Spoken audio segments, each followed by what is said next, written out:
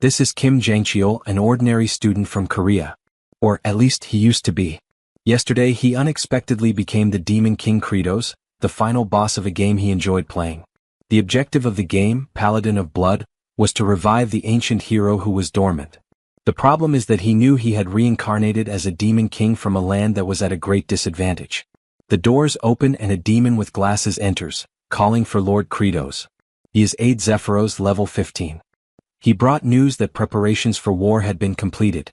The scene shows the demon army with axes in hand and flying dragons. The blood-drinking prince, Azurat, was excited to end their hunger with the new invasion they would undertake today. The cold monarch, Sergei, lamented the tragedy of being born in a barren land and the pain of having to feed on their own kind. The war that was about to begin would make history and bring many benefits to everyone there. The Archduke of Mist issued cold and powerful orders to the army to tear humans to pieces and crush elves. The tyrant of Black Rock, Baal, declared that all enemies should be turned into food. The army stood before the Demon King and Zephyros, all clamoring for a massacre in a war that had not yet begun. Kratos fiercely shouts for the demon army to hear him. The four captains stare at him seriously, waiting for what the Demon King had to say. He finally announces that this war could not happen under any circumstances. From that moment on, they would stop their attack and start cultivating. The thirsty generals are shocked by the absurdity they are hearing and begin to complain to the Demon King. Kratos lets out a roar of terror, terrified of how frightening his own generals were, but his expression was so imposing and dreadful that it made them all tremble. In a distant place from where the demons were, a new notification was announced that the 20th game had begun. Aged Kimchi, a playable character of level 9990 and a dormant enemy, awakens. The King of Demons knew he was at a great disadvantage and that if they started the war, he would definitely be killed by his hands. In a flashback, Kim Jang-cheol is shown. He had become a postgraduate student in an agriculture course at Korea University, hoping to become a rich farmer. He was very intelligent, so he became the best in the course in a short time. But being the best postgraduate student meant he would become slave number one. The professors took advantage of his intelligence to make him write their theses, help with their projects, and even work in the fields plowing the land. He was exhausted, wondering what he was doing with his life and why he was doing all the work while the professors took all the credit. His dopamine was depleted, he was going crazy. And the only way to get his dopamine fix was by playing. An extremely difficult game and very complicated to level up. No player had completed this game for the 19th time. He wanted so badly to feel a sense of accomplishment that he played without sleeping for a moment. He started leveling up, level 1, level 2, level 10, and thus he became the first person to complete Paladin of Blood, defeating the Demon King for the 19th time. Jang-cheol was exhausted from lack of sleep, but he was happy because he was the strongest in the world. The 20th playthrough would have an infernally insane difficulty. Even so, he remained confident that he would be able to level up. After all, he was the strongest. On the heroes panel he played, it showed the equipment he had put on his character. A pink costume with bows and a tight skirt, very reminiscent of a magical girl's outfit, like Sailor Moon herself. The maximum level was 9,999, so he would stop leveling up. At that point he no longer knew how long he had been playing. It seemed like years had passed. A message appeared on the screen, asking if he wanted to start his 20th playthrough. Without hesitation, his finger pressed the button to begin. He held the controller firmly, ready for another round of the game, but something seemed wrong. The television screen began to emit blue light beams growing around him. Suddenly, an invisible pull took over his being. His soul violently exited his mouth in a painful and terrifying way while his physical body remained behind, motionless and unresponsive. A scream of panic escaped his throat, but it was no use. He was being sucked through the TV screen. His soul came like a falling star from the sky, blue and bright. Jang-cheol, suspended between that strange threshold, felt a deep confusion take over him as he fell. What was happening was completely beyond his comprehension, leaving him stunned and without answers. But he needed to stay calm to reach a conclusion. He was blue now, so that meant it was his soul. This meant that he probably wouldn't die if he hit the ground at that height. He could see the life tower, which meant he had entered the game Paladin of Blood. Happiness grew within him when he realized that his life of being invincible and strong was just beginning.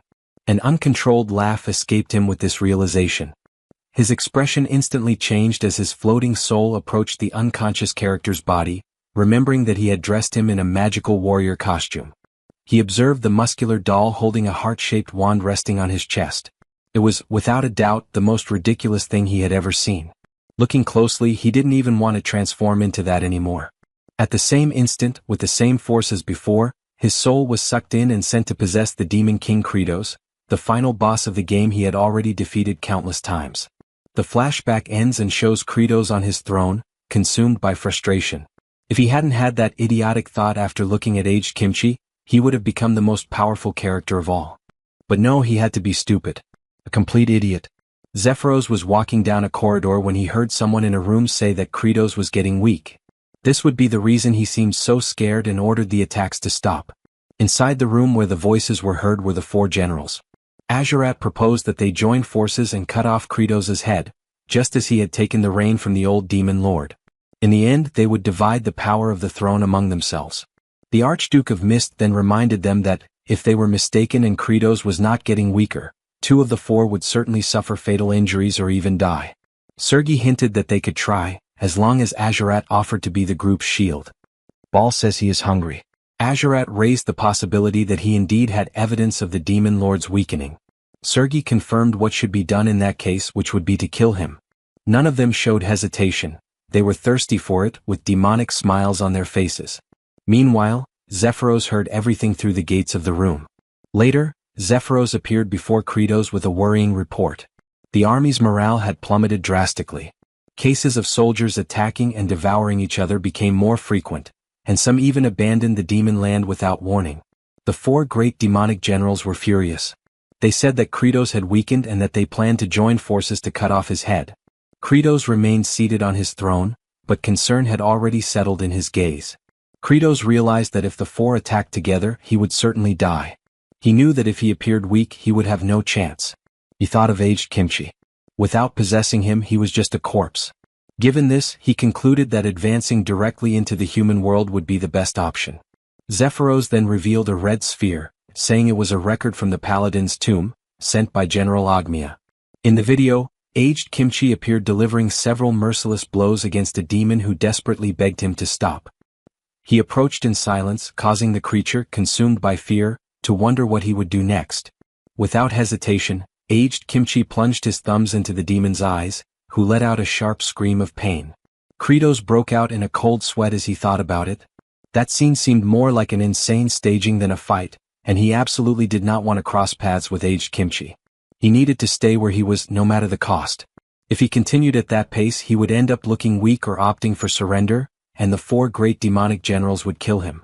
But if he tried to flee to the human world, aged Kimchi would tear out his eyes and kill him anyway. He wondered desperately why he had ended up inside that game. Nothing made sense, and not even happiness seemed attainable in that place. It was then that a possibility arose in his mind. A strategy that could at least buy him time. If he could solve the food issue and calm the demons, perhaps he would have a chance to survive. Zephyros saw Kratos walking away and, confused, asked where he was going. Kratos apologized and replied that he would observe some lands for cultivation. Zephyros, surprised by the polite tone, could not hide his strangeness. He thought that, coming from someone as narcissistic, arrogant, and ill-mannered as Kratos, that sounded grotesque and disturbing.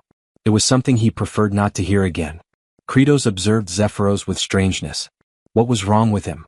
Was he trying to provoke him? Did he always act this strange way?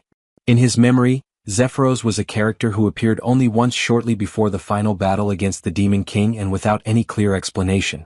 A flashback shows when he played as aged Kimchi that he faced Zephyros. In the scene, Zephyros addressed the Paladin formally, saying that the Demon Lord did not wish to fight and asking him to retreat.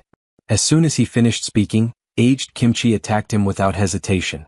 Defeated and on his knees, Zephyros murmured regretfully for not having been strong enough to protect his master. Thinking now, Kratos recognized that this had made Zephyros a very popular character among players. Many thought he was deeply loyal to the Demon Lord and genuinely respected him. Zephyros again addressed Kratos, pointing out the recent error as unprecedented. He had never seen a Demon Lord lose so much trust from his own people. Kratos stared at him in silence, containing his irritation. As much as Zephyros was right, he was unbearable. Zephyros pulled out a notepad, writing something with a provocative calm. He commented ironically on Kratos' intention to cultivate in the demon lands, implying that his memory was as weak as a pigeon's. Kratos reacted, indignant at the audacity, reminding him of his position as Demon Lord and demanding respect. But Zephyros simply ignored the threat and continued as if nothing had happened. Kratos, now consumed by frustration, wondered why he showed no fear at all. Now the two were outside the palace, walking through the dry and barren land. Zephyros recalled that both the old Demon Lord and Kratos himself had already tried to cultivate that soil. With extreme temperatures and severe conditions, he made it clear that nothing there had a chance to grow and that Kratos more than anyone knew this very well. They continued walking through the dry land when Kratos commented that he knew that place was called the Land of Death. Still, he believed that, with his current abilities, it would be possible to save it.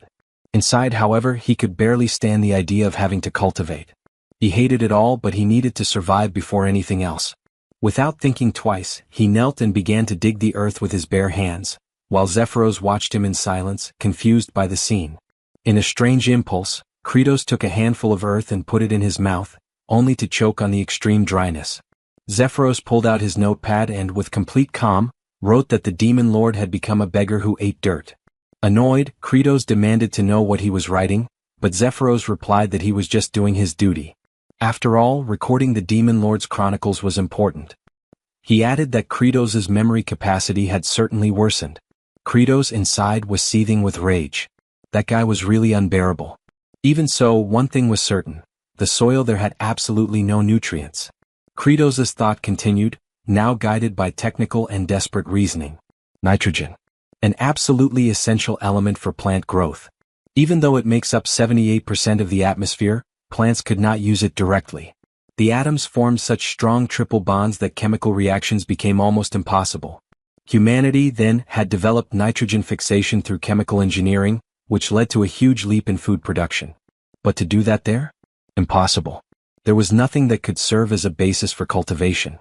The only alternative would be to use the nitrogen fixation mechanism present in nature itself, lightning. With its high voltage, lightning oxidized nitrogen into nitrite, which mixed with rainwater and was absorbed by the soil. And then, as if something lit up inside his mind, Kratos remembered that this was exactly the essence of his main technique. He recalled the battle when he played as aged Kimchi and faced Kratos himself. In that fight, he saw Kratos scratch the back of his hands with his claws, releasing blood and a violent electrical discharge. The name of the attack was Bloody Strike. That day he had been defeated by that devastating attack. An attack that released lightning and moisture at the same time. A perfect technique to create fertile soil. Without further hesitation, Kratos warned Zephyros to step away. The other did not understand, only observed him. He began to scratch his own hand with sharp claws and blood flowed. The pain was immediate and strong.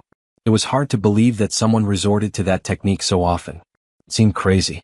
At that moment, Kratos noticed shadows behind a dry tree. The four generals were there, lurking, their eyes fixed on him. In his thoughts, there was only one certainty repeated like a mantra that he had weakened. Scared, Kratos let out a scream. Zephyros, beside him, merely coldly confirmed what everyone already knew. Kratos began to put the pieces together. This could only be a plan and that Zephyros was an assassin trying to provoke him and then kill him. But even so, he thought that was better than just waiting for death. He advanced, scratching his own hand with even more force. Blood flowed profusely. Pain took over his arm. But nothing happened. The blood fell on the dry ground and remained there without causing any reaction. He tried to stop the bleeding, pressing the wound. That's when he heard a voice behind him, calling him. It was one of the generals, asking if he was feeling ill, while the others smiled and wielded their weapons. Kratos looked at them, consumed by fear. He knew he was cornered. The scene then changed. Aged Kimchi observed the horizon. Before him, the line separating the human land from the forgotten land of demons. There was something familiar there. He vaguely felt memories of a past life. It was as if he had already lived that more than 10 times. Always following the same path, driven by an invisible force. The call of duty. But now that had disappeared. He looked at his own hand, waiting for an answer. The call of duty was silent. What was left to live for now? On the screen, information appeared above his silhouette. Aged Kimchi NPC level 9990. Then, without any reason to move forward, Kimchi turned back and went his own path. Kratos stood face to face with the demon generals with frightening smiles. Azurat questioned Kratos about the demon rule, saying that the strongest is the demon lord. Kratos broke out in a cold sweat as he thought that all of them were frightening and incredibly strong. He was even unable to use an ability and wondered if he would die. Azurat found it strange that the demon lord was trembling and thought about the incredible pressure, since the fight hadn't even started, but he was already gathering so much strength that his body trembled. However, a smirk appeared on his face. Then he questioned if he could defeat the 4 generals in the state he was in. Azurat looked back and realized that the other generals had retreated, hiding again behind the dry tree. The surprise made him question internally the reason for that. Meanwhile, the generals, observing from afar, just waited, determined to intervene only if they saw a real opportunity for victory. The idea of facing Kratos alone began to make Azurat nervous. Without warning, Zephyros intervened. With a firm voice, he declared that, according to the ancient tradition of demons, all battles should be to the death, with no possibility of surrender. The sudden formalization of the combat caught everyone off guard. Kratos reacted in panic, shocked by the speed with which everything unfolded. Azurat, equally desperate, tried to protest, but it was too late. Azurat firmly wielded his weapon, trying to contain the nervousness that threatened to invade his mind. He knew that his opponent was weakened and that this was his chance. Kratos, on the other hand, was seized by panic, unable to think clearly about what he should do. For a brief moment, he remembered the moment he had raised the throne with his own hands.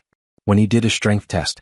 In the end, he realized that he was strong, yes, but not strong enough to boast. Suddenly, Azurat advanced. His movement was fast. Kratos was caught by surprise, but in the next instant, something awakened in his mind. He knew he had seen that blow before, but he couldn't remember for sure. At the moment the blow was struck, Kratos managed to dodge. Even without immediately understanding how he had done it, the memory emerged. He had seen that movement before when he was playing. Kratos remembered that at the time of the attack, Azurat's left foot was turned outwards. It was a clear clue that the attack was a thrust. It was exactly the same movement he knew from the game. And that's what saved his life. Hartok commented to Sergei about Kratos' expression when dodging the attack, remembering how he seemed ready to counterattack and tear off the enemy's arm. Sergei questioned why he didn't do it and suggested they continue paying attention. Meanwhile, Azurat launched another attack, and once again Kratos dodged with precision. He began to question internally what was happening, noting that all of Azurat's movements were exactly the same as in the game. The memory took him back to when he was still human, playing as aged Kimchi, and his character had to fight Azurat for the first time in that game. At that moment he had been completely impressed. He wondered if that enemy could really be defeated. He was fast, applied offbeat blows, and still had a wide range of attacks. He had died several times. He only managed to defeat him for the first time on the 128th attempt. In the next 19 playthroughs, however, he managed to completely turn the game around, to the point of humiliating him with a streak of victories without suffering a single blow. Azurat launched another attack against Kratos, but again without success. Kratos, while dodging with ease, felt a growing joy. His face radiated an insane happiness, mocking Azurat's frustration, whose blows could not hit him. The other 3 generals began to worry. They realized that Kratos was not only at an advantage but seemed to enjoy the situation, laughing at Azurat's futile effort and feeding on the opponent's humiliation. As Azurat clenched his teeth in frustration, Kratos experienced a sense of relief. Although he still knew that this did not mean guaranteed victory, something essential had ignited in his mind. He had understood that that world followed the same rules as the game he understood well. At that exact moment, a translucent blue window appeared before him with a clear message, identifying him as Kim Jang-cheol and confirming that he had understood one of the fundamental rules of that world. Surprised, he observed the floating balloon. It was like those he used to see in webtoons.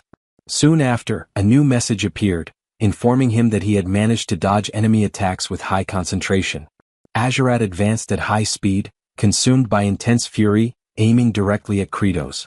In the next instant, a new message appeared before Kratos' eyes, informing him that a part of the system reserved for playable characters had been unlocked. Soon after, another notification appeared, revealing that the aiming function had been activated. Surprised by the sudden change, Kratos realized that a mark had appeared in his field of vision, indicating exactly where he was looking. He immediately understood that it was the aim used for special abilities. Without hesitation, he began to scratch his own hands with his claws, making blood flow. Then, he threw the blood upwards, and a sphere of electricity appeared and hit Azurat squarely. The reaction was immediate. The generals, observing from a distance, showed surprise and tension. Demons around, who had already gathered to watch the combat, began to cheer and acclaim Kratos with enthusiasm. Azurat was on his knees before Kratos, the burned remains of his clothes barely covering his body marked by cuts that still sparked with traces of electricity. Smoke rose from his wounded skin. Kratos observed, surprised that he was still alive after the blow that, in the game, meant instant death. He knew that Azurat had extraordinary recovery and would soon regain his energy, which he could not allow. Without hesitation he launched the same ability repeatedly, giving no time for reaction. The impact of the attacks was so intense that the three generals watching from a distance trembled at the scene. For the demon generals, it was clear that Kratos was not trying to kill Azurat immediately, but rather to inflict pain that would prevent him from recovering. Azurat, now thrown to the ground, enveloped in smoke and completely vulnerable. And yet he did not die. Faced with the impasse, an unexpected notification appeared for Kratos. The system informed him that all of Azurat's clothes had been removed, leaving him completely naked. Surprise took over him when he realized the random and uncomfortable nature of the message. Before he could react, another notification appeared, informing him of the unlocking of a new system, the armor removal system from the inventory. Kratos opened the armor inventory on the floating screen that appeared before him, hoping to find something useful. However, he realized that there was only what he was already wearing, nothing else he could use at the moment. He turned his eyes to Azurat, assessing the situation, and concluded that he needed to get rid of him first. He knew he didn't have enough strength to kill him and that the opponent's regeneration capacity was high, so he would inevitably recover in some time. At that instant an idea occurred to him. Since Azurat was not yet dead, it was still possible to target him. He thought of continuing to fire his bloody attacks and had an epiphany. He would repeatedly use bloody blows and infuse the soil with large amounts of nitrogen. Upon realizing the viability of his plan, he felt overwhelmed by exaggerated confidence, convinced that he had found the perfect solution to the problem with the barren land. Kratos looked at the generals while his body trembled. He was convinced that the fear on their faces was because of him. He decided to put this idea to the test. He called Sergei and received confirmation that she was listening. Then he ordered her to tie Azurat firmly. Sergei was surprised and thought he was trying to humiliate both her and Azurat by making her tie up a naked man. The first step of the plan was to prepare the lightning rod. Azurat was tied with his arms outstretched to a log. He was unconscious until, suddenly, he awoke electrically as if taken by a discharge. His recovery was complete, and he exuded fury, certain that his enemy had weakened and determined to cut off his head. Kratos launched another bloody strike at Azurat, initiating the second stage of the plan. With this, he intended to oxidize the nitrogen in the air into nitrite. Then he addressed Hartok with a precise instruction. Hartok, confused for a moment, pondered the intention behind the request, considering that perhaps Kratos wanted to make the environment more humid to intensify the effects of the lightning. He found it creative and even instructive. Hartok then crossed his arms and began to generate the dense mist needed to cover the entire area. The third stage of the plan was to spread this mist, while the fourth was to repeat the attack. Kratos did not stop launching attacks, even with the intense pain caused by using his own blood. The generals watched in silence, impressed by the uninterrupted sequence of blows. Taken by an almost disturbing animation, Kratos reflected on the possibility of transforming that land into fertile soil with the infusion of nitrogen.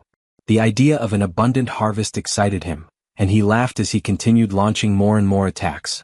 Mist, electricity, and blood mixed in a continuous spectacle.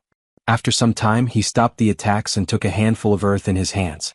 He judged that it was enough to continue with that methodology to enrich the soil with nitrogen.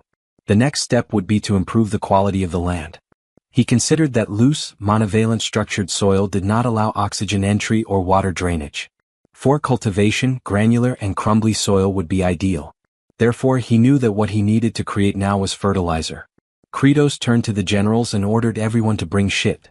The three generals, who by then already had remnants of the blood shed by Kratos, froze at the order. For a moment they seemed not even to have understood what they had just heard. Then they reflected on the intention behind that absurd order. After making an example of Azurat and subjecting him to torture, now he wanted to dirty the demon with shit. That was unbelievably cruel.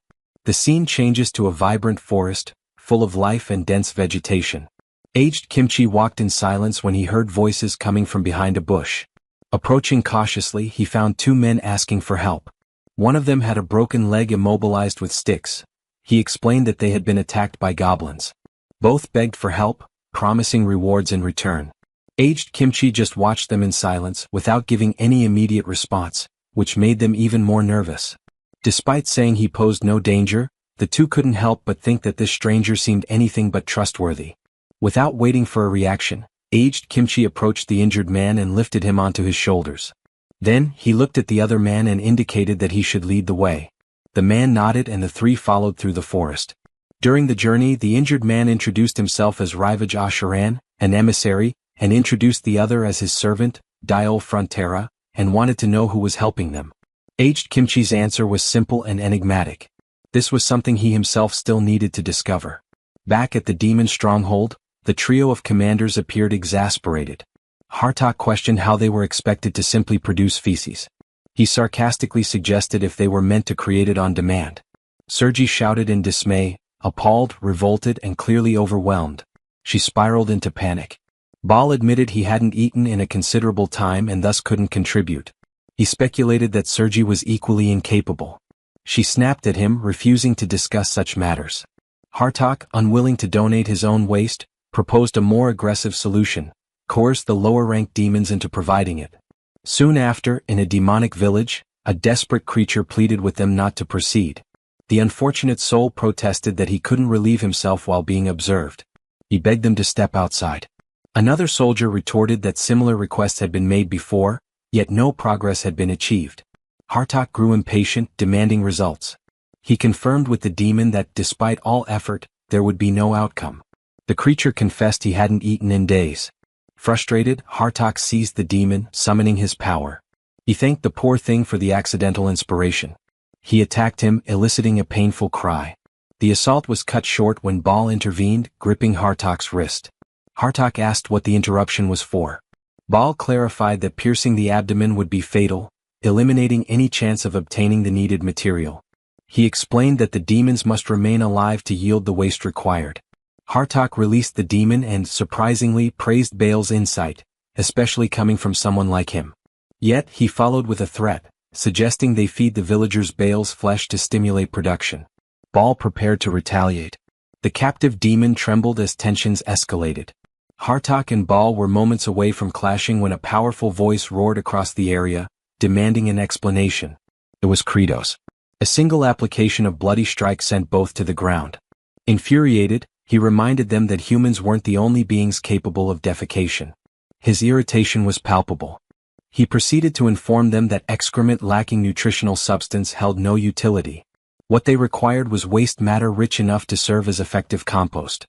Zephyros, perplexed, inquired about the meaning of compost. Kratos clarified that it referred to a component that delivers nourishment to the soil. Typically, such compost is formulated using wood ashes, unwanted vegetation, dirt, broken eggshells, and poultry droppings. For the ashes and weeds, they could repurpose the abandoned homes they had encountered earlier. The complication arose with sourcing eggshells and bird waste. Suddenly, a memory surfaced. He instructed Zephyros to fetch the territorial map. Once unrolled upon the surface of a table, it confirmed his suspicions. It was the identical layout he had encountered within the confines of the game. This meant that if he reached a specific location, he should be able to locate what he sought. He was referring to the nesting grounds of the infernal seabirds. In the game environment, flocks of them populated the area extensively. It implied that these creatures absorbed abundant nutrients from the lands of humans, and subsequently deposited both their excrement and eggs in that territory. Kratos considered it an ideal collection point. Zephyros hesitantly asked if the demon sovereign truly intended to gather waste from the seagulls. Kratos acknowledged the accuracy of the observation. Zephyros then disclosed the name of the area, the Cliff of No Return. There were no platforms or resting points, and anyone unfortunate enough to fall would be consumed by violent tides. Kratos confirmed that he was already aware of those hazards. The reason such a place was beyond player reach in the game was because it lacked systematic access. But in this reality he was confident in his ability to scale it. Upon arrival, the scene was unforgiving. Surging waves and towering stone columns dominated the surroundings. The commanders were bewildered by their liege's intentions. Many had attempted to hunt those seabirds in the past. Each endeavor had ended with the hunters succumbing to the sea's wrath. Kratos explained his strategy. He would ascend the cliff and hurl down a sack filled with excrement and eggshells. He commanded the generals to ensure it would be caught. If successful, everyone would have sustenance. Ball stood in silence. In his mind, he recalled the gaunt demon Hartok had strangled earlier, along with the emaciated figures lining the streets. The ocean's surges remained relentless. As Kratos prepared to leap, memories of his 13th playthrough surfaced. He had tried countless methods to reach the peak. Hundreds of failed attempts, dying repeatedly, had defined that journey. But now he leapt, watched intently by the generals and Zephyros. His self-assurance was unwavering, because he had conquered this obstacle before by exploiting a game-breaking flaw. Gripping a protruding rock, he held so tightly that an indentation formed in the cliff's surface. The commanders and Zephyros stared, astounded. Without delay, Kratos summoned his inventory and unequipped every article of clothing. The sight left them stunned. Only portions of his form, his hair, his flexed arm muscles, and his rear, were visible. The group struggled to contain their amusement at the absurd image. Kratos pushed his weight off the ledge, needing to rotate his torso. Sergi flushed and averted her face. Yet even as she turned, her eyes flicked back with thinly veiled curiosity. It became apparent, she harbored intrigue regarding the demon lord's anatomy. Kratos proceeded to rotate his form, once again removing all garments. His bare backside appeared again. Then he twisted and re-equipped his outfit. Once more he spun and disrobed, exposing himself. He repeated this cycle of rolling and equipping. With each motion upward, he advanced closer to the summit. The repeated appearance of his rear became almost comedic in nature. And at last he reached the top. He stood firmly atop the precipice, clothed and composed. Within a realm governed by a game-like structure, where equipment management and inventories operated like coded functions, and where boundaries marked unreachable zones on a virtual map, Kratos had pieced together all these elements. Through observation and trial, he became certain that reaching this forbidden edge was indeed within the realm of possibility. Ball, driven by the demon sovereign's promise of nourishment, resolved to lend his assistance. Zephyros grew alarmed by Baal's sudden initiative and attempted to halt him, but Baal had already launched himself forward, intent on following the monarch. Zephyros's cries drew Kratos' gaze. In a split second, Baal leapt, aspiring to emulate his liege. But the rocky surface offered no grip. Baal began to plummet. Thankfully, Kratos reached out and caught him mid-fall. At that moment, Kratos was bare-chested, only the upper portion of his form visible from behind the stone ledge, as he clung desperately to Baal's weight. To make it work, he needed to activate the same glitch that had allowed him passage earlier. His forearm veins bulged under the immense pressure. Baal's mass threatened to tear his limbs from their sockets. Inwardly, he questioned the rationale for saving someone like Baal, one of the 4 mighty generals who posed a potential danger to his rule. Wouldn't it be easier if the general simply ceased to exist? He voiced this internal conflict aloud, declaring that he held no obligation to rescue Baal. While gripping the general, Kratos' mind wandered back to a memory, a time when a peer, eyes red and voice cracking, had come to him for assistance. The professor had refused to accept this junior's paper, aiming instead to exploit the student endlessly for academic labor. The young man had pleaded with Kratos to speak with the professor, believing that the educator would heed the words of Jang Kyol, the most favored scholar. That youth had admired him. Since he was already serving as the top workhorse, perhaps the professor would be swayed. But fear had gripped him. He'd worried about jeopardizing his position, about placing himself in disfavor. So he told the boy that it wasn't his concern and walked away. And ever since he had wondered, what if he had stepped in? What if he had tried just a little harder? If he had pushed himself to his limits, perhaps the face that haunted him in memory would have worn a smile instead of despair. Now that same sensation welled up as Baal clung to him. In that moment of suspended peril, Kratos resolved to do what he hadn't done then.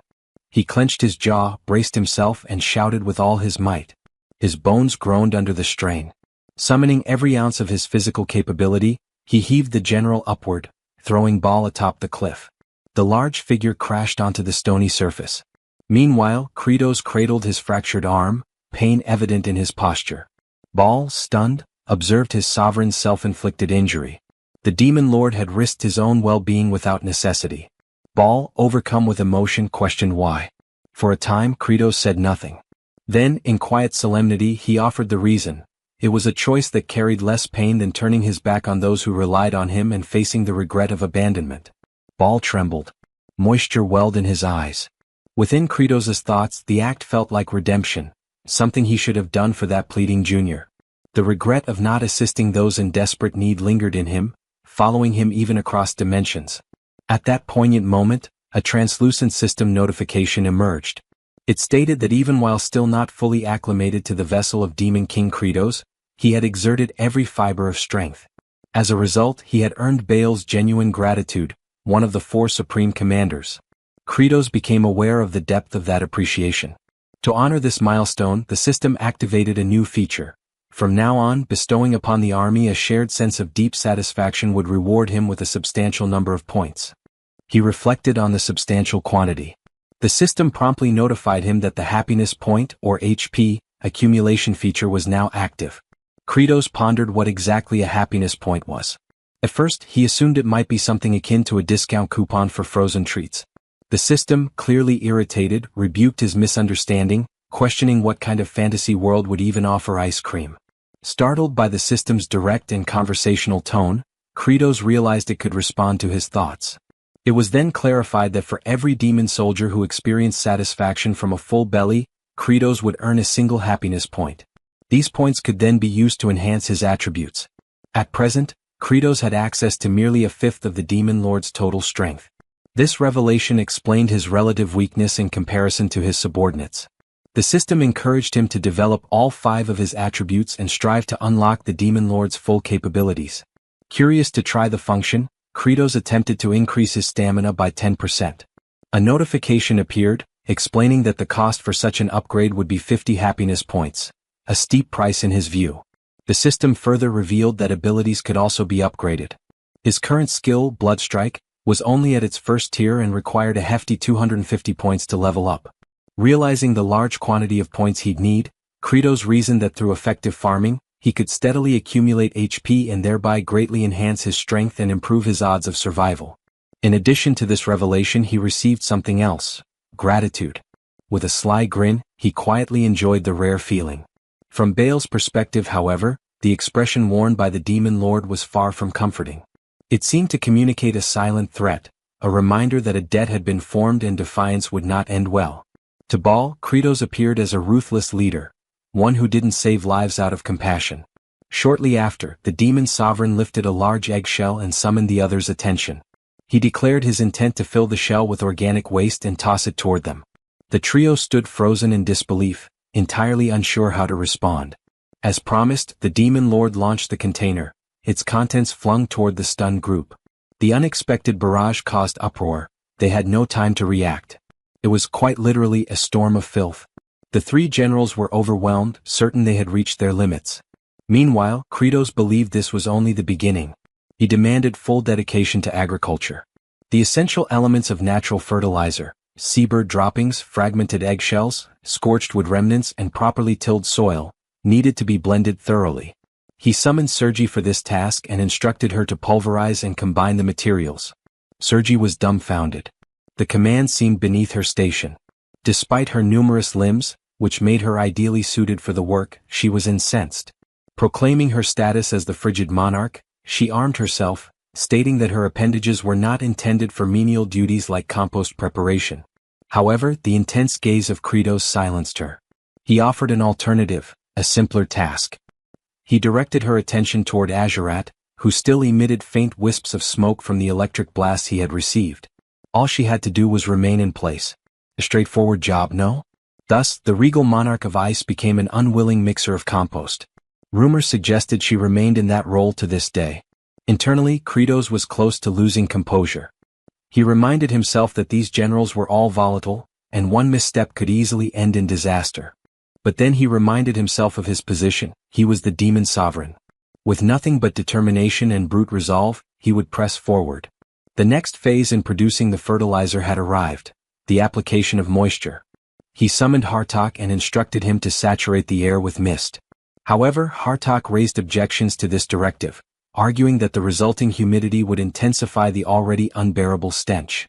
He had no desire to carry out such a revolting command. Then, Kratos revealed his trump card once more. His eyes landed squarely on Azurat. No one was eager to serve as a living conduit for electricity, so Azurat swiftly soared through the surroundings, dispersing dampness across the atmosphere. Kratos then consulted Baal to confirm whether the level of moisture sufficed.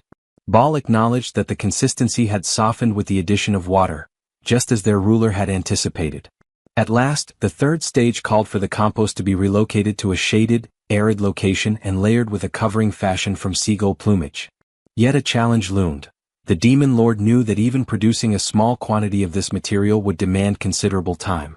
To generate enough fertilizer for the expanse of terrain before him, he recognized that a full-scale mobilization of demonic manpower would be unavoidable. His expression hardened. Something troubled him, but it was an obligation he couldn't ignore. Kratos resolved to proceed under the authority granted by his crown. Later that evening, elsewhere within the dominion of demons, a modest wooden shelter came into view. Inside, two infernal beings resided. One reclined upon a makeshift bed. The figure lying down was a young female demon named Flute. She called out to her father, who inquired softly what had happened. Tears welled in her eyes as she offered a heart-wrenching suggestion, that her father should simply consume her. Outraged, the father rebuked the idea vehemently. He reminded her never to utter such despair again. But the girl, still mourning the absence of her mother, insisted, and her words struck deeper than any wound. Then a flashback unfolded. A monstrous demonic beast had once attempted to devour the child. She had cried out for aid, and just before the gaping maw reached her, a figure emerged, shielding her fragile body. It had been her mother. Without time to react, the maternal figure was swallowed whole, sacrificing herself to spare her daughter. In the present, her father spoke gently, explaining that without her, he would have no reason to keep living. Their somber exchange was disrupted by noises outside. The presence of Kratos and his subordinates had arrived. Flute's father froze, overwhelmed at the sight of the demon lord himself, his voice trembling uncontrollably. Hearing his reaction, Kratos concluded the demon still had vitality and thus issued the order for his capture. The father pleaded, explaining that there was no one else to care for his child, and if left alone she might fall prey to more powerful demons. Flute sobbed, begging them to release her father, but the demon lord remained unmoved. He then turned to Zephyros inquiring about the current count.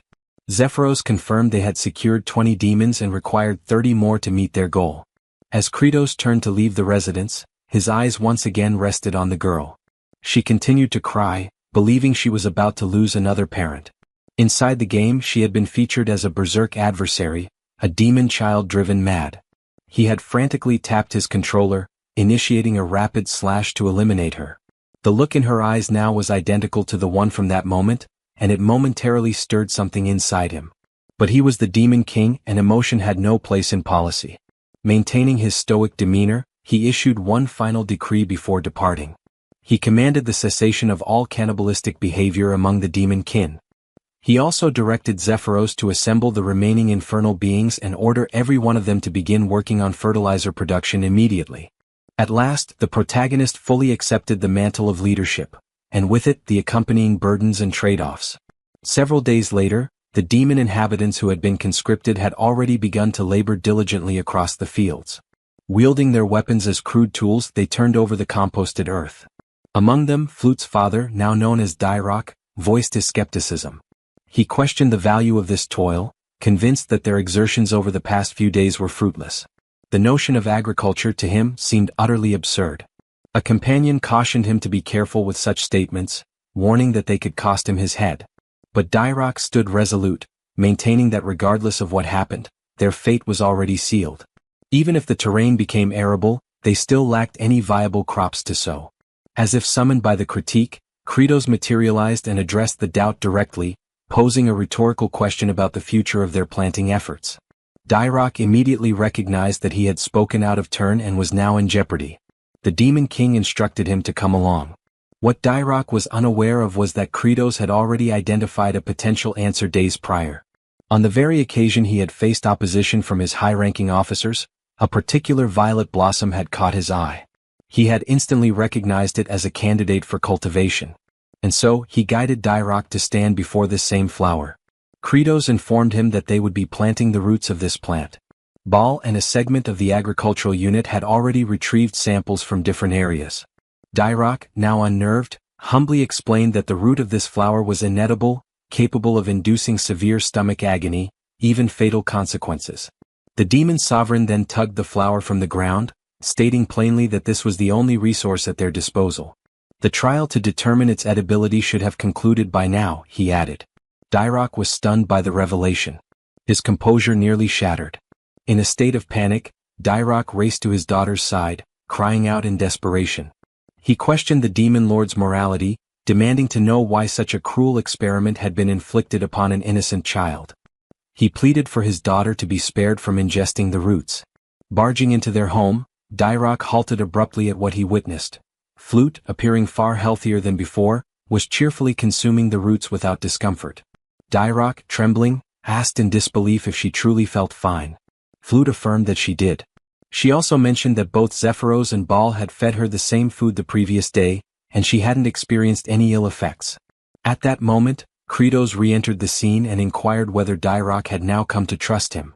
In the past, Kratos explained, there had been humans from a distant region who had also managed to transform this very toxic vegetation into a safe food source. They succeeded in growing it and overcame their hunger crises.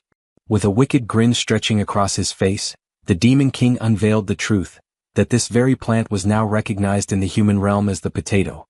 Flute looked up and sincerely expressed her gratitude, thanking Kratos for his compassion toward someone as insignificant as her. At that instant, a translucent prompt manifested before the Demon King. The system had taken note. A portion of the demon population was now content from being well-fed, and Kratos had earned his first happy point. The counter increment, 1 point added. A display showed the current tally of HP. Kratos was genuinely taken aback by the notification. He looked once more at Flute, who beamed with genuine warmth. Then a memory surfaced, a recollection from when he had been merely a player. It was that same Flute, rendered within the game, a naive demon child who had been coerced into doing terrible things just to survive. The image back then starkly contrasted with what stood before him now. A faint smile crept across Kratos' face.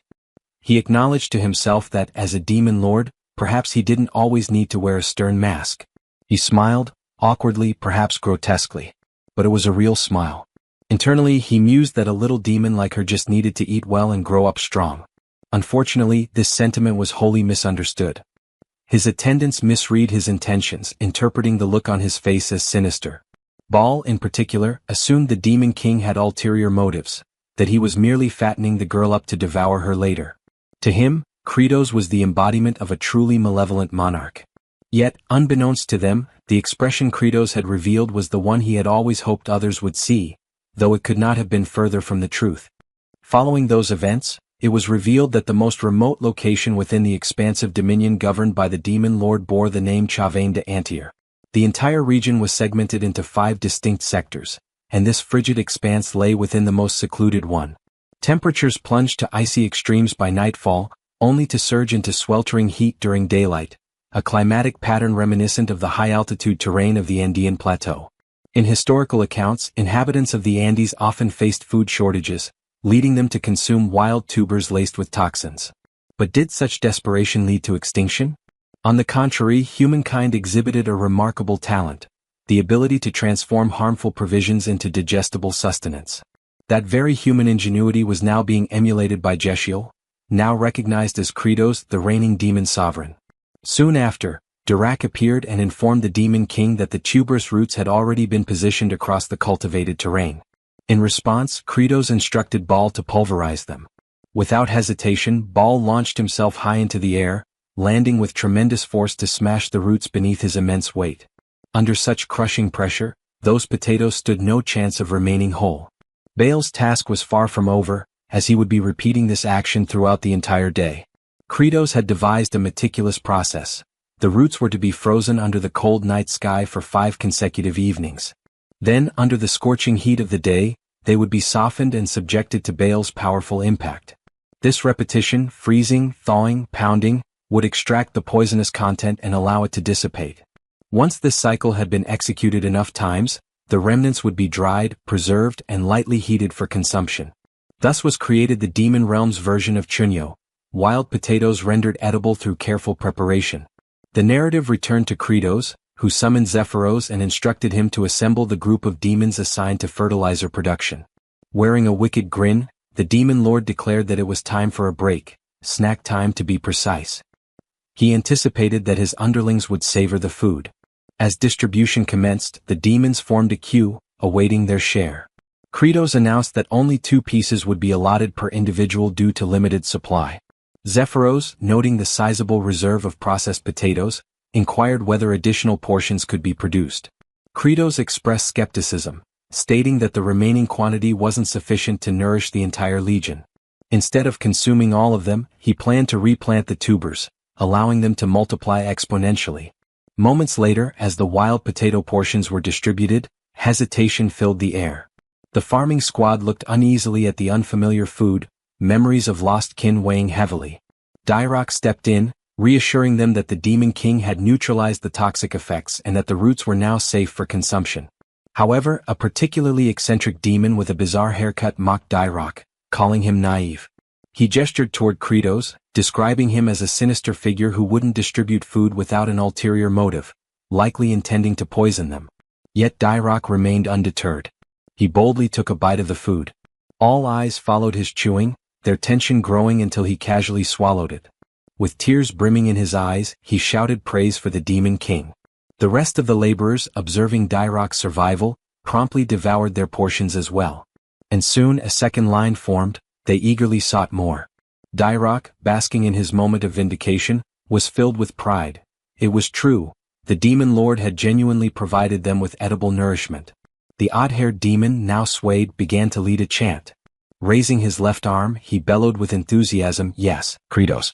The Demon King, however, was unimpressed by the awkward slogan and silently resolved to replace that ridiculous cheer at a later date. Off to the side, Zephyros studied Kratos' expression. He noted that the Demon Lord's countenance reflected unwavering belief that even in this barren wasteland, he would produce viable food. In that gaze, Zephyros sensed the possibility that Kratos might indeed be the one to finally end the cycle of starvation and despair that plagued their kind. At that very moment, the interface reappeared.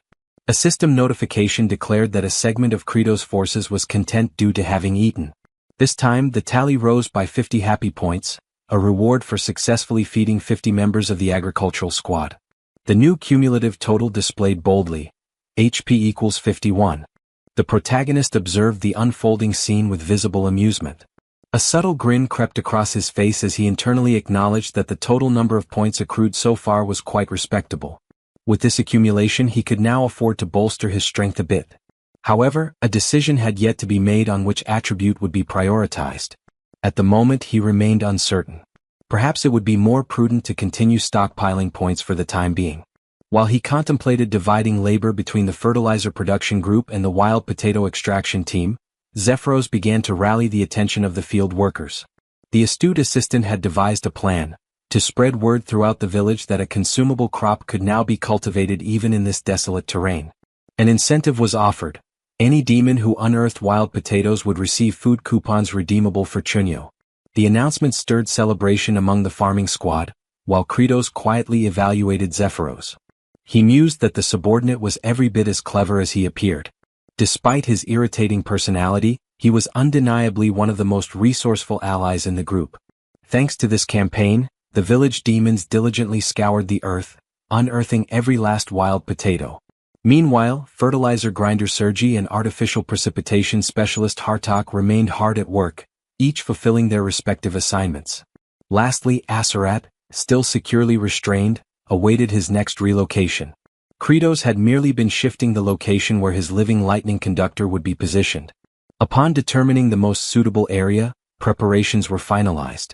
The Demon Lord then proceeded to discharge a series of electric bolts upon the familiar target, harnessing Aserat's endurance for the benefit of nitrogen enrichment.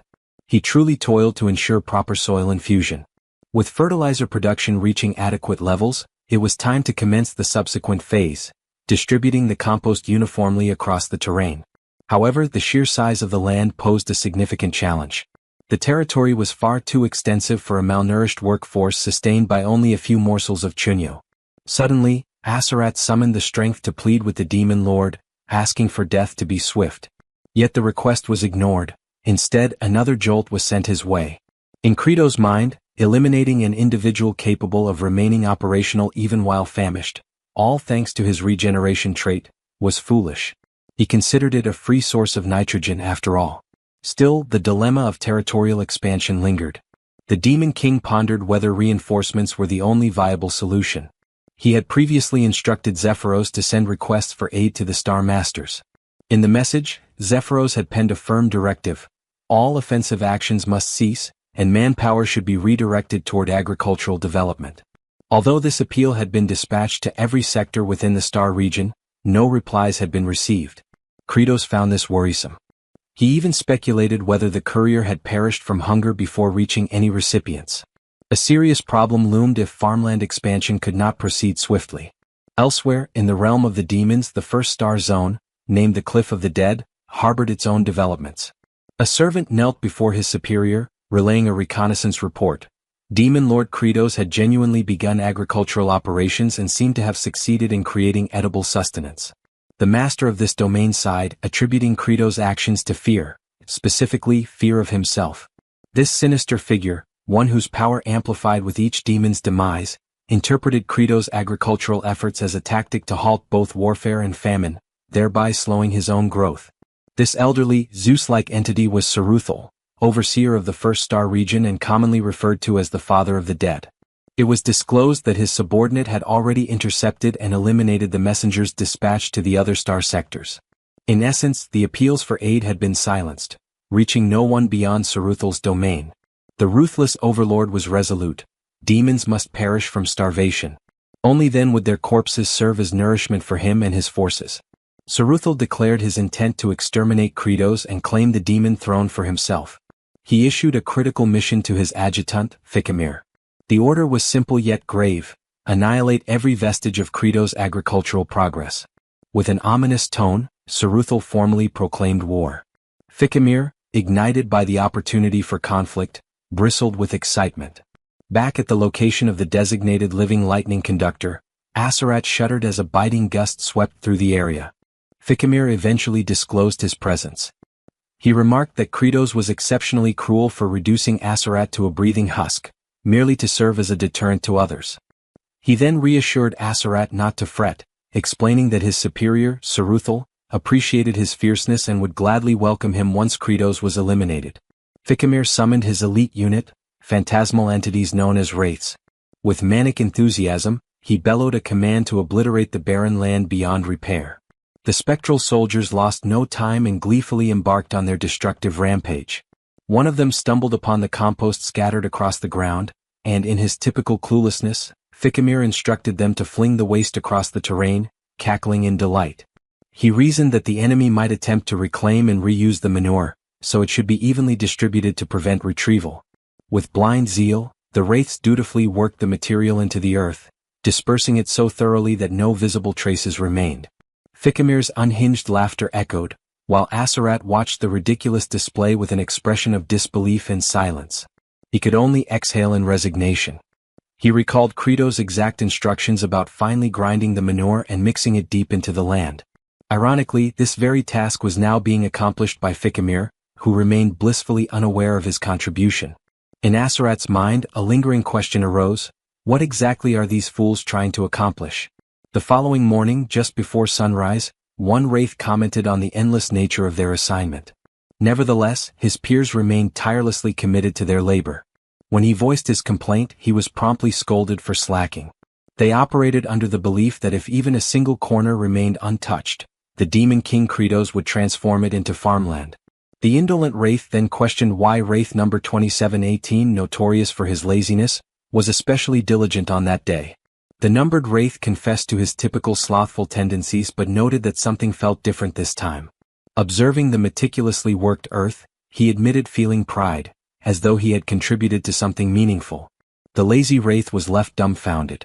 After clicking his tongue in annoyance, he declared that he too would be a fool for the day. He resumed tilling beside the others. Unexpectedly, the scene took a turn. So focused were the wraiths on their exertions that they lost track of time. When dawn broke, they had failed to retreat, and all perished beneath the morning sun. Yet they passed with contentment, gratified by their efforts. The once empty fields were now cultivated with purpose. All phantoms in the expanse had faded, except for Ficamir.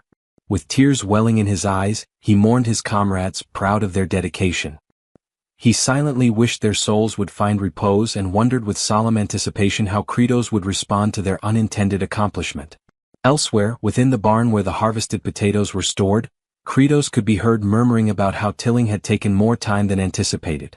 Gazing at the dormant vegetables, he explained to Zephyros that potatoes in such a state wouldn't sprout, rendering immediate planting ineffective. He likened the condition to a tuber peacefully resting underground, abruptly yanked out by its stem, thrown into shock and left biologically frozen. Deep in contemplation, Kritos considered that dormancy could be interrupted more rapidly by storing the potatoes at 4 degrees Celsius for 2 to 3 weeks before transferring them to a warmer, darker location. He intended to request Sergi's aid in cooling them with her frost-born magic, but she was fuming with rage at present. Hartok likewise was currently unreliable. Kritos knew that provoking both simultaneously could be perilous, so an alternative solution was necessary.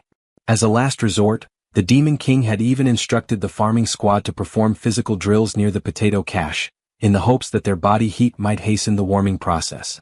They all ended up exhausted rather quickly, rendering that strategy a failure as well. Thus the issue remained unresolved.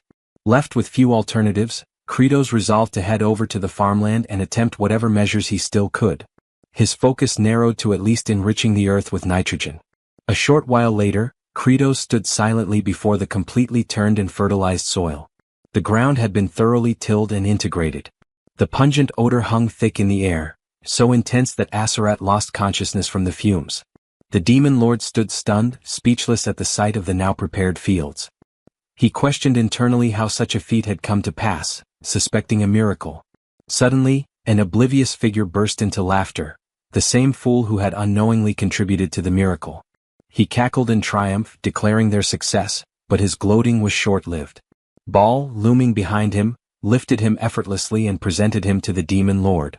This individual was none other than Ficamir, who had attempted to remain hidden. Kritos recognized him immediately as one of the notorious bosses from the Cliff of the Dead. He speculated that Ficamir might have arrived as backup. Without delay, Kritos demanded to know the reason for Ficamir's presence, a question that caused the demon to tense in panic. Just as Ficamir opened his mouth to reply, a swift blow from Kritos interrupted him.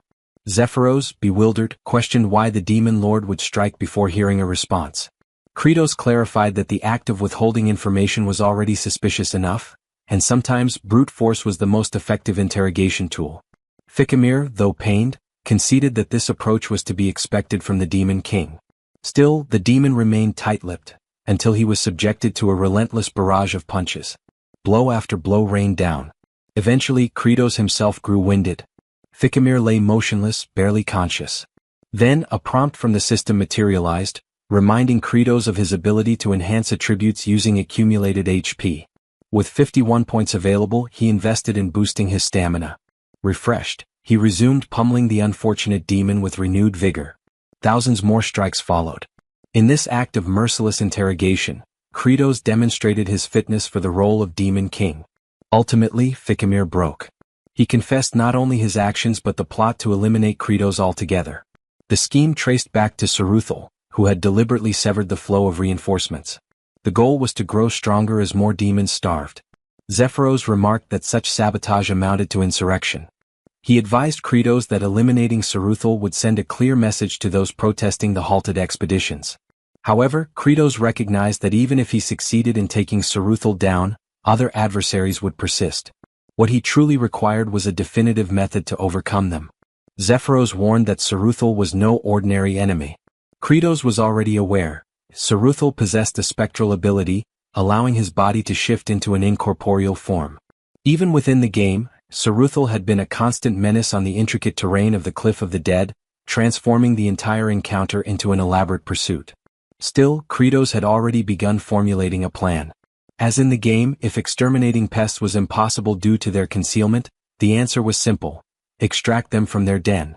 Elsewhere, Flute found herself standing before Aserat. She looked upward timidly. The mere sight of her nearby presence visibly irritated him. She initiated a hesitant conversation, lowering her head in gratitude. She expressed thanks for his sacrifice as it was the reason they now had sustenance. However, praise directed toward a demon for noble deeds was considered deeply offensive. Aserat seethed. He accused Flute of derision and threatened her life. Frightened, Flute fled. With a burning glare, Aserat issued a vow, one drenched in fury. The moment he escaped, he would hunt Kritos down and destroy him. His moment of solace was abruptly interrupted as a chorus of demonic voices rose in melody directed toward him. From a distance, his gaze locked onto Credos approaching with a waving banner. As the image grew clearer, the banner's inscription came into view. Congratulations. Second conductor of thunder in the department. Alongside him was Ficamir, trussed up identically to Asarat. This unhinged entourage chanted jubilant hymns, as if commemorating the induction of a fresh recruit into their labor force. The agricultural detachment was gradually expanding its membership. Asarat mulled over the title of second conductor of thunder. Moisture welled in his eyes at the hopeful prospect of being released. The thought of finally being spared from being a perpetual spit-roasted avian stirred deep longing. Yet within moments, Ficamir was merely positioned adjacent to him. No soul even considered unfastening him from the pole. With fervor, Credos erupted into bellows, activating his sanguine surge technique. Asarat's stomach dropped as the full weight of reality set in. Credos intended for both of them to share the burden of lightning absorption. The pair, defeated in spirit, yielded to their fate. All the while, Saruthal observed from afar through his scrying orb. The notorious overlord shrieked with horror as his elite subordinate, Ficamir, was officially baptized as the next electro-grilled minion. The unsightly, celibate demon monarch persisted, unleashing strike after strike. Ficamir's wails echoed, his form writhing under the surges. Saruthal wept for his underling's torment. Still, Credos showed no mercy. The thunder cracked. Ficamir's cries escalated, almost indistinguishable from unholy moans. He was beginning to show signs of perverse enjoyment. Surveying this grotesque display, Saruthal howled in protest. At that very instant, Credos turned his attention sideways. There hovered the familiar reconnaissance specter from the game, a spectral avian clenching a crystal globe. This confirmed Saruthal's active surveillance. Rage simmered anew within Credos. His adversary had not only sabotaged his crops, but was now watching with contemptuous amusement. He vowed to ensure Saruthal rued the day he meddled. By morning, young Fluck was seen burrowing around in the earth. Asarat monitored her from his constrained vantage point. He noticed the roughened texture of her palms. The roasted warrior questioned her motives. She meekly explained her desire to assist. After all, the Demon King, the 4 exalted generals, and every grown-up were toiling tirelessly in the fields. She longed to contribute. Asarat scoffed, branding her a naive, low-tier demon child. He grumbled that the idiot tethered beside him had already cultivated the patch she was digging. He suggested she direct her efforts somewhere useful. Hearing that, Fluck beamed with gratitude. She extended heartfelt thanks to Ficamir for tilling the field and offering himself as an additional lightning conduit. Ficamir's eyes glistened. Her words moved him. Suddenly the agony felt worthwhile. Asarat muttered under his breath that the man had officially gone off the rails. He mocked their agricultural ambitions in this forsaken land. He pointed out that the absurd potato they were trying to raise hadn't even sprouted.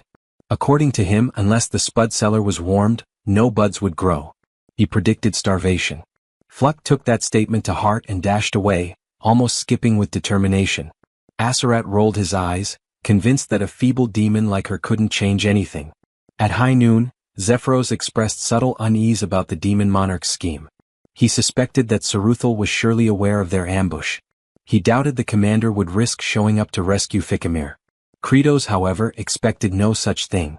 He anticipated Saruthal would dispatch underlings first. The goal was to decimate every single one of them, to force Saruthal's hand. He commanded his forces to ensure no survivors remained. The cultivator battalion now stood sentinel around the second lightning pillar. As the reconnaissance wraith soared above, Saruthal sneered at Credos' strategy. He believed this idle vigil would prove fruitless. While admitting it was unfortunate for Ficamir, Saruthal remained fixated on one objective, crippling the harvest. He deployed his crop wraiths. And for the surprise of no one, they appeared at the heart of the potato deposit. Numerous reptilian phantoms emerged. Then, with no hesitation, the spectral invaders surged forward. Saruthal gave the directive to annihilate the entire stockpile of potatoes, ordering them to crush and obliterate every last one. The harvest phantoms stormed the storage barn. Unbeknownst to them, everything was unfolding exactly as Credos had foreseen. The crop specters found themselves startled. Positioned atop the structure, the demon sovereign awaited. With a sly grin curving his lips, Credos acknowledged their presence like a host welcoming guests to their final resting place. The ghostly intruders faltered, taken aback by the ambush. His mind drifted back to his initial encounter with these exact entities during his gaming days. Moments steeped in hopelessness. These were Saruthal's second-tier elite division. The greatest hazard lay in their tendency to swarm en masse. A mere touch from their incorporeal forms could trigger rapid aging in the afflicted. Worse still, they could replicate the skill sets currently equipped by their opponents. Truly an affliction. But Kratos, now seasoned in the mechanics of this world, had already calculated their downfall. With a vicious sneer, he declared his readiness to roast the first of them. Lightning-based implements were their kryptonite. The specters realized they had walked into a trap and began to withdraw. However, Kratos warned them that the real snare had only just begun. The ghouls glimpsed crimson streaks near the entryway, blood that Kratos had deliberately smeared the night before. Now activating the second tier of his technique, Kratos brought his palm crashing against the ground, unleashing arcs of electricity. The current surged along the blood channels until it reached the door, where it surged upward like a net of lightning. The move, known as wide-range crimson discharge, electrified the entire vicinity. In that moment, the crop wraiths resembled writhing motes, floating helpless. The strike landed, eliciting their silent shrieks, even though they possessed no vocal cords. With their resistance neutralized, physical strikes now became effective. Kratos summoned the Cultivation Regiment. These fierce warriors, long aching for battle, barreled into the fray with scythes and rakes so lethal they would intimidate any foe. Though outwardly unimpressive, these soldiers were secretly the most formidable units of the final battleground. With that knowledge, Kratos no longer considered the crop wraiths a threat. For the first time he felt like a cold, calculating apex demon ruler. He scanned the area for any lingering phantoms that had survived the barrage. Determined to personally finish them off, he prepared his next move. But a piercing cry shattered his focus. Fluck emerged from beneath the mountainous heap of potatoes. Her sudden appearance stunned Kratos. A spectral assailant locked onto her. Her father, locked in his own skirmish, was unable to reach her. Kratos, agitated by the chaotic unpredictability of it all, forced himself to prioritize. Eliminating as many fleeing phantoms as possible had to take precedence. Still, his eyes stayed fixed on Fluck. He knew the range of his crimson discharge wouldn't reach her position. In a desperate act, he hurled a potato toward the ghost. Of course he knew it was futile, but instinct took over. The vegetable bounced off the specter's head, which then caught it mid-air. To his astonishment, the tuber began to pulsate like a capturing sphere. A pink vortex enveloped it, and the creature's essence was absorbed into it. Then, poof, a faint sound echoed. The soul emerged from the potato and ricocheted toward the stockpile. Distracted, the remaining crop wraiths retreated unnoticed. Kratos blinked in disbelief at what had just occurred. The potato had sprouted. Suddenly, understanding dawned. These apparitions accelerated aging. They had inadvertently jump-started the dormant biological rhythm of the potatoes. Without pause, Kratos clasped Fluck in his arms. His gaze softened slightly as he offered her an expression of approval. Her body trembled. Turning to his militia, he summoned their attention. The time for drawing Saruthal out had ended. From now on they would take the initiative. An offensive approach would serve them better. Elsewhere, someone's eyes fluttered open. Confusion clouded their vision. The location was none other than lightning pole number 1. It was Asarat. His mind muddled, he pondered his own identity and purpose. The warm sunlight bathed his face, and he felt a fleeting moment of gratitude. Then his stomach let out a deep growl. He came to understand that, despite his condition, a deep yearning for existence still burned within him. His focus shifted when he heard his name being called. It was Fluck. She expressed her gratitude, explaining that thanks to his tip regarding potato sprouting, everything had turned out well. She had even received a generous supply of chunyo as a result. She went on, mentioning how Kratos had assembled a considerable force of agrarian warriors. Yet, by this point, Azarat was no longer registering her words. His entire attention had zeroed in on the food she carried. The moment he laid eyes on the edible chunyo in Fluck's possession, his mind unraveled. Overwhelmed by hunger, he fixated on the meal. Aware of his craving, Fluck attempted to feed him by tossing a piece his way. Unfortunately, the morsel struck him square in the eye. Letting out a sharp groan, he threatened the child in irritation. Apologizing, she tried again. This time, she launched 3 pieces simultaneously, hoping at least one would land correctly. One chunk successfully entered his mouth, while the other 2 landed on his eyes once more. Despite the pain, tears welled up in his eyes, not from sorrow but from the sheer flavor. As he chewed, the delight overwhelmed him. At that moment, a notification arrived for Kratos. A member of his demon legion had experienced joy. 1 happy point was added. His cumulative total now stood at 302. This puzzled Kratos slightly. With the latest batch of recruits who had eaten chunyo, the total should have been 300 demons and fluck. He couldn't quite figure out the identity of the extra source of happiness, but ultimately dismissed the thought. More points only meant more power, and he intended to conserve them for the upcoming raid on Sarathal. Rousing his troops, he ordered the cultivation warriors to press forward. With fervent energy he rallied them in the name of a prosperous yield. Hours passed until they reached the threshold of Sarathal's stronghold. Sarathal, foreseeing the assault, instructed his minions to sever the rope bridge. As the bridge collapsed, the phantoms mocked the approaching demons, ridiculing them with jeers. Their amusement didn't last long. Without hesitation, Kratos lunged across the chasm. Panic swept through the wraiths, until they realized he had miscalculated. He was plummeting. The phantoms erupted with laughter, calling him brainless for attempting such a reckless leap. Then the laughter died. They spotted fragments of his form embedded into the cliff face, once again with his posterior exposed. The ultimate glitch maneuver had been activated. The spirits flushed, blushing in discomfort. Slowly, Kratos began his ascent, turning once, turning again, revealing his backside with each twist. His expression remained grim and menacing. With a few more contortions, the demon lord reached the top. The specters, thoroughly unsettled, groaned in disgust. Kratos then gestured toward Zephyros, signaling the next phase of the operation. Zephyros gave a subtle nod in return. Kratos bolted inside. As per his calculated tactics, the food wraiths were expected to fear the potatoes. But by charging in unarmed and alone, he increased the odds they would fall for the trap. As predicted, Sarathal dispatched his food wraiths, believing the demon king lacked the cursed tubers. Any contact with him would be their triumph. The spectral attackers surged forward. Kratos initiated a concealed maneuver, his so-called quantum leap. A glitch-based strategy now branded with an impressive name. Once more his frame merged with the terrain, his posterior protruding as before. Then he vanished. The wraiths, unnerved, muttered about the bizarre nature of his movements, wondering when he gained the ability to phase through solid matter. They sensed him overhead. Lunging, they managed to grab hold of him. Victory seemed imminent, until he disappeared yet again. This marked the 19th occasion on which Kratos had executed this plan. He had memorized every crevice of the terrain. Having visualized the entire battlefield by combining all areas of enemy spawn from the game, he stood dead center, surrounded entirely by the food wraiths. Drawing in a breath, Kratos steadied himself. The phantoms believed he must be fatigued, even as the sovereign of demons. But Kratos declared internally that he no longer stood there as a ruler. He was a seasoned gamer. In the distance, Zephyros shouted the cue. He ordered the next step. From all directions the cultivation squad appeared, launching their weapons. Not balls but potatoes. The tubers struck the agricultural phantoms directly. Simultaneously, Kratos instructed them to commence cultivation efforts.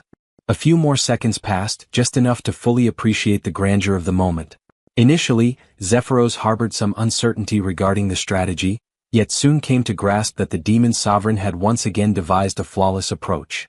Earlier, Kratos had informed him that while he lured the crop wraiths into a single confined location, Zephyros was to direct the cultivation sentries along a mapped-out route. Zephyros reviewed the diagram of a forsaken, ancient watercourse, nothing but a cul-de-sac, or so it appeared. Kratos insisted otherwise. He declared that something was indeed hidden there, a covert passage, one he had personally uncovered. Following his escape from the nightmarish cliff of the deceased, just before entering the ultimate zone, he had explored thoroughly and noticed something unusual. Despite the area appearing empty, the craftsmanship of the environment seemed deliberate. Then he observed an odd section on the stone wall. After slashing it with a blade, the wall shifted open.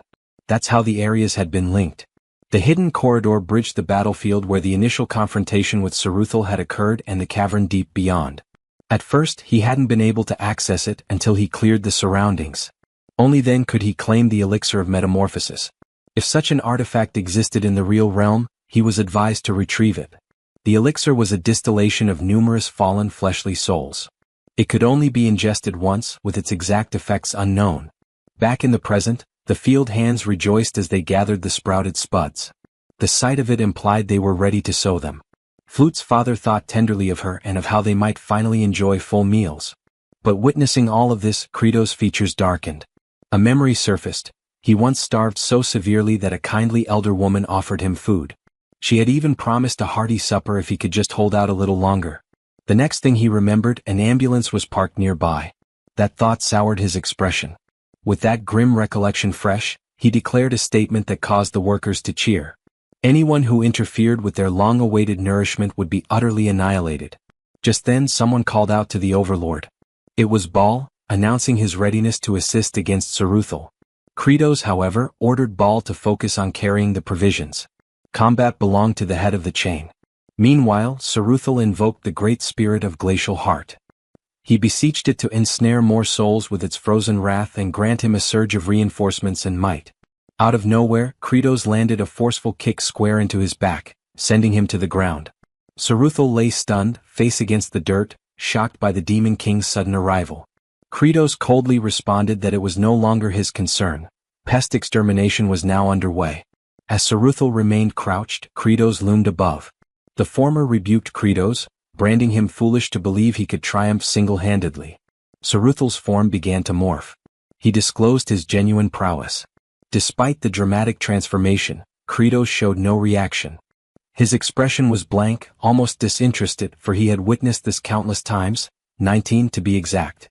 In past playthroughs, while chasing the ever-fleeing Saruthal across the hazardous cliffs, aged Kimchi's player frequently ran into his minions.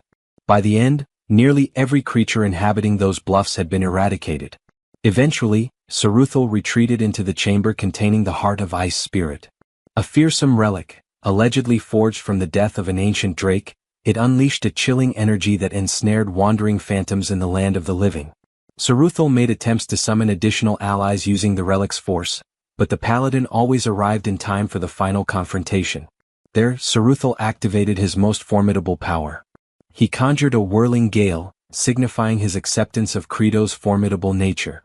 Gradually, the vortex assumed shape, an exact replication of Credos himself.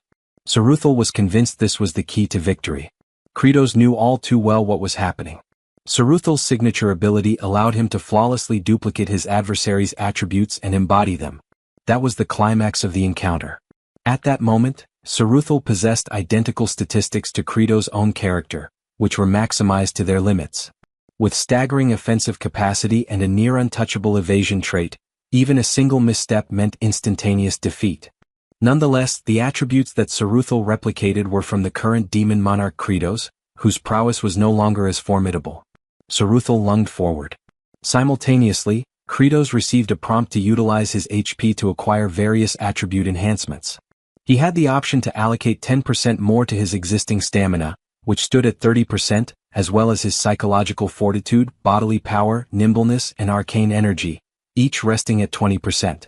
With a reserve of 302 HP, Credos spent 50 of them to elevate his agility to 30%. Saruthal was taken aback when Credos sidestepped his strike with ease. Following that, Credos delivered a punch with all the force he could summon. Another 50 points were consumed to boost his brute force from 20% to 30%. He met Saruthal's clenched fist directly with his own. The impact prompted Saruthal to cry out in pain, bewildered as to how Credos remained unscathed. Credos retorted that cultivating land also required intellect. Enraged, Saruthal attempted to unleash the bloody strike technique, but Credos had already invested 50 points to amplify his magical force, raising it to 30%, and another 50 to augment his mental endurance to the same level. Both unleashed their lightning-based abilities. Saruthal was caught by surprise as his spell backfired, and he was struck by his own electrical discharge. The so-called Zeus impersonator began to liquefy, reduced to a viscous pool. His form now resembled that of gelatinous goo. At that moment, Credos was informed that he had expended his HP to elevate all of his core attributes to a uniform level of 30%. Then, a notification appeared. His development quest was now fulfilled. As a consequence, a fresh ability had become accessible. Summon Farmer's Throne, which required 100 HP to unlock. This throne, a clear homage to Game of Thrones, was armed with an array of sturdy agricultural instruments. Credos found the timing fortuitous, as he was in need of superior equipment. Even as a puddle, Saruthal still had the ability to speak. He addressed Credos, questioning whether he believed the battle had concluded. Credos responded in the negative. He was well aware that all second-phase encounters had a follow-up transformation. Saruthal's mass shifted again, now transforming into an archaic, malevolent dragon. He claimed that this was his true origin. Kratos was stunned. Witnessing it firsthand, the creature's offensive capability and reservoir of vitality were staggering. But it was expected. Saruthal served as the boss directly preceding the game's ultimate antagonist. Kratos, however, felt no dread. That was precisely when Baal and the agricultural enforcers arrived. He informed Saruthal that he had already emerged from the final stage himself. Then he issued a challenge. What could Saruthal possibly do now? Saruthal froze. Overwhelmed by the sight of reinforcements, he began to panic. He pleaded for a conversation to negotiate. But his appeal came too late. The farm enforcers stormed toward him, impelled by their yearning for a successful yield. They unleashed their accumulated frustration on Saruthal for disrupting their tilling. Saruthal begged for leniency. Kratos recognized that he could overcome Saruthal through direct combat, but the entity's capacity for speech and motion gave him pause. It didn't feel right to destroy it with his own hands. Still, he observed that his comrades were too malnourished to land efficient strikes. They had been battering Saruthal for some time now, yet he refused to perish. He contemplated a more effective tactic. Kratos activated the Summon Farmer's Throne skill, draining 100 HP and leaving him with just 2 points. A beam of verdant luminescence descended from the heavens, slowly lowering the throne. Then, without warning, it plummeted with explosive velocity. Kratos flinched in astonishment. The throne landed squarely atop Saruthal, generating a crater upon impact. The farm guards exulted. One demon jubilantly praised their monarch for not allowing Saruthal to simply expire, but instead, annihilating him with a brutal, skull-crushing blow. They admired how ruthless, savage, and infernal the move was, worthy of a true overlord. Another cried out that such a feat could only be pulled off by the Demon King himself, and that lesser beings like them could never imitate such dominance. They chanted Kratos' name in triumph. He blended with the celebration, shouting with pride. Elsewhere, among the lightning-bound, Fikimir came to a realization. With his superior defeated, he now understood that it was time for his own ascension. By now, the entire farmland had been cultivated. The purpose of Lightning Rod number 2 had been fulfilled. With the raid concluded, their principal objective was achieved. The potato shoots had sprouted, and Kratos had successfully eliminated every blight that jeopardized the upcoming yield. With those hurdles overcome, he exclaimed with fervor that it was the moment to sow the tubers. Yet before they could vacate the premises, the crystalline orb situated upon the pedestal stirred. Kratos took notice. A notification appeared, confirming that his objective of vanquishing Saruthal on the Cliff of the Departed for the 20th instance had now been fulfilled. That led him to wonder whether he had simply resumed from the 19th attempt in the game. The system then alerted him of a concealed scenario now being unlocked. A sealed essence confined within the core of Frozen Spirit had been released due to mishandling. The Heart of Ice began to emit vapor. Its structure opened gradually. As Kratos approached, he was met with astonishment. A diminutive azure hatchling emerged. He stood speechless, eyes wide in disbelief. The juvenile dragon noticed him. With excitement it uttered a name, T-Bone. Their gazes locked in stillness. The small WRM pondered if this bizarre entity before him might be his parent. As Kratos extended his hand, the little one shuddered with sensitivity. The dragon remembered hatching from its shell in pitch blackness, overwhelmed with fear, yet now relieved that its father had found him. That sense of comfort quickly faded once it got a good look at Kratos' unfortunate visage. Even though Kratos made an admiring remark about the creature's cuteness, the hatchling quaked in apprehension. As the group began to exit the chamber, the overzealous agricultural enforcers jokingly hollered about cooking the baby drake. This left the creature misty-eyed. Kratos rebuked them, labeling them fools, and reminded them that raising the beast first would yield greater returns. This, of course, led the little one to suspect that its supposed caretaker might actually intend to consume it. Kratos came to a halt when he noticed the awaiting crowd. The demons had gathered to welcome back the farming corps, their expressions sincere with joy. Fluck ran directly into her father's arms. Families reunited in warmth and relief. The baby dragon's cheeks turned rosy as it sensed the shared affection in the air. He glanced up at the figure holding him, realizing that perhaps they weren't so frightening after all. That was until he looked once more at the face of his so-called guardian. His opinion reversed immediately. No, they were absolutely terrifying. As twilight descended, the hatchling trembled in a shadowy corner. He cautiously peeked out, only to catch sight of the demon sovereign's ominous expression again. It made the little dragon assume they were merely biding their time until he matured enough to be eaten. Meanwhile, the overlord himself was absorbed in thought, primarily concerning how to nourish the young drake. He had heard somewhere that juvenile dragons fed on polished minerals, yet there wasn't a single gemstone in sight. Only piles of corroded scrap littered the storage. Zephyros soon arrived to give his report. As anticipated, significant setbacks had arisen during the construction of embankments. To cultivate vegetation properly, earthen ridges were necessary, raised mounds lining the fields. Ideally, such structures required untainted soil, but their terrain was littered with fragments of stone. Despite their efforts, each attempt by the farm guards to dig deeper resulted in the emergence of more debris. The baby dragon misinterpreted the situation, thinking he was already being forced into labor like the others, though in reality, Kratos merely held him. The demon lord reflected that their terrain more closely resembled a coal excavation site than a field. At the current pace, merely removing the stones would take an eternity. Worse yet, relying so heavily on the workforce daily would rapidly deplete the store of chunios intended for incentives. Even the prospect of receiving backup from other high-ranking demons wouldn't solve the dilemma. A sinister expression again crept across Kratos' face. He daydreamed about being the protagonist in a fantasy serial, one with the ability to summon a magical companion. He imagined some sort of burrowing beast like a wombat, capable of clearing the stones effortlessly. The hatchling in his grasp visibly shook once more, unnerved by the increasingly dreadful countenance his parent was making. Kratos observed Fluke as she diligently dug into the terrain. Her expression was firm with resolve. He continued watching her and came to the realization that it was time to stop complaining and instead devise a solution. While he was immersed in his own reflections, a sudden cry pierced the air, razor squall. Kratos turned pale. A colossal whirlwind was barreling toward them, gaining speed rapidly. It slipped his mind completely. He had known that this expansive barren land occasionally produced vents that released slicing gales at random intervals, and getting caught in one would result in being torn to shreds in moments. He shouted for everyone to seek shelter behind the stone formations. They scrambled toward anything that could provide shadow and dropped low to the ground. Kratos also bolted for cover, but even though the slicing wind was still a distance away, the sheer force of the air pressure was staggering. What he had experienced during gameplay didn't even come close. This was a calamity of nature, the greatest peril to cultivation efforts.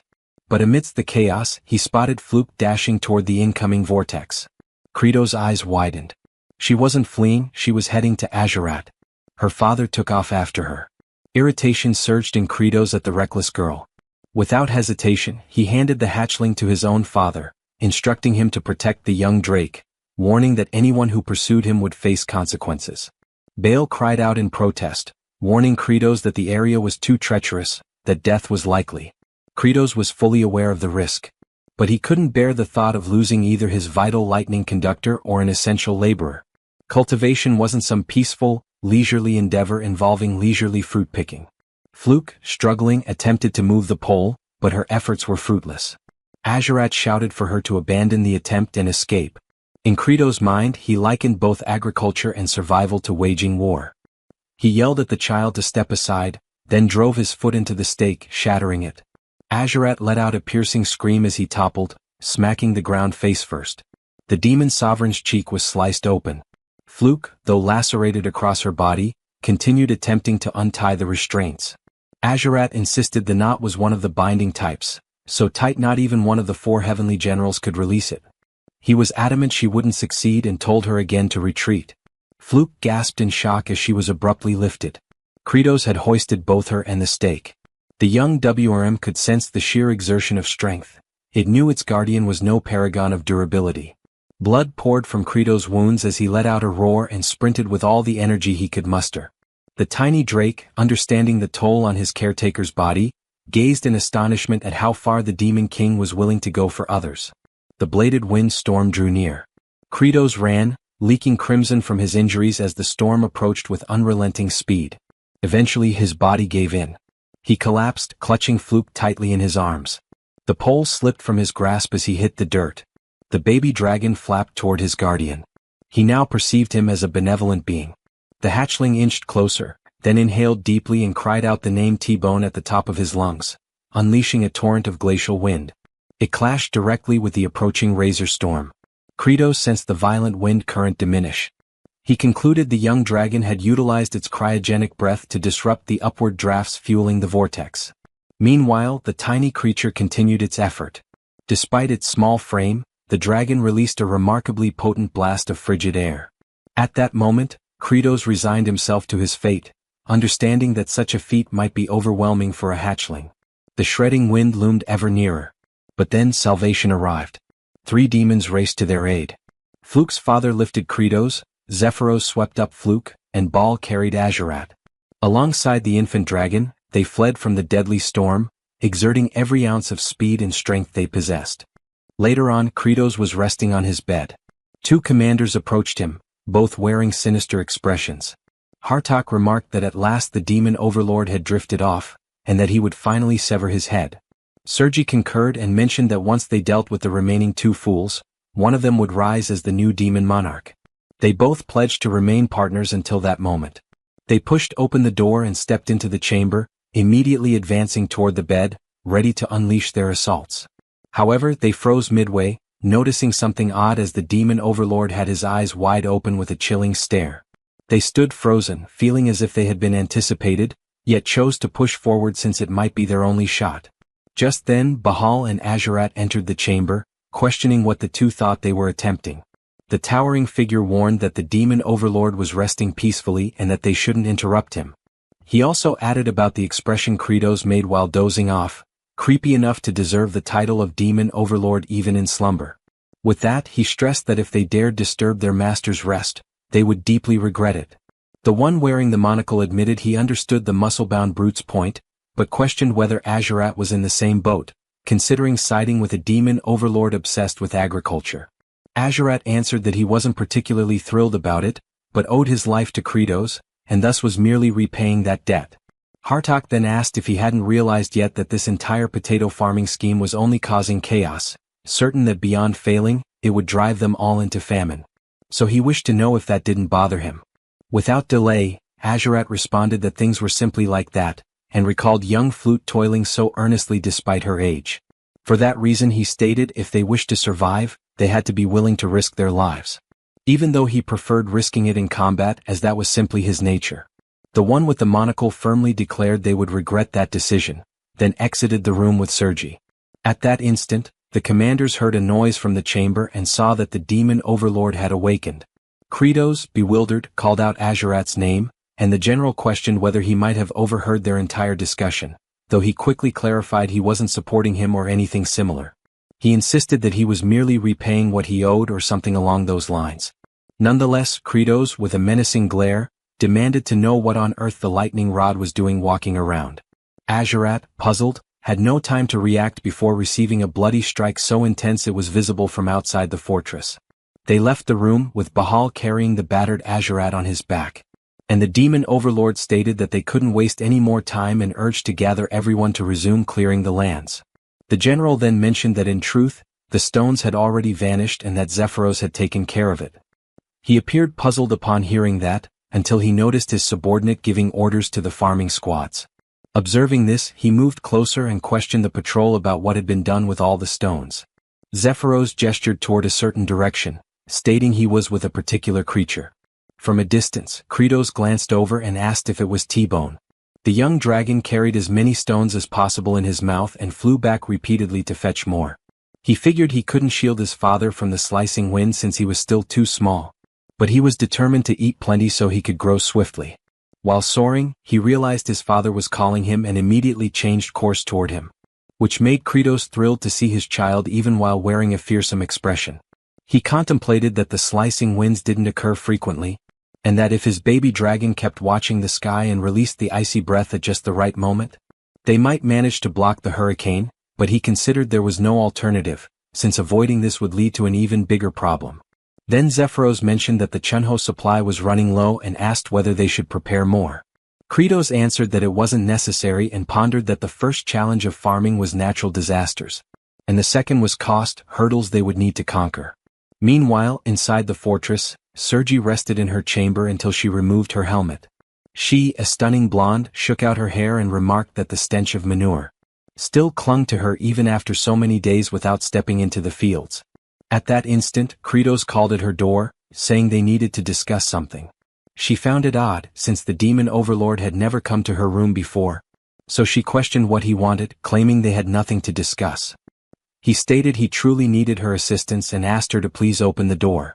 She became enraged and ordered him to leave, but he insisted, warning her that he would enter. Sergi spun around, shouting that there was no reason for them to talk, until she saw Kratos nearly naked crossing the doorway and became frantic at the sight. She then demanded to know if he was insane for entering a woman's room like that. Immediately, he dropped to a crouch, prompting her to ask what on earth he was doing. Kratos explained that without her, he was helpless. She didn't understand and blushed furiously. Kratos reflected that in order to cut costs, he was even prepared to kneel since he urgently needed her sharp blade at that moment. Sergi, still flustered, said that if he needed it so desperately, she was willing to hear him out. He quickly noticed her reaction and couldn't believe she had suddenly changed her demeanor. They proceeded to the storage area and stood before the potatoes. Kratos requested her to slice the potatoes since they needed to be halved for planting. Upon hearing this, she flew into a rage, feeling completely deceived, while cursing the demon overlord with every possible insult. He attempted to clarify that the task was simple, and that she shouldn't cut potatoes with 3 or fewer sprouts, but if there were 4, then she could proceed. He stressed that she must keep in mind the number of sprouts on each side of the slice, since they needed to be evenly divided. After sharing the instructions, he held the potatoes and declared he would toss them. But Sergi firmly stated she never agreed to do that. Nevertheless, he threw them anyway and without time to react. She braced herself and, using remarkable skill, sliced all the potatoes perfectly in half, cutting with extreme accuracy that even left Kratos astonished. He began inspecting them one by one and questioned how she managed to slice so precisely. Turning toward her, he praised her once more, saying he had always known she was the only one capable of it. She thought about that half-hearted flattery and became wary, knowing she wouldn't fall for his sweet talk again, calling him a deceitful trickster. Instantly, he stood up with an intimidating aura and stepped closer to her. Then he grabbed a cloth and wiped his blade until it gleamed. The general felt flustered and asked what he was doing. He answered that potato juice had splashed on it and it needed to be cleaned. She, burning with embarrassment, wondered if he had lost his mind, unable to comprehend why he was acting this way. Besides that look in his eyes, sincere, warm, and intense. Kratos noticed the sword was now spotless and admitted that it felt satisfying, imagining that if the blade wasn't thoroughly cleaned, infections could spread to the potatoes. So it had to be washed meticulously. He approached her again and with a captivating gaze, asked her to please lend a hand, insisting she was the only one who could accomplish it. Inside, he thought she was the sole demon capable of cutting potatoes while also helping to store the chunos. Sergi, still blushing, took a deep breath and agreed to assist this time. Inwardly, she called the demon lord foolish. He rejoiced at her response and said he would fetch hot water and towels so they could spend the entire night cutting together. She simply couldn't understand why the demon lord was so thrilled, once again calling him silly. After that, they continued slicing all the potatoes, while Hartok watched from afar, seeing the two working in total harmony as they cut.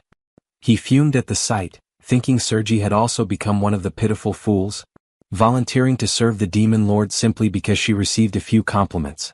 Meanwhile, beneath the scorching sun, Azurat was still tied to the cross, contemplating what it meant to truly live and wondering what purpose a lightning rod had to keep existing since such a harsh life seemed worthless. Then Flute approached and mentioned that the elders had saved Chunos for him, and asked if he wanted to play the game of tossing them.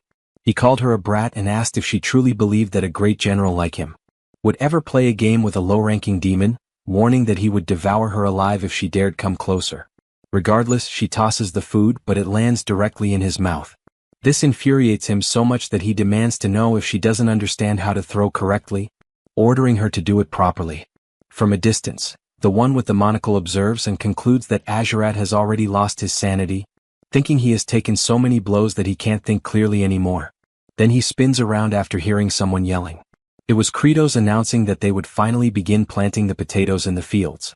Hartok watches the scene and decides that he never expected anything from him anyway. At that exact moment, the farming squad begins expressing gratitude to Sergi for slicing all the potatoes for them.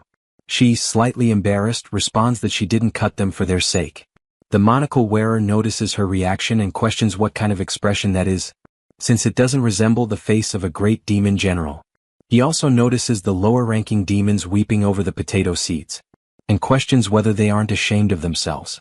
He concludes they are all fools and internally declares that the greatest mind among the demons will rise to take the demon lord's throne. Meanwhile, Kratos instructs them to keep planting since soon the sprouts will emerge and break through the ground. He further warns that when that happens they should start removing the extra sprouts. Bahal claims he's very skilled at cutting, but the demon lord orders him to stay quiet, and explains that each seed piece can produce 3 to 6 sprouts. Following this explanation, he poses the question of what is preferable, more or fewer sprouts. The demons answer that more would be better, but Kratos corrects them, stating that fewer is actually ideal. They appear bewildered and question why fewer is better, convinced the demon lord must be mistaken. Hartok, witnessing the conversation, becomes frustrated and calls everyone utter fools. Then he urges them to think for a moment because if there are too many sprouts, they will compete with each other for nutrients. In other words, the potato itself will end up with fewer nutrients. Kratos overhears from afar and admits his surprise, asking how Hartok knows that, and whether he has cultivated before. Hartok replies by questioning if they truly need to be taught something so fundamental, explaining that the sprouts and the potato share the same nutrients, which should be obvious. Kratos then asks how many sprouts would be ideal, and Hartok responds that 2 would be the obvious answer. But after thinking further, he concludes that practically speaking, they could assume 1 sprout is best. However, if that single sprout damages the potato's root, it might die. He also proposes that they could create fertile soil artificially, by adding manure and turning the earth to improve airflow. Everyone stands in awe at his explanation as he continues, stating that the soil group won't only benefit the potatoes but also weeds that compete for nutrients, which means those weeds will need to be eliminated. The demon lord simply cannot comprehend what he has just heard, and loudly demands that everyone applaud since they have a true genius in their ranks. All the demons begin shouting, "Genius, genius, genius," and Hartok becomes agitated hearing it as they don't stop praising him for even a moment. For a brief instant, he recalls how his mother always called him foolish, and turns around, overcome with emotion, trying to hide that he is tearing up, not fully understanding why he feels that way. Then Kratos steps forward and calls him wise, declaring that from now on, he will appoint him to lead the farmer troops as their commander. Hartok internally thinks this is absurd since his intellect exists to conquer and annihilate other species. However, Kratos yells, asking what everyone is standing around for, insisting they show respect to the supreme elite of the demon kind.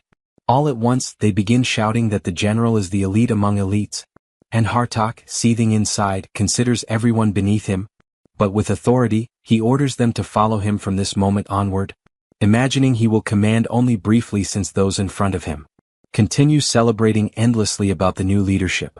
At that point, a system notification appears stating that Kratos has won the psychological battle. He feels confused by this since he has no idea what it refers to. Another notice informs him that he recognized Bahal's neglected childhood, and transformed him into a loyal subordinate. He questions internally if he really did this unconsciously. There's also a notification mentioning that Azurat, who had never had a friend, has gained a new companion and thus lessened his violent nature. Kratos doesn't quite understand which friend it's referring to.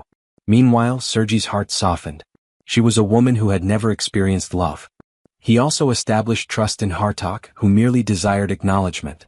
Because of these developments, he now has access to a new skill by using 200 happiness points, and the skill revealed is blood vision.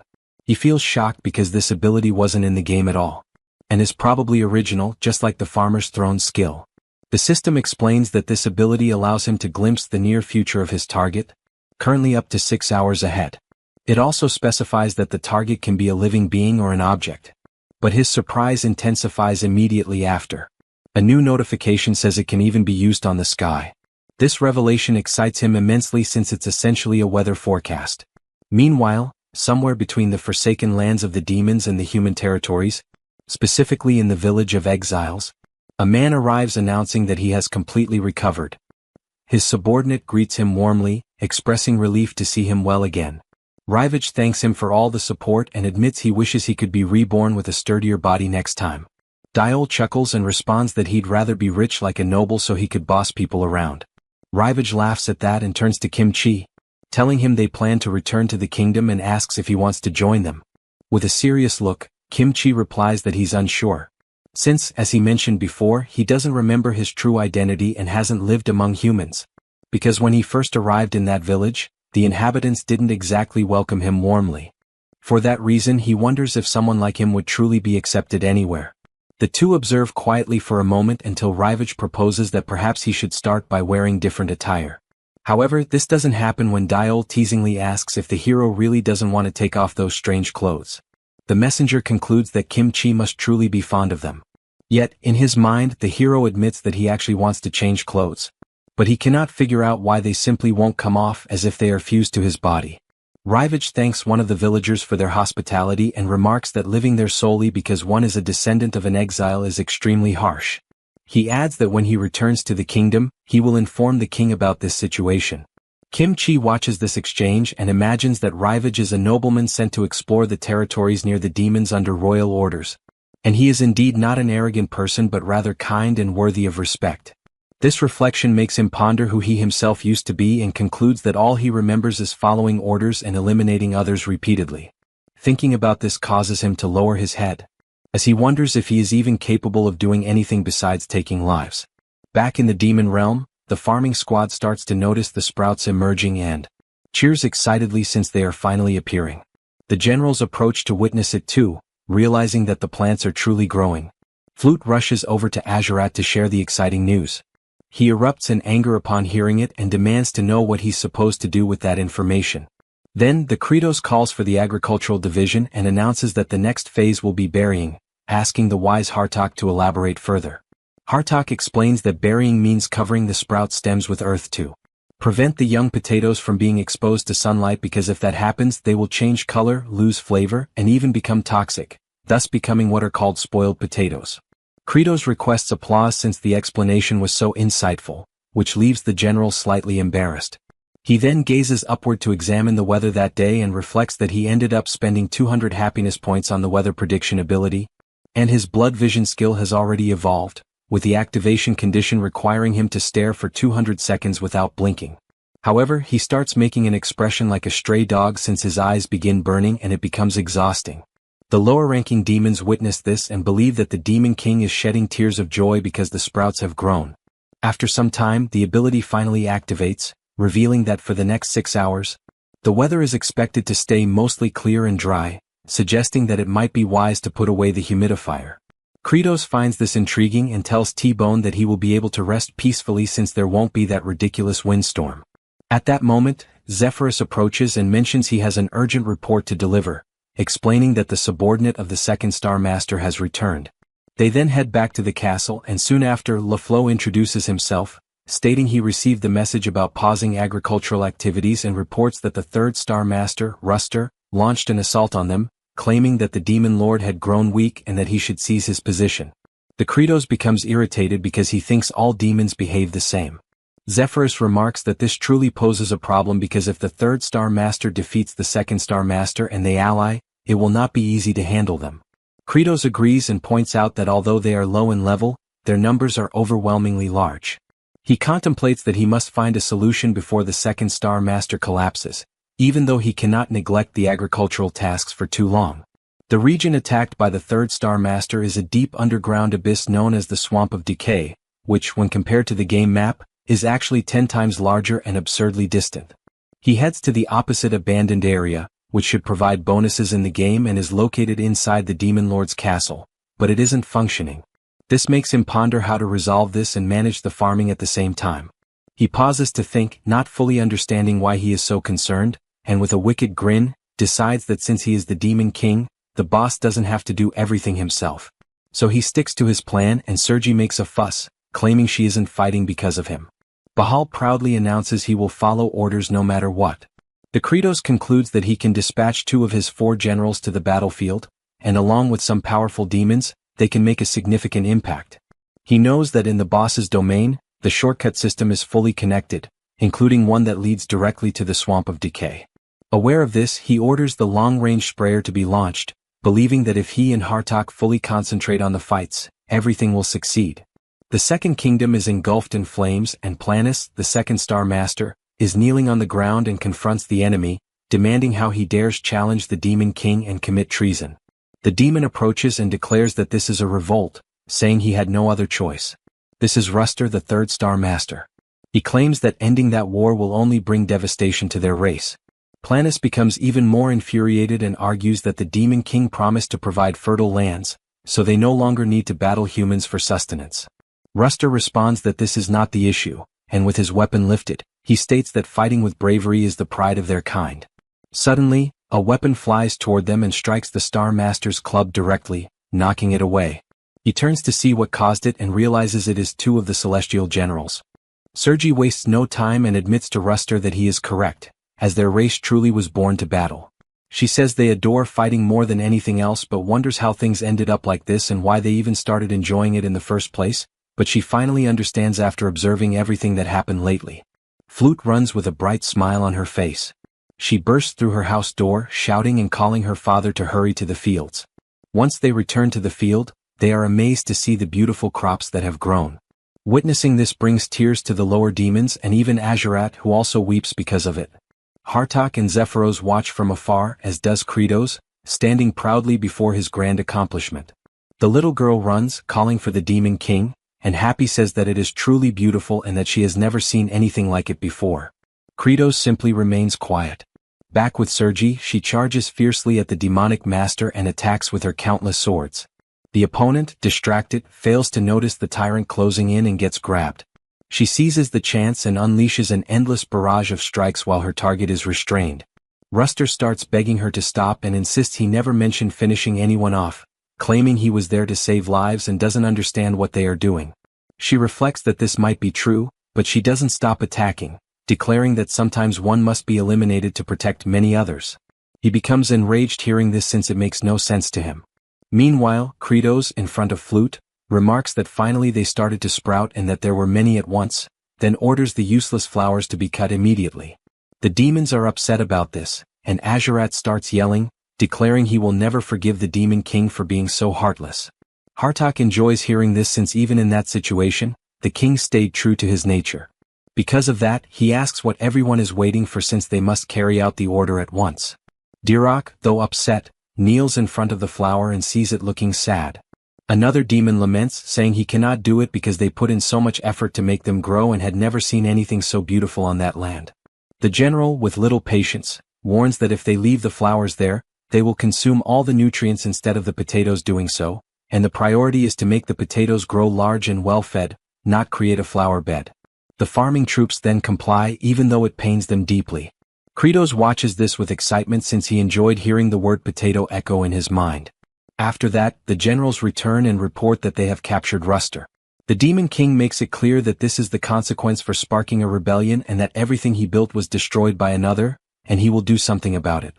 The Star Master simply asks to finish him already since a demon who lost his honor in combat deserves nothing but death. Without delay, Kratos uses his ability to fry the demonic master, but he laughs as he didn't even feel a tickle because he wears excellent armor. Kratos questions if that really happened and if he didn't take any damage at all. Then he drags him to the plantation and uses a lightning rod, explaining that he actually found the task quite useful. Then he uses his ability again, making Ruster scream in agony and also beg to be finished already, and since now they have a new lightning rod. The Demon King requests someone to take Azurat off the cross since he isn't recovering well and it's long overdue to retire him. They untie him and Flute runs toward him to help, but stops midway because his expression was terrifying. The general keeps muttering that the little demon girl humiliated him for too long and that's why he wants to devour her first. She freezes in shock upon seeing his ominous aura. However, his legs give out and he collapses face first to the ground. He curses it all since it has been ages since he last walked until Bahal approaches and lifts him into his arms, leaving Azurat inconsolable to the point of demanding what the hell he thinks he's doing since he's not a princess to be carried around like that. The big guy ties him to his back to carry him and says it was an order from the Demon Lord and that he'll stay like that for now. The Prince of Darkness is furious about it, swearing that he will never forget this humiliation. Meanwhile, Kratos watching from a distance admits that he was worried that Lunatic would snap again, but when he used his blood vision skill, he quickly knew the weather would stay the same for 6 hours and so he decided to release him. He points his finger and says that harvest day will come soon so they need to move faster. But deep down he's relaxed since he has a super fast weed cutter that can eliminate the flowers instantly. He also has a professional transporter that makes everything much smoother. He reflects that, in a way, the autumn harvest isn't far off and the food supplies are steadily depleting, and even though demons are used to famine, he can't bear to see how exhausted they'll become. At that moment, someone approaches calling out to him. It was Planus, who introduces himself as the master of the second star and is there to express his gratitude for having been saved. Kratos stands quiet for a moment, and so does the star master. Then, he abruptly shifts his expression to rage, leaving Planus bewildered as to why he suddenly turned furious.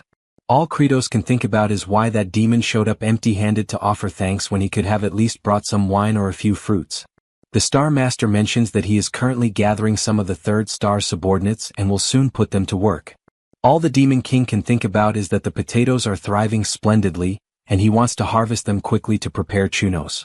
He says that what he really wants is to watch the demons eat until they are completely satisfied. Only then does he pause to think about why he started doing this in the first place. While lost in his thoughts, the second Star Master announces that he will prepare the troops and then leaves the field. Kratos watches him depart and considers that this Star Master was among the weakest and least advanced, yet he liked the confidence he carried and his unwavering loyalty to the demon homeland. He also guesses that this demon is technically like a plant, so in the end he might turn out quite valuable. As Planus walks through the field, he feels under his feet that the earth is incredibly rich and brimming with nutrients unlike anything he had ever sensed before. After strolling for a while, he imagines that at first he was merely a sprout and therefore never grew properly using nutrients. But he finds that soil remarkably different because it was nurtured by Lord Kratos. He uses his power and begins to root himself into the mountain, concluding that he can become stronger in that ground to the extent of potentially rising to the level of Demon King. Thinking about this, his roots start spreading throughout the entire land. The next day, Kratos shouts at the low demons to prepare for exercise time. Starting with arm movements, the Demon Lord guides them with bizarre music. The low demons sing along with him, copying every single demonstration. Kratos, watching T-Bone enjoying the exercises, thinks about how messy the crew was at the beginning and feels amazed by how precise they are now. Thanks to their demonic physical properties, they can follow even the most surprising instructions. While they roll from side to side, Kratos realizes that the low demons will become essentially strong under his command. Suddenly, Bahal arrives, shouting loudly while carrying Azurat on his back. He announced that all the potato leaves had turned yellow, immediately catching Kratos' attention. Everyone hurried to the field and quickly noticed the obvious change in the color of the potato foliage. Zephyros sighed heavily at the sight and questioned aloud if it would truly be impossible to produce anything now. Sergi grew visibly disheartened witnessing the scene. Hartok, on the other hand, found himself completely puzzled, unable to comprehend what had gone wrong. He speculated whether it might have been due to the absence of wind or perhaps even a shortage of water. This left him feeling frustrated and betrayed by his own expectations, causing him to angrily question why on earth he had pinned his hopes on something that now seemed nothing more than a foolish delusion. Just then, the brother stepped forward, approaching the generals and making his way over to the potatoes. He knelt down, grabbed one sprout and carefully pulled out a potato. This action startled the monocled general, who immediately noticed that while the potatoes appeared slightly pale, they were still impressively large, even 2 or 3 times the size of the first potato they had planted. Kratos broke into a satisfied grin and pointed out that they were overlooking the real success. The potatoes had effectively done their job. By absorbing all the nutrients from the leaves, they had grown larger and, as a result, likely tastier.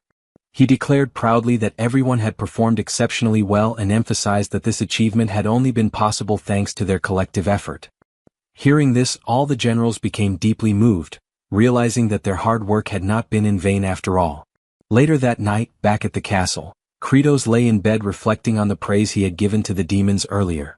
This moment of appreciation stirred up memories from his past life, when he had once planted a tomato plant and his grandmother had complimented him, saying the tomatoes were thriving because of his care. The next memory that haunted him was seeing her being taken into an ambulance, and all he could do was scream helplessly as he watched her being intubated. After dwelling on these thoughts for a while, he rolled over and began to criticize himself, thinking that such sentimental feelings were pointless. As the Demon King, someone meant to embody coldness and authority, he believed he shouldn't allow himself to feel emotions like that. He also reminded himself that even though they would soon have hundreds of potatoes to eat, they could not afford to let their guard down. Relying too heavily on potatoes could lead them straight into starvation if something happened like a pest infestation, similar to the infamous Irish famine. In other words, he understood clearly that while potatoes would solve the immediate crisis, they would eventually need to plant a variety of other seeds to ensure future survival. Suddenly, a violent tremor shook the ground, prompting him to leap up and demand to know what was happening and if there was any issue within the castle. At that exact moment, a massive crack split open, and a gigantic root erupted from below, smashing everything in its path and shooting up to a towering height before him. Kratos stood there, stunned and horrified, shouting in disbelief, questioning what on earth that monstrous thing was. Meanwhile, outside in the fields, Flute was still carefully examining the potato leaves. She recalled that the Demon King had mentioned that the leaves would naturally fall off as the potatoes matured. However, she sensed something felt terribly off and began to dig with determination, convinced that something was wrong beneath the surface. When she finally pulled one of the potatoes out, she was horrified to discover that the vegetable had simply vanished. She prepares to dash off, intending to alert the adults immediately, but soon freezes in place as the entire castle becomes engulfed by countless enormous branches. Kratos finds himself ensnared by the massive tendrils, and just then the Star Master emerges, laughing mockingly and remarking that the Demon King now resembles a helpless insect. Kratos cannot comprehend what he's seeing since that towering figure is actually Planus, the very one who had assisted them only moments earlier. Planus reveals, boasting proudly, that thanks to the nutrient-rich, fertile earth Kratos had cultivated, he was able to grow into this monstrous form. It is only then that Kratos pieces everything together and realizes in horror what must have happened to his precious crops, his rage boiling over as he roars, calling Planus a bastard and demanding to know exactly what he had done to the fields. The Star Master taunts him, asking sarcastically if he's furious and what exactly he plans to do about it. Without warning, Planus violently swings Kratos back and forth before hurling him forcefully to the ground, causing severe injuries instantly. Meanwhile, the generals scramble frantically around the castle, struggling to make sense of the chaos, while Bahal pleads to be freed so he can rush to rescue the Demon King. Sergi and Azurat question if he's lost his mind, pointing out that even if they attempted something, facing that star demon would be impossible. Yet, Bahal remains defiant, asserting that indeed the Demon Lord is weak, a truth he discovered when he himself was aided by Kratos, proving how fragile the king truly is. The devastation within the castle continues without pause, until Planus, having absorbed all the nutrients from the earth, assumes a gargantuan form. At that moment, Kratos plummets helplessly from the immense height. The generals gaze upward in disbelief, and Zephyros is left aghast, questioning if that towering creature is truly Planus. Planus commands all to listen and with a chilling voice, declares that Kratos is dead. All the generals are left in utter shock, unable to process it, and the loyal servants and the baby dragon share the same disbelief. The lower demons are overcome with grief, especially Flute, who breaks down sobbing uncontrollably. Planus continues his proclamation, reminding them of the ancient demon law that dictates power belongs solely to the strongest. For that reason, he officially declares himself the new Demon King and orders every last one of them to bow before his overwhelming might. Hartok reflects on the unfolding scene, realizing that the Star Master had indeed absorbed all the land's nutrients, and with Kratos incapacitated, he is now unquestionably the strongest. Accepting this brutal truth, he bows, resigning himself to the rule that demons always follow strength above all else. Sergi, filled with frustration, reluctantly bows as well, followed by Bahal and Azurat. Zephyros remains in disbelief, paralyzed by the reality of the situation, while Azurat urges him impatiently, demanding that he show proper respect. Seeing no alternative, finally bows too, and in that moment, everyone submits to the colossal new king, while Zephyros can only cry, mourning the loss of his sovereign. Meanwhile, Kratos finds himself in a different realm, where he hears the voice of his mother from his childhood, calling to him and inviting him to play hide and seek. He senses something odd about that day and wonders aloud if this might be a dream. His mother instructs him to close his eyes tightly, promising to count to 10, and only after that should he begin searching for her.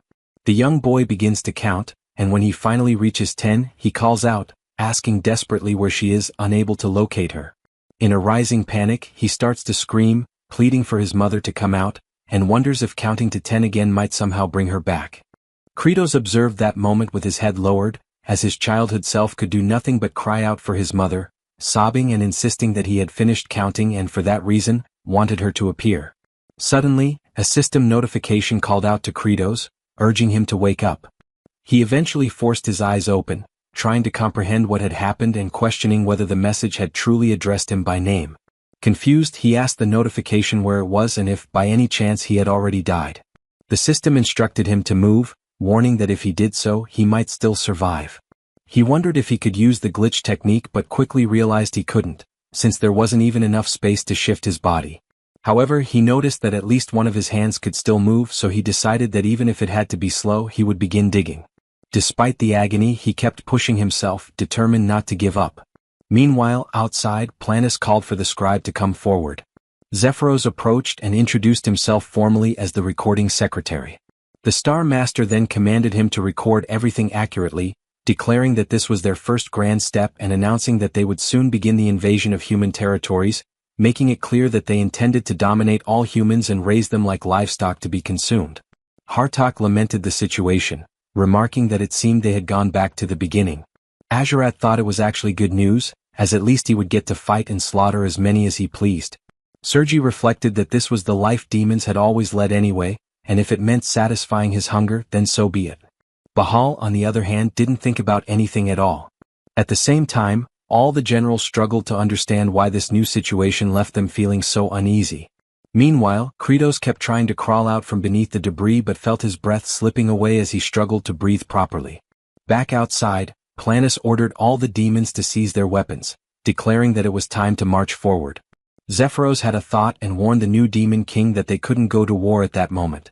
Planus didn't appreciate hearing that, and his menacing look caused all the generals to tense up in fear. The secretary tried to clarify that the only food they currently had was a small supply of potatoes, which wouldn't even be enough to feed half the army. Planus dismissed the concern, saying they actually had more than enough food. Then, using his massive branches, he seized Flute, leaving her terrified. Her father began screaming desperately in horror. This immediately caught Azurat's attention. Planus displayed the frightened girl and announced that there were many weak, worthless demons there, ordering that they be used as sustenance. The girl screamed frantically, insisting that it wasn't like that anymore, and that nowadays they could survive without devouring each other. She shrieked louder and louder, reminding everyone that the king had promised them such a future. Planus watched her desperate cries and then dropped her from the towering height. Meanwhile, Kratos, still trapped under the rubble, realized that his heart was stopping. He concluded that if he died now, all the demons would starve. So, he forced his eyes open and activated the bloody strike technique on himself, electrocuting his own body. He decides he cannot allow everyone to starve again, so he resumes digging, screaming with all his might to draw out energy, and with that effort he manages to dig even if only little by little. Outside, Planus is watching as Azurat rescues the little girl, cradling her in his arms. The MC keeps struggling to climb, and whenever his heart threatens to stop, he uses his bloody impact technique to jolt himself awake, but he realizes he's far too exhausted. Then he starts to contemplate whether he still has a long way to go, or if at least he is heading in the right direction, questioning whether his efforts still hold any meaning. Thinking about this weighs him down even more. Outside, all the generals stare wide-eyed, watching Azurat holding the child. Flute is speechless after being saved, and the Star Master asks if he has completely lost his mind. The Blood Prince just keeps staring until he feels the tremor and realizes the massive demon is closing in. Panicked, he tries to cover up by claiming that the little girl is his snack since he had been eyeing her for a long time. However, Planus doesn't buy into this absurd excuse and strikes Azurat harshly with a branch, sending him flying past the generals and leaving him knocked out on the ground. Zephyros laments the scene since he's powerless to intervene. The Star Master once again demands that everyone get ready for battle. Zephyros musters courage and shouts that there's no valid reason to proceed like this. Immediately after saying that, one of the branches lunges at him, but the tyrant general moves swiftly with his axe and intercepts the strike, making Planus even more enraged. Bahal yells that the Demon King had left a mission for the secretary, questioning who will count the potatoes if he perishes. The Star Master retorts, asking if they are suggesting a rebellion. Hartok quickly denies it, saying such a thing would be unthinkable, but he stresses that they believe the former Demon King Kratos's plan to invest in farming was a much wiser directive. Sergi requests permission to speak and recalls that the previous Demon King showed them a path where no one needed to die, and because of that, she questions why they should go to war if another solution already exists. Planus loses patience at being defied and begins summoning countless roots while screaming that he is the strongest and, therefore, everyone must submit to him. However, they refuse, declaring that true strength comes from what is just, and all the generals ready themselves for combat. The lower demons also shout that the Real King is only Kratos, warning Planus that he will pay for what he did to the fields. Instantly, the roots move toward the demons, but Hartok doesn't allow it, using his mist barrier to block the attacks and protect the farming troop. Bahal places Sergi on his hand and hurls her into the air, giving her the opportunity to slice through all the incoming branches. She then looks directly at the Star Master and yells that she will start by tearing out his eye first. However, he finds this amusing and, besides blocking her attack, also captures the generals with shocking ease. Then he announces that they are all going straight to the canopy for daring to oppose the new Demon King and makes it clear that he is 1,000 times more majestic than the feeble Kratos. While attacking the entire troop, he declares that the former king was nothing but a weakling who perished without even resisting, and because of that, he questions what was so special about that fool since he saw nothing admirable in him. He gets ready to deliver the final strike on Zephyros, who is trying to protect Flute, until suddenly he hears a voice from the MC asking why he's hurting his self-esteem like that. Then Kratos appears, fist clenched, intercepting the attack aimed at his secretary. Next, he smashes the branch into dust in an instant. Planus is stunned to see him alive, unlike Flute, who immediately smiles upon seeing him. The system message appears, stating that Kratos has unlocked a new system and skill at the edge of death, and that concentrated nutrition has been activated. Zephyros and Flute stood frozen, wide-eyed, as Kratos emerged with sudden violence, his crushing blow stunning them both. His bruised and blood-stained knuckles tore deep into the terrain, a brutal signal of his relentless battle to claw his way back. His gaze radiated an intense crimson blaze, forged from the strength of his former self. To grasp this overwhelming energy, one must look back to a time when Kratos was younger, untamed and broken. A frail elder had once asked why he kept speaking as if surrender was his only path. A despondent, youthful Kratos, hunched low and consumed by despair, confessed that existence had become unbearable. Calm but firm, the woman pressed on, questioning if life truly was that unbearable, then why bother surviving at all? Holding a tiny seed gently between her palms, she told him that each of us is a seed. She insisted that all life begins as a seed, forced to fight upward through difficulty to reach the light. With optimism and patience, she claimed one sprouting life would inspire others, and that inspiration would spread.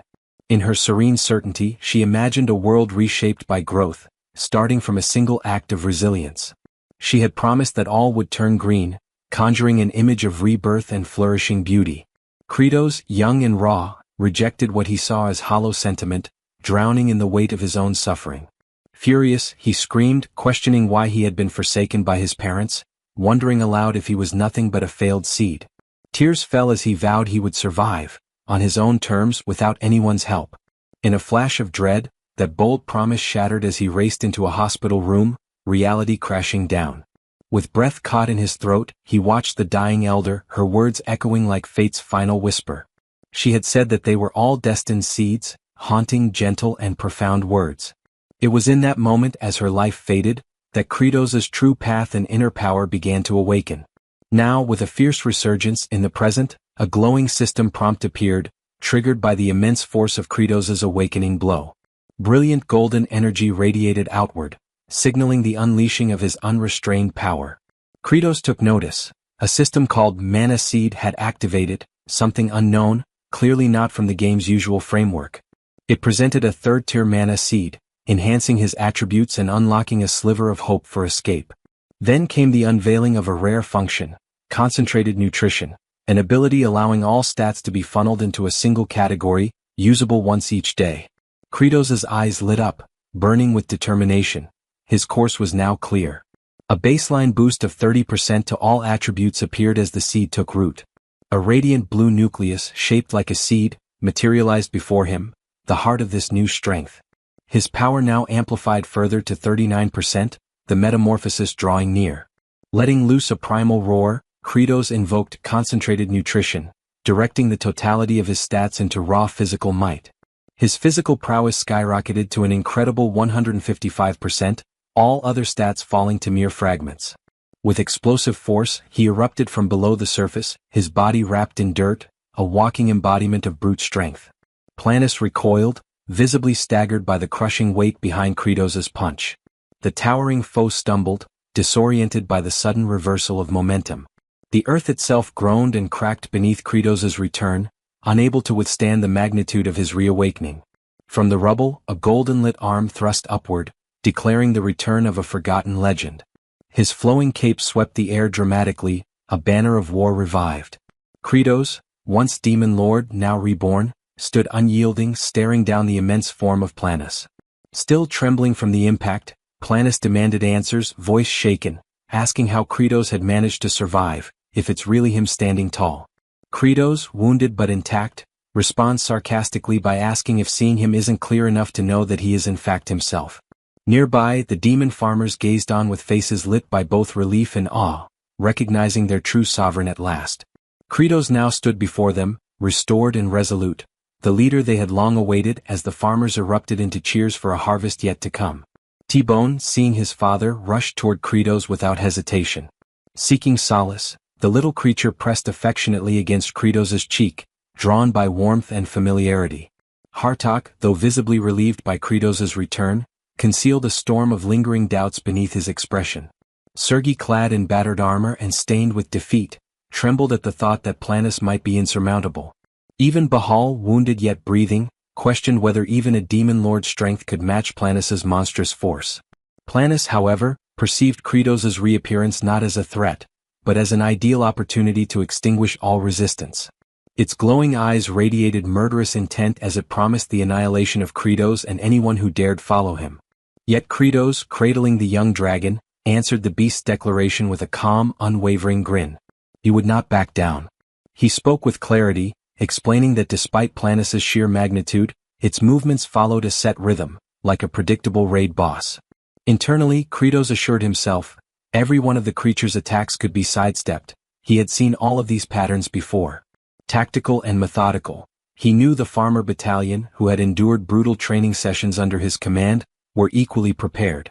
Their bodies had been conditioned to react, trained to dodge even monstrous blows without hesitation. As Planus thundered forward, unleashing a deafening battle cry, Kratos issued the call for formation. His troops assembled without delay. The titanic foot of the enemy came crashing down, aiming to crush them in one strike. Kratos ordered them to shift left, and the squad moved with perfect unity. The ground split violently beneath the place they just stood, but their synchronized movement spared them. He called for them to veer right, and again they executed the maneuver like clockwork. He barked for them to hit the ground as a sweeping limb cut through the air just overhead. Kratos' voice rang out, commanding them to roll and not stop moving as the team ducked and spun through the chaos. He commanded them to fall back, leading a coordinated retreat as Planus' pounding blows tore craters into the battlefield.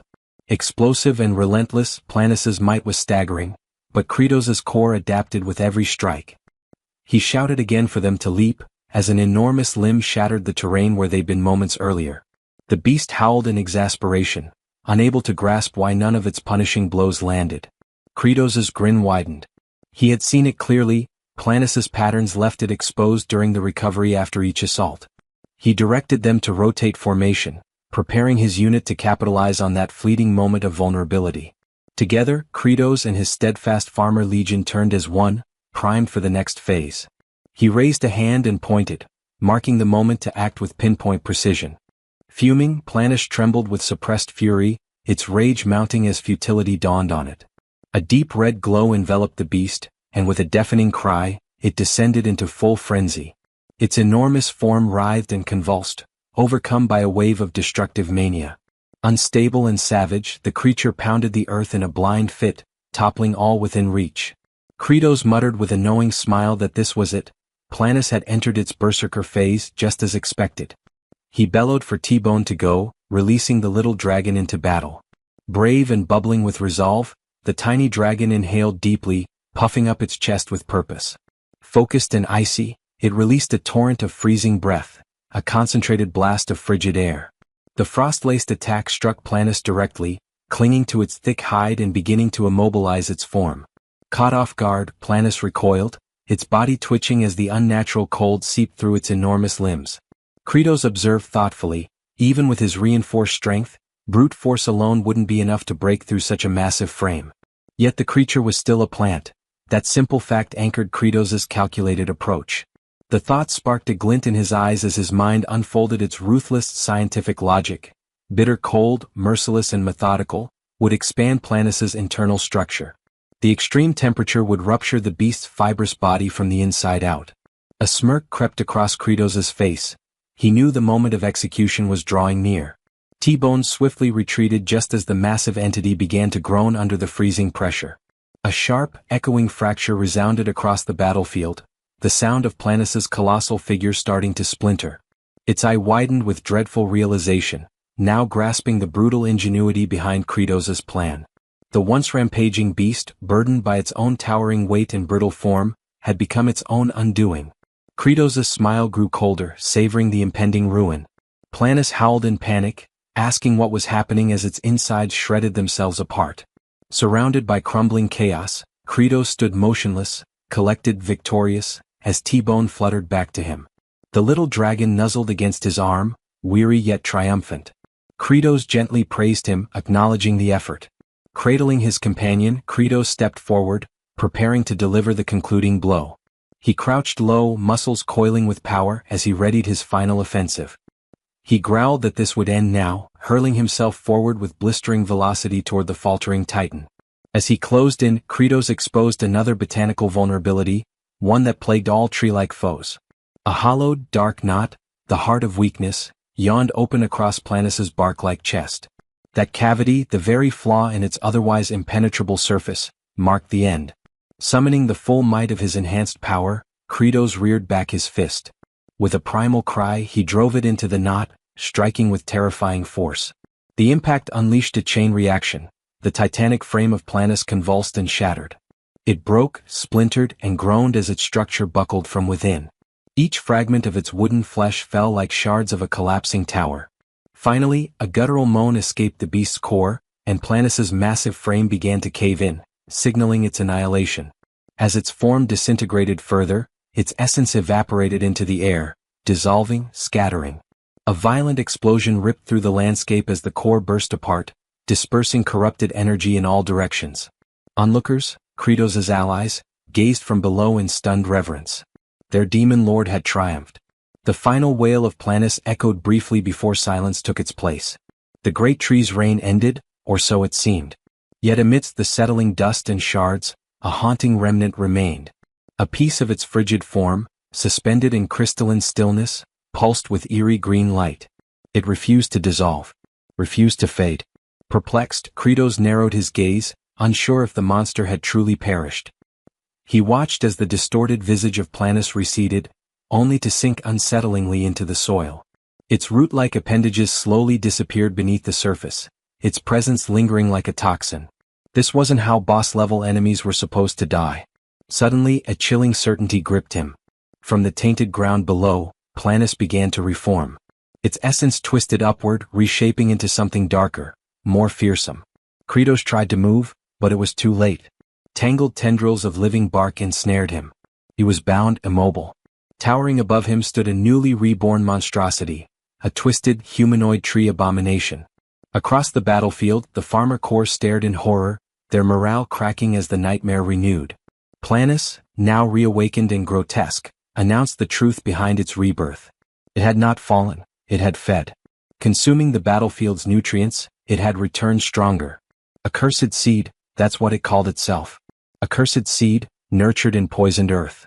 And now, bearing the legacy of corrupted might, it declared its new purpose, to drench the world in venomous death.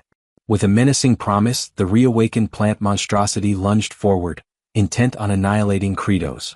Bahal interceded, swinging a massive axe in defiance. Ancient, thudding, his strike landed with a solid crash against the beast's hide. But the blow had no effect. The grotesque creature remained untouched. Before the warrior could react, Planis retaliated with overwhelming force, sending him hurtling through the air like a broken doll. Sergi emerged, retaliating with a storm of razor-edged blades. Her flurry barely grazed the surface before Planis's unyielding form repelled her offensive. A counterstrike followed instantly, leaving Sergi wounded and crumpled beside Bahal. Witnessing his allies falter, Hartok surged forth, releasing a tremendous retaliatory strike. The blow connected, forcing the towering plant to stagger, pained and furious. Eyes burning with resolve, Azurat drew forth a lethal dagger, prepared for a precise, vital blow. His blade pierced Planis, acting with grim determination. Crying out for bountiful harvest, he prepared to finish the battle with a decisive slash. Though comrades had fallen in the clash, he understood the true menace still loomed. He was the last one facing the abomination alone. Besieged, surrounded by silence, with every companion subdued, he prepared himself for the climactic confrontation. And then, with a swift and stunning motion, Hajarat severed the creature's head. Crumbling, eerie, the lifeless head tumbled as an ominous green glow radiated from the decapitated body. The colossus began to break apart, its hulking frame dissolving in slow, glowing disintegration. Sparkling motes scattered as the beast was reduced to dust. At last, every trace of Planus, even its twisted origin, had been obliterated, cleansed completely from the world. A peaceful, radiant shimmer lingered over the battlefield, casting ethereal light upon the victors. The farmer corps and surviving warriors stood still, bathing in the fading glow, their trials ended. Freed from the plant's corruption, the former demon lord spat curses upon Planus's demise. Hartok and comrades, though wounded and wearied, began to recover as the echoes of battle died. Meanwhile, Zephyros pledged to amend the betrayals that had transpired and claimed the victory of the demon lord's army. Hartok proudly proclaimed the triumph of the demon lord's ranks. Kratos watched the cheers, but concern took him. The cheers drowned the moment. The farmer corps roared with joy, hailing the victory and their fearless leader. Kratos stood at the center, basking in the adoration of his steadfast legion. Kratos screamed loud for them to stop, desperation climbing in his tone. His crimson gaze flickered, filled with unwavering intensity. Before him stretched a field of ruined, lifeless bodies, scorched remnants and shattered earth. He stared in silence, absorbing the devastation, the quiet cost of their conquest. Even a single fallen leaf bore witness to the catastrophe. He dropped to his knees, the weight of their loss crashing down. Their crops, their people, they would face famine again. Could he demand more suffering from them? No. He couldn't let that cycle repeat. His closest allies gathered around him, their silent presence echoing his sorrow. Then, sudden and radiant, a glowing sphere emerged above him. Mysterious and pulsing, it hovered precisely over a solitary, lifeless leaf. Slowly the orb descended, merging with the brittle husk. Hopeful, unexpected, a miracle revealed itself. And then the dead leaf shimmered. It pulsed once, vivid, alive, renewed by unseen power. Zephyros observed Kratos, whose drooped posture betrayed a storm of frustration, and an unexpected wave of empathy stirred within him, not only for the present moment but for a memory rooted deep in his past. That recollection carried him to a dank prison cell where frightened demons cowered in silence. Among them, one muttered cynically about the new demon lord, dismissing any significance it might bring.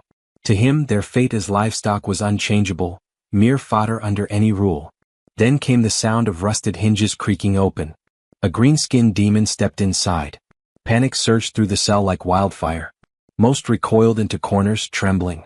All except one. Young Zephyros remained seated, his expression void of emotion. The green intruder, puzzled by this apathy, approached. Without hesitation, it seized him by the collar like one might handle poultry. Still, the boy's demeanor remained unchanged. Just as the creature drew its blade, an explosion of motion ended its advance. Kratos had arrived, silent, lethal and filled with fury. In an instant the green demon's skull was pulverized, collapsing like overripe fruit under pressure. In the aftermath, Kratos questioned the boy's lack of fear. Zephyros responded with startling calmness. He confessed that fear had long left him, and perhaps death would be more merciful than an existence spent in dread. Their struggles felt meaningless, just cattle awaiting slaughter. There was no use in delaying the inevitable. That blunt honesty struck a chord within Kratos. With a rare smirk, he recognized something familiar in the boy's bleak clarity and extended an invitation. From that moment, Zephyros became the demon record keeper. That day Kratos made a vow to break the cycle of internal predation that plagued their kind. In the present, Zephyros now witnessed a once revered demon lord, one not defeated by force but by the weight of remorse. Rather than speak, he simply moved. Without a word, he grabbed a hoe and began tilling the earth. This subtle defiance caught Hartok's attention. He understood. Orders rang out. The field transformed into action. No war cries, no blades, just hands and tools. The demons, hardened from countless battles, responded to a different call now, one of soil, sweat, and solidarity. Their chants became rhythmic, echoing their new resolve. They sang of plowing through hardship, of oxen moving slow but steady, and of calloused hands pushing through resistance. Kratos, watching in silence, slowly grasped their intent. They had not been broken, they were ready. His eyes sparked with realization. Assignments were given with purpose. One unit would seek out every viable potato. Others prepared tools, sliced seed potatoes, aligned rows, raised soil beds. Zephyros would ensure the blades remained spotless. Hartox would take command of the front effort. Agerat was sent to gather all equipment. Kratos, filled with renewed conviction, raised a clenched fist. Their unified response echoed, a declaration of purpose, of harvest. Among them, Baal charged like a beast of burden, rope clenched between teeth, dragging a plow with raw, unfiltered strength. The image struck Kratos deeply. In that instant, the act of farming revealed itself not as mere cultivation, but war. Against drought, against blight, against failure. Elsewhere, Flute discovered a tiny sprout. Her expression radiated wonder, as if she had unearthed a priceless gem. Declaring it valuable, she lunged for it. But it wouldn't budge. Still tied to a post like a scarecrow, Raster mumbled suggestions half-heartedly. Just when she nearly gave up, another hand joined hers, Agerat's. Together they heaved. From the stubborn soil emerged an enormous root cluster, a potato so massive it could rival a final boss. In a cruel twist of irony, it landed squarely on Raster's face. Flute beamed with accomplishment, and Kratos turned at the commotion. His expression froze. What lay before him wasn't imagined, it was a real potato. Enormous, healthy, and alive. He was speechless. The soil, once barren, had come alive. The explanation came to him suddenly. After the defeat of Planus, faint sprouts had begun appearing. It all made sense. The walking colossus of a forest had redistributed nutrients into the land through its very collapse. Without hesitation, Kratos ordered a full excavation. The farmland burst into activity. Reports of colossal tubers echoed from all sides. A farmer lifted one that nearly needed transport clearance. It was undeniable. The soil was overflowing with bounty. Cries of discovery rang out. T-Bone, ever relaxed, lounged atop a potato the size of a cart, licking it like a sun-warmed treat. Tough demons, once warriors forged in brutality, now danced in joy, arms full of produce, faces beaming like children in spring. Zephyros, voice shaken with emotion, glanced toward Kratos with a question that needed no answer, asking if this is a bountiful harvest. Kratos held the massive crop in his arms. His gaze softened. The weight was real. His voice, usually stern, carried warmth. Tears welled up, not of sorrow but relief. Around him, laughter broke out, unrestrained and pure. And so it was. Against all odds, with hands once trained for war now sowing hope, they had achieved what once felt impossible. A true, bountiful harvest. A harvest awaited, one where hunger would no longer shadow their lives. Within the newly established demon stronghold, Kratos, bearing the title of Demon King, examined a cluttered assortment of makeshift reports pinned to a worn-out board. His gaze was sharp, expression solemn, as he reviewed the current status of the Forsaken regions. The first territory, labeled with a solitary star, Sartl. Its ruling lord had made the mistake of rebelling, an error swiftly met with destruction. Adding to the fortune, once the heart of Frost ceased to pulse, his followers had disappeared like unpaid apprentices on the eve of a festival. The area now lay deserted, an open canvas for any ambitious settler armed with determination and a shovel. Next came the two-star zone, Planus's former domain. The death of its master left his scattered forces in complete disarray. Unsure of their moral compass, they wandered aimlessly, like forgotten side characters abandoned mid-quest. Then there was the third-star domain, Raster. An individual whose most notable legacy involved acting as a literal lightning rod. Oddly enough, perhaps his most meaningful contribution to date. Kratos considered retribution for past disobedience, but it felt akin to blaming a hamster for steering a sinking galleon. The final and most complex, the four-star territory, was home to a serpentine figure known as Tartu. In the original game framework, Tartu had proven trustworthy, which, within demonic standards, implied he was unlikely to commit betrayal that particular day. Kratos weighed the idea of mobilizing reinforcements from regions 2 and 4. These areas remained relatively stable and responsive. However, expanding forces meant escalating logistical demands, additional supplies, more mouths, and the ever-growing challenge of managing resources, particularly meals. Until the next yield, caution was necessary. Zephyros, known also as Ender Zephyros and now a demon monarch in his own right, provided an update. Mass stew production had commenced under prior instructions. Kratos acknowledged the report with a rare glint of satisfaction and ordered that the food vouchers be organized accordingly. At that moment, a subordinate rushed into the chamber, announcing that standby communications had been dispatched to each territory. This piqued Kratos' attention. Were they complying? A brief hesitation followed. The 4-star district, it appeared, was not responding. Tension flickered in Kratos' expression. Why the disobedience? The messenger, wide-eyed and clearly bewildered, offered no reason. No explanation had been given. With evident restraint unraveling, Kratos leaned forward. The messenger hadn't even asked? And worse, ask whom exactly? The situation frayed further. Kratos, now stretching his wings with irritation like a worn warrior returning reluctantly to the battlefield, struggled to comprehend how basic inquiries had gone unmade. His thoughts spiraled. This was equivalent to dealing with bureaucratic buffoonery, where forms were submitted in crayon and logic abandoned ship. Zephyros, ever the harsh observer and unsparing commentator, noted how Kratos, despite his current air of benevolence, remained wholly and unmistakably a demon king. A visage so hideous that even time itself would struggle to produce anything more grotesque. Kratos, though calm on the surface, recoiled inwardly at the idea that something even worse could one day emerge. Attempting to bring order back into the conversation, Zephyros inquired about the servants. Had they offered any insights? Where was the Fourth Lord? The truth landed like a bolt of divine punishment. The Fourth Lord had crossed into human territory, amassing bodies for agricultural use. Outwardly, Kratos maintained his composure. Internally, however, he was erupting with alarm. That specific scenario, etched into the game's history, was the trigger. A moment not of balance or challenge, but of utter devastation. The ancient paladin, a harbinger of annihilation, would be awakened not by intention, but by invasion.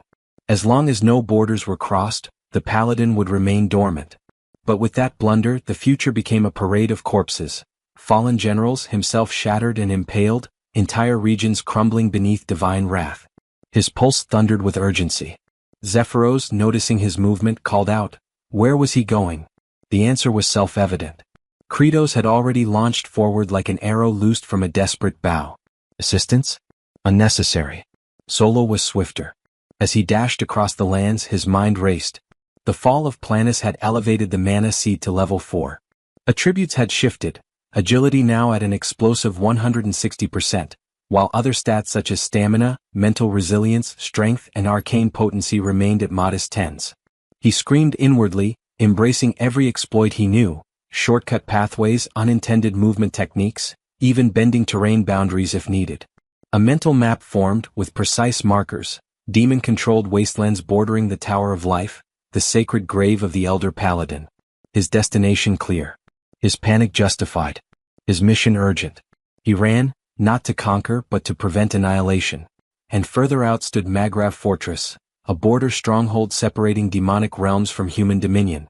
Perched atop the fortress walls, one sentinel narrowed his eyes and raised a hand to signal. Recognition flickered as a familiar figure approached. Another watchman leaned over the parapet, noting the presence of only a single disheveled attendant and an assortment of odd-looking travelers. Below, the fortified gates creaked open. From within strode Commander Wokos. The report came swiftly. Envoy Azrahan, also known as Javier, returned from the wilds looking worn and hollow-eyed. His explanation was simple. A monstrous horde had begun to stir but hadn't even crossed into demonic territory before retreating. He acknowledged the outcome as yet another failed expedition into enemy lands, just like the rest. The soldiers were permitted to rest. As Javier and his companion Lloyd made their way toward the inner gate, a sudden metallic clash halted their steps. Kimchi stood silent as the mood shifted. Wokos's gaze turned glacial, reminding all present of the rule. Only those who had once left could return. Javier's pulse quickened. He attempted to defend the old man's presence, claiming the aged one had rescued him in the lawless zone and posed no danger. Yet Wokos remained unmoved. Before tensions rose further, Lloyd stepped forward, donning his most charming merchant facade, and pulled a glittering bribe from beneath his coat. The gesture backfired catastrophically. With a punishing blow, Wokos struck Lloyd so violently that his future lineage might have felt it across generations. The commander's fury ignited, and his accusation struck deeper than the slap itself. What followed escalated swiftly. The blade that had stopped them now hovered dangerously close to the old man's throat. A demand was issued, the cloak must come off, and if there were even a hint of treachery, death would follow. Javier inwardly panicked. He knew that whatever lay beneath the fabric would bring disaster. H turned his gaze slowly toward Lloyd. The moment stretched, and then something erupted. A pressure flooded the air. Killing intent, thick enough to cut through steel, surged from the cloaked figure. The world seemed to pause. Even Woko's faltered in that instant. A horn sounded. Sirens wailed from every tower. A sentry screamed from above. The enemy was here. Beyond the gates, a nightmare force advanced. Giants of flesh and scale, row upon row of demons, forming a living wave of horror that darkened the land. Orders barked through the wind. Lines of defense scrambled into motion. Among the chaos, the supposed servant stood unmoving. Within his mind, something stirred, a familiar sensation like a buried prompt from an old game. Detection of hostile units, directive to eliminate. Outside the fortress, chaos reigned. Huge logs slammed into the gate with thunderous impact. Archers fired volley after volley from the walls, arrows slicing through the sky. But the enemy struck back with crude ingenuity, stones tied to ropes, flung like siege hammers, smashing barriers and skulls alike. It was less a battle and more a construction site gone mad. The main gate creaked under relentless pressure, wood splintering with each ram's hit. Inside, civilians cowered in corners, eyes wide, breath shallow. The aged instinct screamed to act, centuries of battle reflexes flaring. Past incarnations, all ending in blood, all forced into violence. His hands twitched, yearning for a weapon. If not for Javier's restraining grip, those hands would already be tearing through the enemy. But this time was different. The old warrior scanned the room, families, the elderly, even children, paralyzed with fear. Perhaps now was not the time to flee but to fight. Then the moment broke. A wooden groan echoed louder than before, and the gate collapsed inward with a final, devastating crash. The flood began. Demons surged through the opening, claws, teeth, war cries. At the head marched a serpentine monstrosity, Tartu, weapon raised, issuing his command to raise the defenders and turn their corpses into fertilizer. Commander Woko's shout split the chaos. He called for the destruction of the rear bridge. A soldier hesitated, stunned. The commander's eyes burned with desperation. Death was inevitable, but the homeland had to be protected. No demon could be allowed to cross. The order flew, and in moments, the rear bridge detonated into a storm of debris and smoke. Any escape was now severed. Javier's complexion turned ashen, lips dry. He could hear the explosion ringing in his skull. The bridge was gone. Lloyd beside him turned a shade paler, nausea clinging to his features like sweat. The grim truth settled, there would be no escape. Among the defenders, one cried out in despair over dreams unfulfilled. Without warning, a cataclysmic blast ruptured the air. A segment of the outer wall shattered next, sending stone and dust cascading into the chaos. Tension turned instantly into bedlam. Shrieks filled the air, bodies scattered in all directions, many stumbling in blind panic. Amid the frenzy, a colossal demon surged from the ranks, its massive hand descending into the sea of people to snatch a young girl. Her shrill cry pierced the air, matched by the agonized scream of her mother. Instinct seized Javier. He sprinted forward, but was immediately halted by a firm grip from Lloyd. Meanwhile, the kimchi remained still, entirely composed. A moment later, the demon's torso simply vanished, erased in an instant as if sliced from existence. The child plummeted from the severed grasp, but Javier broke free, diving through the smoke to catch her midair. He cradled her during the roll, absorbing the impact. Even Lloyd stood stunned, struggling to comprehend what had just unfolded. Above, Kimchi descended, his cloak catching the wind in a silent display. His gaze swept the battlefield until it locked onto Tartu. With no sound but the whisper of fabric, Kimchi landed directly in front of him. There were no theatrics, no glowing runes or swelling music, only a solid thud as his boots met the ground. Tartu's eyes narrowed, puzzled by the Kimchi's attire. The outlandish clothing seemed out of place, almost comical. Kimchi remained unshaken, projecting calm authority as he attempted to de-escalate. Tartu, amused and defiant, dismissed the Kimchi's authority entirely, questioning what he could possibly do in such garb. What followed was silence so tense it pulled the air taut. Kimchi didn't so much as blink before delivering a threat with the cold finality of a closing tomb. The atmosphere shifted like a storm front arriving, weighty, electric. Tartu let out a low snarl, lifted his weapon and lunged. Kimchi didn't budge. His head tilted slightly as though listening to an inner voice. Deep in thought, he questioned whether this confrontation was inevitable. Resolution settled into his bones. There would be no more hesitation. In that instant, his eyes flared with chilling focus. Before Kimchi could react, Kratos delivered a powerful hit, creating a dramatic entry. The decision was made, he would become the blade against his own kind. His foot struck with sudden ferocity, colliding with Tartu's neck. The demon's weapon spiraled away, landing far beyond the skirmish. Kimchi stood impassive, unreadable, as Tartu skidded across the earth like discarded rubble. Not far away, Kratos, the current Demon King, watched in mounting panic. Sweat poured down his temples, his thoughts unraveling. This unexpected appearance of his other self had sent his mind into chaos. Breathless and overwhelmed, he felt as though he'd sprinted headlong into a nightmare. His gaze locked onto Kimchi, internal dread rising. Why had this version chosen now, of all times, to appear? Tartu, dazed and battered, turned his gaze toward Kratos. A flicker of recognition passed through his eyes. He attempted to speak. Kratos answered not with words but with a savage stomp to the face. Rage poured from him as he delivered blow after blow, his fury a physical storm. It wasn't just violence, it was punishment, frustration, desperation. Questions spilled out in angry bursts. Why the insubordination? Why wage war against humanity? Tartu weakly attempted to justify himself, claiming rank, but another crushing strike silenced him. Kratos barely paused, turning only briefly to glance at Kimchi before unleashing another round of furious kicks. Each strike carried not just power but disbelief. They had worked for peace. They had built something stable, quiet lives in hidden fields, trying to exist like harmless vermin beneath notice. That was the agreement. No bloodshed. Just survival. And now, because of one reckless act, everything teetered on collapse. Beneath the rage, what truly gripped Kratos was fear. He silently pleaded for leniency. Just this once, just this one mistake, he hoped would not bring ruin. Let the demons live. Then Kimchi finally spoke, breaking the silence with a revelation that froze Kratos in place. Recognition had struck.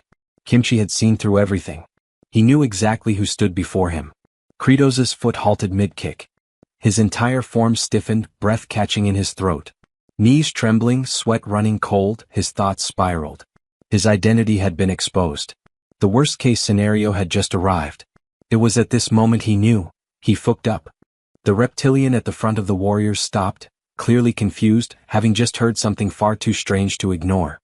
He looked back to where aged Kimchi and Kratos were, with the reptilian king lying on the ground. But the distance made it impossible to understand the conversation. Suddenly, Kratos seemed to have made a life-or-death decision. His body leaned forward as if about to attack with full fury. Aged Kimchi kept an impassive expression while Kratos suddenly took a step, then drove his horns into the ground, leaving both reptilians and warriors equally perplexed. Kratos was in a position far from dignified for a demon lord. Upside down, with his claws and horns embedded in the earth and his rear proudly pointed toward the sky. Aged Kimchi watched the scene, unsure whether what made him more uncomfortable was the situation itself or the fact he was staring at Kratos' rear. The reptilians tried to process what they were seeing. One noticed the enemy didn't know how to react, while another wondered if this was the demon lord's newest and most intimidating threat pose. Aged Kimchi looked at Kratos and asked what he was doing. Kratos remained in that position, explaining that he was performing a bow, a gesture expressing extreme gratitude or an apology. He stated that, as demon lord, he had no intention of invading the human world, and that his subordinate had acted on his own, which was why he came quickly to contain the situation. The hero doubted Kratos, questioning if he really thought anyone would believe the words of a demon. Kratos began driving his horns into the ground repeatedly, asking to be believed and promising to apologize dozens, even hundreds of times, until his horns were completely worn down. A little farther away, one reptilian thought that act of tearing the ground with his horns was a threatening stance, like that of a bull. Another thought it was exactly what was to be expected from a demon lord. Kratos thought about how pathetic and shameful he must look, but knew that if he didn't do it, all demons would die. Sweat ran down his face as he clenched his teeth, determined to act as a responsible leader. He remembered that when he was a child, he once saw a worker kneeling before his superior, with his forehead almost to the ground, begging for forgiveness. The superior, with a cruel smile, mocked him and made it clear it would not end anytime soon, even threatening his reputation. Kratos had decided he would endure any humiliation if it meant protecting his people. Back in the present, he kept striking his horns against the ground countless times without stopping, opening holes in the dry earth with each blow. Aged Kimchi watched the scene with a steady gaze, stating that all of it was useless and that he existed to kill him. With a grim expression, Aged Kimchi raised his heart-shaped wand, determined to end Kratos right there and then wipe out the remaining demons. However, Kratos made no attempt to defend himself. He simply continued slamming his head against the ground with force. That echoed in the hero's mind, that he should kill them all. Until Aged Kimchi stopped, noticing a strange pattern in the demon lord. The hero realized that Kratos had been hitting his head on the ground exactly 10 times, then making a brief pause and then another 10 strikes. It felt oddly familiar. Then he had a revelation. The Call of Duty bore a resemblance to Kratos. While scouring the demon's land, he always did everything in sets of 10. Before stepping into a trap, he would count 10 times. Even when doing some odd, meaningless act, it was always intense, repeating the pattern as if following an invisible command. Back to Kratos. He looked regretful, pleading for mercy with such emphasis that it completely contrasted with the usual demeanor of a demon lord. Aged Kimchi stood there, surprised, keeping still while Kratos remained kneeling, head bowed before him. In his thoughts, he questioned why the Call of Duty had presented itself in the form of the demon lord. Feeling lost, he told Kratos to stop it. Kratos lifted his sweaty face toward him, and Aged Kimchi merely muttered for the demon to disappear, warning that he was one step away from losing his patience and killing him right there. To Kratos, that threat sounded like a relief, making him smile. Quickly, he picked up the reptilian king of the 4th region and placed him over his shoulder, thanking him in an emotional tone and promising never to forget that gesture for the rest of his life. Then he ordered the other reptilian demons of the 4th army to retreat immediately, shouting for everyone to withdraw quickly. The reptilians were confused by the sudden turn of events, not fully understanding what had just happened, but they followed the demon lord's order without question. Kratos led the way, carrying the reptilian king on his shoulder, followed by the other reptilians advancing with swords in hand. Meanwhile, Aged Kimchi remained still amid the cloud of dust raised by their rush. The reptilian king lifted his head, beginning to regain consciousness, and saw Aged Kimchi's back as he stood apart from the group. In a burst of fury, he broke free from Kratos and charged with determination toward his target, claws aimed at an enemy who seemed unaware of his presence. Kratos tried to stop the attack but failed. Aged Kimchi, with minimal effort, extended his arm to push the opponent, and thanks to his overwhelming strength, that simple gesture was enough to shatter and sever the reptilian king's arms, hurling him violently toward the Rocky Mountains. Kratos, standing behind the other reptilians, watched the scene in disbelief, his hand still raised in a motion of attempted intervention. Soon, the heavy, dull sound of the reptilian king's body smashing against the rocky wall echoed, followed by the impact of his arms falling separately to the ground. The king's blood slowly trickled down the mountain as Kratos watched, body trembling and sweat dripping down his face. Aged Kimchi's bright blue eyes were fixed intensely on him. Horrified, Kratos felt a whirlwind of negative thoughts flood his mind. Aged Kimchi acknowledged that this decision had not come from Kratos, but from someone else. Without another word, he tossed his cape back and began to walk away, leaving a clear warning that if Kratos so much as showed his horn in the human world again, he was certain he would kill him. Kratos grew tense at those final words and remained still, staring at the hero's silhouette as it grew more distant. The scene shifts back to the wall that separates the village from the surrounding Rocky Mountains. Ryjav, surprised to see Aged Kimchi, asks what happened to him.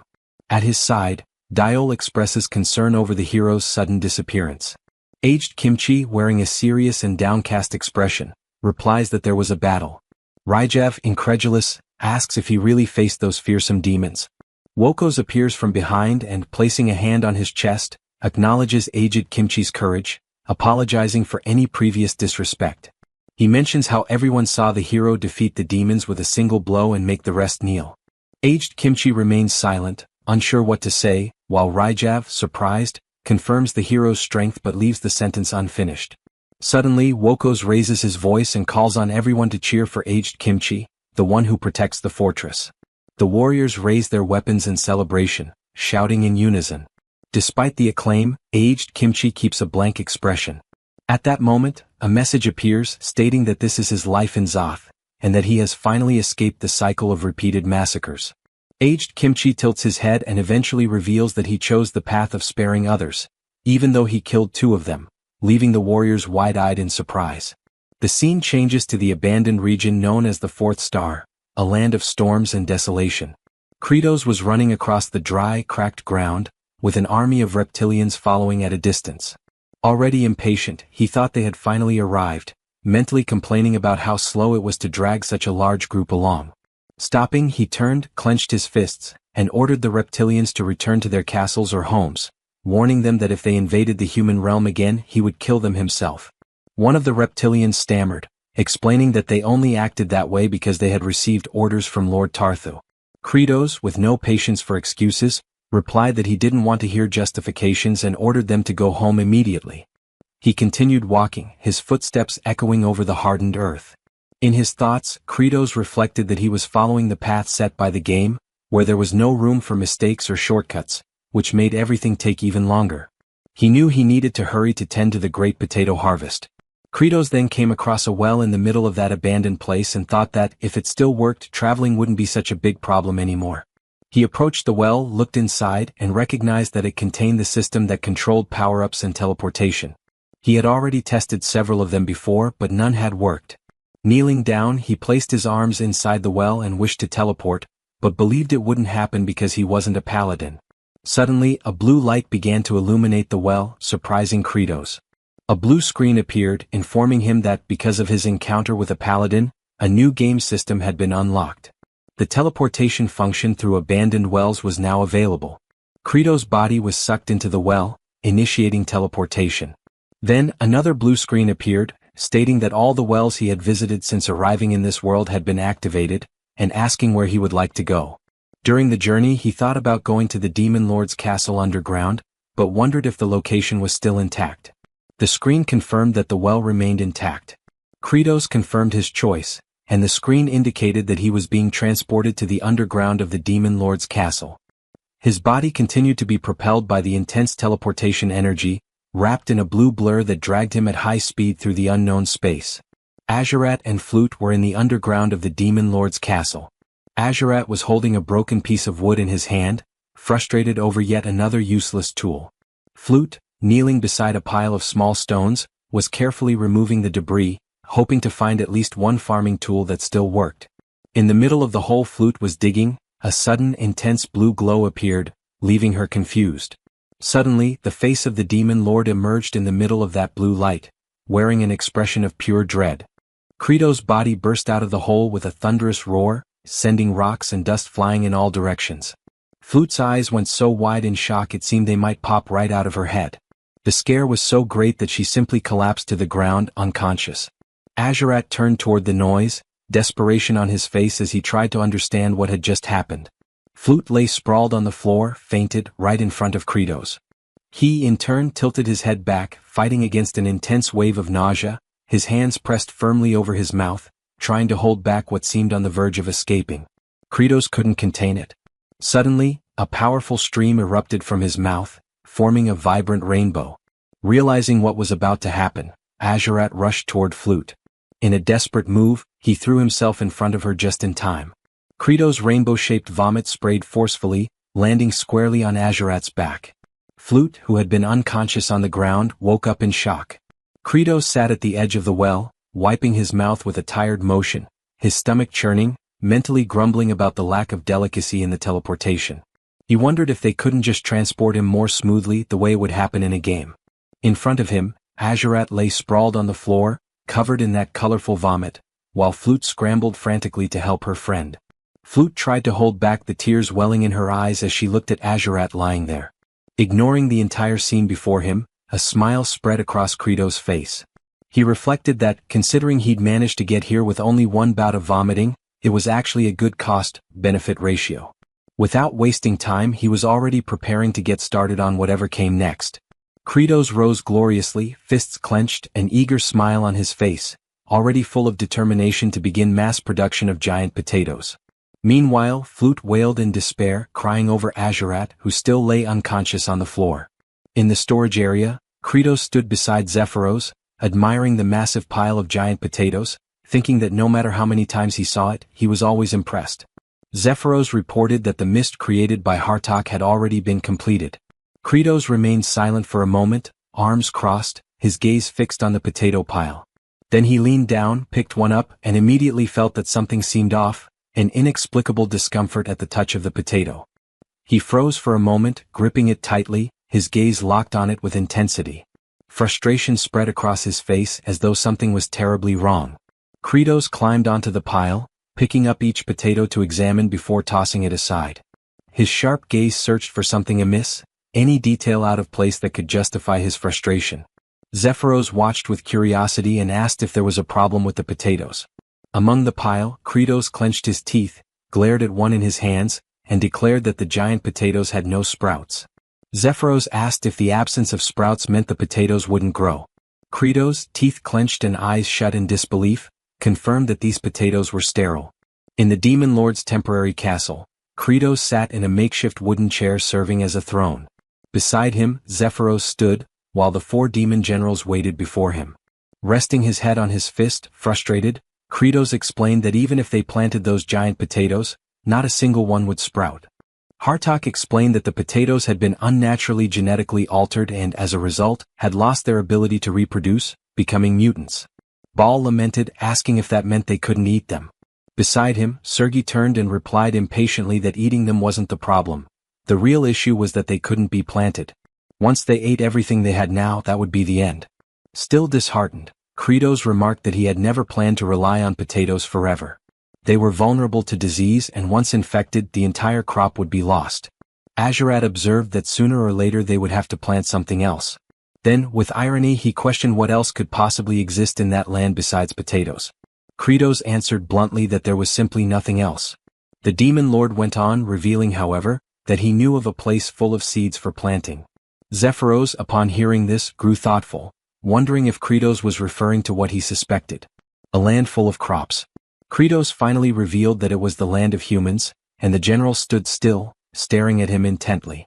Baal burst out in excitement, imagining invasion, plunder, and another full-scale war, while Sergei, irritated, shouted back at him, trying to get him to calm down and contain his enthusiasm. Then, more serious, Sergei turned to Kratos and noted his dejection, recognizing that no one hated war more than the Demon Lord himself. Kratos began giving orders to each of them. He instructed Zephyros to immediately begin construction of the giant Chuno and ordered him to remain there to assist Hartok's team of farmers, helping to manage them. Then, turning to Sergei, Baal, and Azurat, his expression shifted completely, now terrifyingly eager, as he announced that they would go to the human lands, sell the Chuno, and use the money to buy seeds. He remembered the problem that was aged kimchi and thought that as long as they didn't run into him, everything would be fine, and even if they did, he already had a plan ready. Kratos already had a contingency prepared should his plan fail. His commanders stood frozen, unable to process the sheer boldness of what he proposed. Zephyros, in particular, believed that Kratos had completely lost his sanity and questioned why such absurdity was even being considered. Pointing toward the 3 generals selected for the mission, he highlighted the glaring weakness in the strategy. He remarked on Bahal, emphasizing how monstrous his appearance would seem from the perspective of any human. His assessment continued with the hooded Azurat, whom he described as a walking omen of disaster, resembling a serial killer with unnatural skin. Finally, his scrutiny landed on Sergei, whose armored frame and pallid complexion gave him the appearance of a frostbitten human-octopus hybrid plagued by illness. In Zephyros's view, no human would hesitate to brand them as demons and attack without warning. The blunt words sparked outrage. Azurat and Sergei seized the advisor with fury, though he defended himself by claiming he had spoken only the truth. Azurat's temper flared, making it clear that silencing him permanently would be an entirely reasonable course of action. Bahal interjected, insisting that Zephyros's assessment was accurate, claiming he alone looked normal among them. Azurat, however, was quick to counter, declaring that his fiery hair made him resemble a demon more than any of them. The hooded figure scoffed at Hartok's lack of self-awareness, labeling him as nothing more than a corpse-like husk compared to his own supposed elegance. Sergei, amused by the chaos, remarked that they all resembled boiled fish. This sparked an eruption of insults, with the others turning on him, mockingly reminding him that he was the one likened to a sickly octopus. The quarrel escalated rapidly, devolving into an undignified brawl across the floor. Kratos observed the disorder with his chin resting on his hand, silently reflecting on their fragile egos and how pitiful their squabbling truly seemed. A simple gesture from his raised hand was enough to bring the chaos to a halt. Attempting to ease the tension, Credos offered a mocking remark about their lack of attractiveness, implying none of them were worth showing off in the first place. The room fell into dead silence at the jab, but Credos considered the awkward stillness a victory, since it restored order.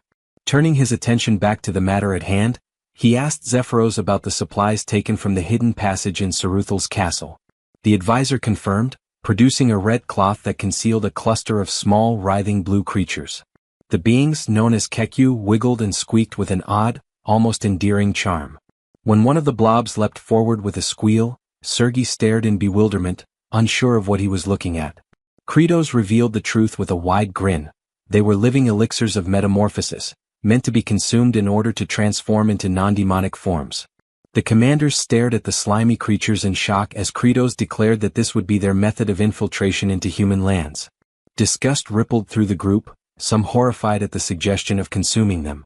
Credos, dripping with sarcasm, retorted that they surely had not expected the blobs to be applied like ointment.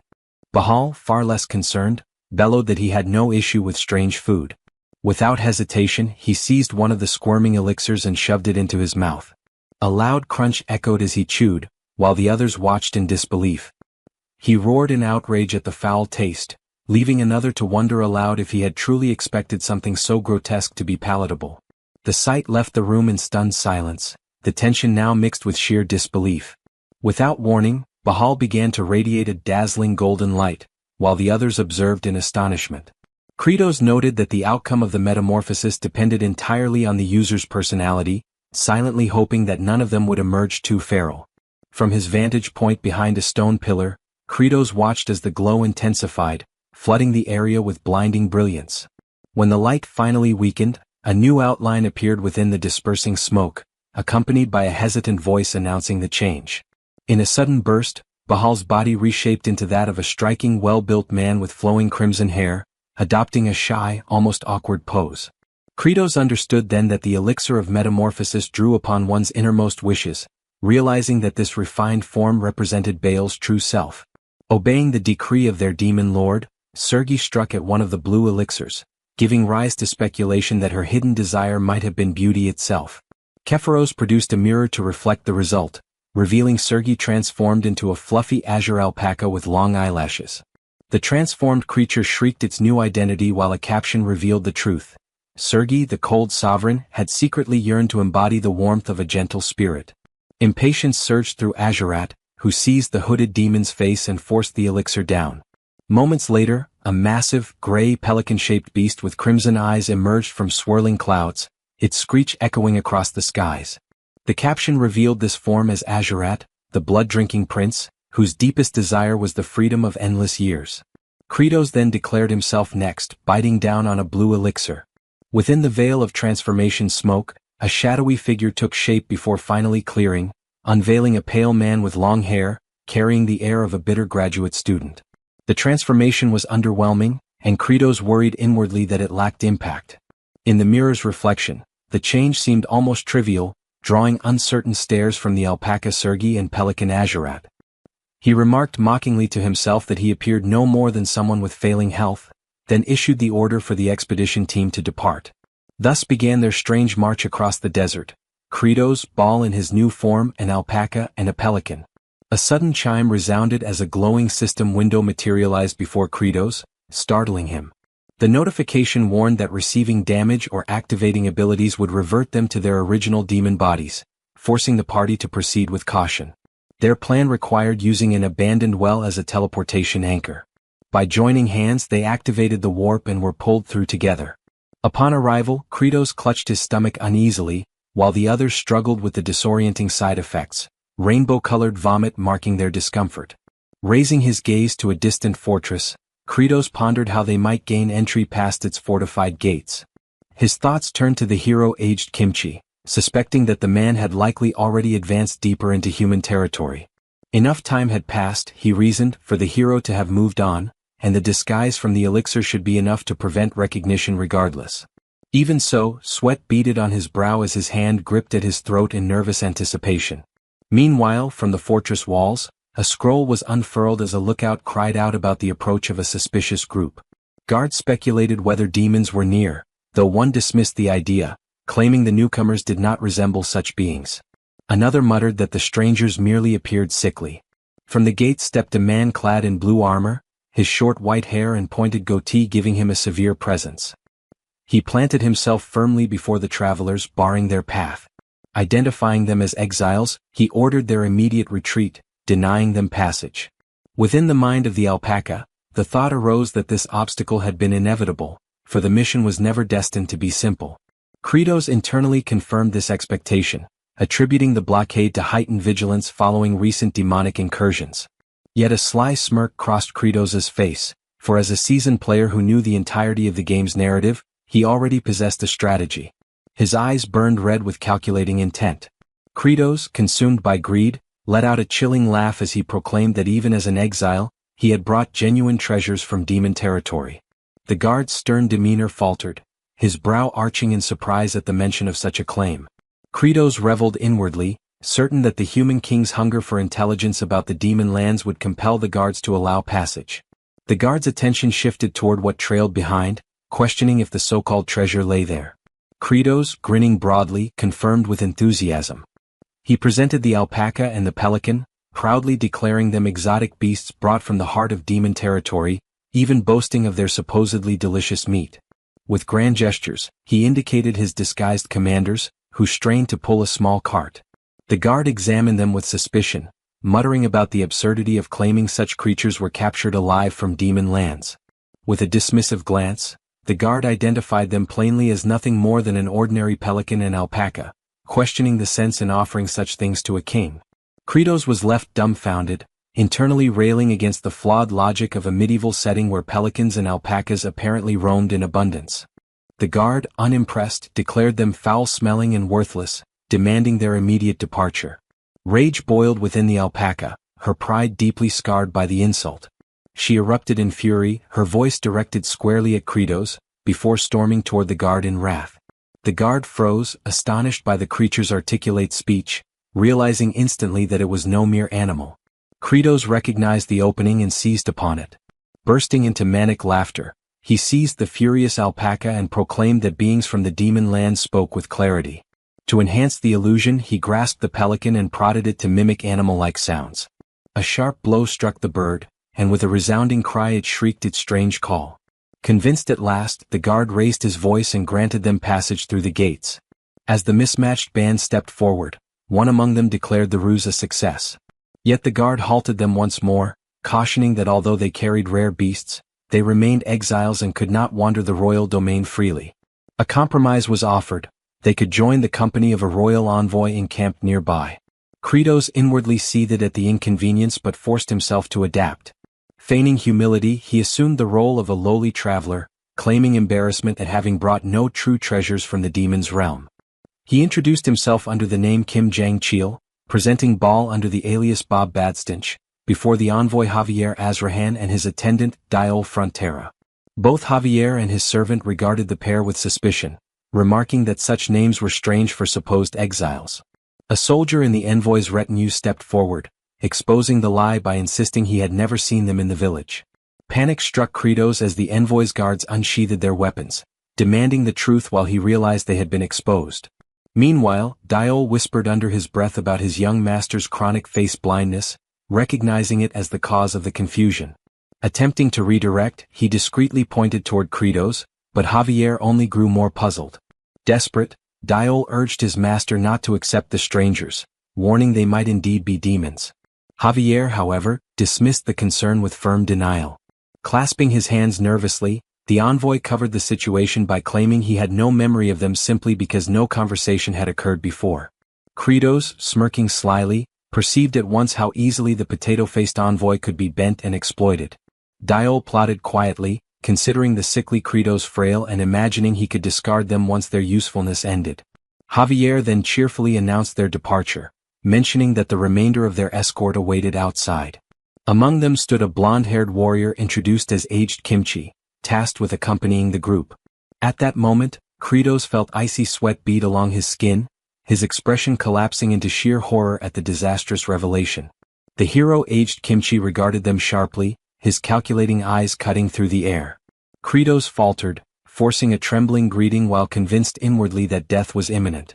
To his astonishment, Aged merely remarked on his ill appearance and advised him to look after his health. Stunned into silence by such unexpected courtesy, Kratos could only gape in utter bewilderment. As Javier proclaimed the beginning of their journey toward the capital, the newly assembled company set out together. He silently marveled at the fact that aged Kimchi had failed to recognize him, proof that the elixir of metamorphosis had fulfilled its purpose. Yet the hero's sharp eyes still lingered on them, carrying the weight of suspicion. That evening the combined parties, the demons in disguise and the envoy's retinue, gathered around a crackling fire. Kratos inwardly trembled, realizing the peril surrounding them. A single strike would shatter their altered forms, leaving them doomed before the hero's strength. His mind raced, deciding he had no need to continue all the way to the capital. Simply selling the Chuno and abandoning these humans would suffice. Aged Kimchi's gaze flickered with unease, as if he sensed something unnatural. Kratos felt dread tighten his chest, cold sweat beating across his skin. Forcing a strained grin, he attempted to appear harmless, though the crushing weight of the hero's stare drained his body of strength. Making his decision, Kratos resolved to flee into the night with his subordinates. Beyond the tents, Sergi in her alpaca form and Azurat in the shape of a pelican slept soundly. Kratos shook Baal awake, who muttered complaints about losing precious beauty rest, which only earned the demon lord's scorn. Together with their companions, they quietly prepared to vanish into the darkness. Moving cautiously through the encampment, Kratos concentrated on their escape. Suddenly, Sergi broke the silence, speaking clearly and startling him, admitting it had taken effort to master speech in her new body. Grimly, Kratos dismissed the humans as irrelevant now that the fortress lay behind them, though unease gnawed at him, knowing their mission must be completed before exposure doomed them all. Their stealth was cut short when aged Kimchi appeared suddenly, outlined against the silver glow of the full moon. An eye patch now concealed one eye, his expression unreadable as he stood barring their path. Kratos let out a horrified cry, realizing the entire plan had collapsed. Meanwhile in the wastelands Hartok encountered an army that had been left without a leader. Before he could even grasp the reason for their presence it became clear that they sought shelter. The situation grew worse when another army appeared with the same intention. And it did not end there. Hartok and Zephyros soon found themselves with no way out. In Kratos' absence the responsibility to act fell on them. That weight drove Hartok into panic. Back with Kratos and his group facing Aged, they are confronted about their true identity. Kratos panics trying to explain, but Baal reassures him saying he can neutralize Aged if Kratos allows it. Kratos grows even more anxious at such recklessness, pleading with Baal to notice that it is Kimchi standing before them. At a closer look Kimchi does not seem so powerful, yet at first he appeared frightening even to Baal. Kimchi interrupts, warning that he can hear the two of them. Kratos freezes in fear. Kimchi reflects on the reasons behind Kratos taking such a path and why the summon of duty remains at peace with it. He seeks the hidden truth within Kratos' actions. Kratos then devises a plan, saying he came to offer a tribute to the king. This surprises Kimchi. Kratos explains that their land lacks food and they must find a way to cultivate. For that reason they carry spices in the cart. He reveals these spices are called chunos and he intends to sell them to buy vegetable seeds, trusting that Aged will understand. He justifies his secrecy by saying the capital is too far away, so they aimed for the nearest city to trade. Kratos then plays the victim, begging Kimchi to let them leave without trouble. For a moment the two stare at each other. Kimchi thinks to himself that Kratos is hiding something. Yet he knows the demon lord did not lie. He also knows demons devour humans due to the lack of food. Decided, Aged finally speaks. Kratos hears that he was understood yet cannot simply walk away. The reason is that Azrahan promised Kratos would deliver the tribute and such cannot be undone. The agreement is simple. Kratos must first stop and act as a merchant. Then he must fulfill the promise and head to the royal capital. Kimchi also reminds him that the agreement includes the two creatures as tribute. Kratos laughs in relief, shocking the two victims as he fully agrees with Kimchi's stance. He even remarks that creatures like them are nothing but trash from where they come. Though he seems serious inwardly, he plans to shake off the hero at the first chance. The next morning Kratos is asked what chunos look like. He invites his new companions to see for themselves, explaining that they are giant cooked potatoes. He lifts part of the cloth covering them and proudly reveals them. The pair reacts differently, one with surprise, the other with indifference. The contrast grows clearer when the ugly one becomes irritated for showing disinterest, though he was obviously intrigued by the goods. Diol steps forward, telling Kratos to offer the chuno as tribute since they seem far more valuable. Credos answers in confusion, not understanding the interest in oversized ugly potatoes. Diol retorts that they are not merely big, they are enormous. Credos counters that if size alone mattered, the tallest man would be king. Azrahan jokes that Diol only likes the potatoes because they resemble his face. Diol fumes, swearing that one day he will grow rich and enslave Azrahan. The group then continues their journey. Inside his mind, Credos considers Diol's words, thinking he might gain something in return if he used the potatoes as tribute. Yet that is not the focus now. What matters is shaking off Kimchi's eyes. It does not take long until the group reaches their first destination. The city of Daparakia stands ahead. Everyone settles down except Sergei and Azurat. Time passes and they prepare for the sales. As they walk toward the marketplace, Azurat asks if Credos truly plans to offer them as tribute. Credos quickly denies it, calling it foolish to think he would give away his lightning rod. Azurat grows confused, believing their mission was already complete. Credos replies that he is only on a sabbatical. Sergei cuts the talk, sensing something strange. The place should be filled with merchants. Instead, the reality is grim. The market is emptier than the land of demons itself. Credos notices the situation. He thinks he arrived on a bad day in the middle of a shattered economy. He fears he will not be able to sell the chunos. Ignoring the worries, he decides to stick with the plan. The potatoes are laid on the ground. It is time to begin. He calls out to the crowd, announcing the sale. 1 for 22 for 30. Slowly people start to appear. Credos shouts with energy, pouring everything into his performance. Delicious and nourishing chunos. Bahal mutters that he feels ashamed of both the scene and the demon lord's attitude. Credos snaps, reminding him that they need food. There is nothing shameful in that. They are here because days ago they were cannibalizing one another. If this much shame is the price to prevent those days from returning, then so be it. Bahal has no argument left. He yields. Now both shout together to sell the chunos. Credos then turns to Sergei and Azurat, who were still standing idle. Soon all four of them are involved in the effort. Kim as a player reflects on isekai stories where adventurers often sell modern goods such as ice cream or fine dishes. Yet all he has is potatoes.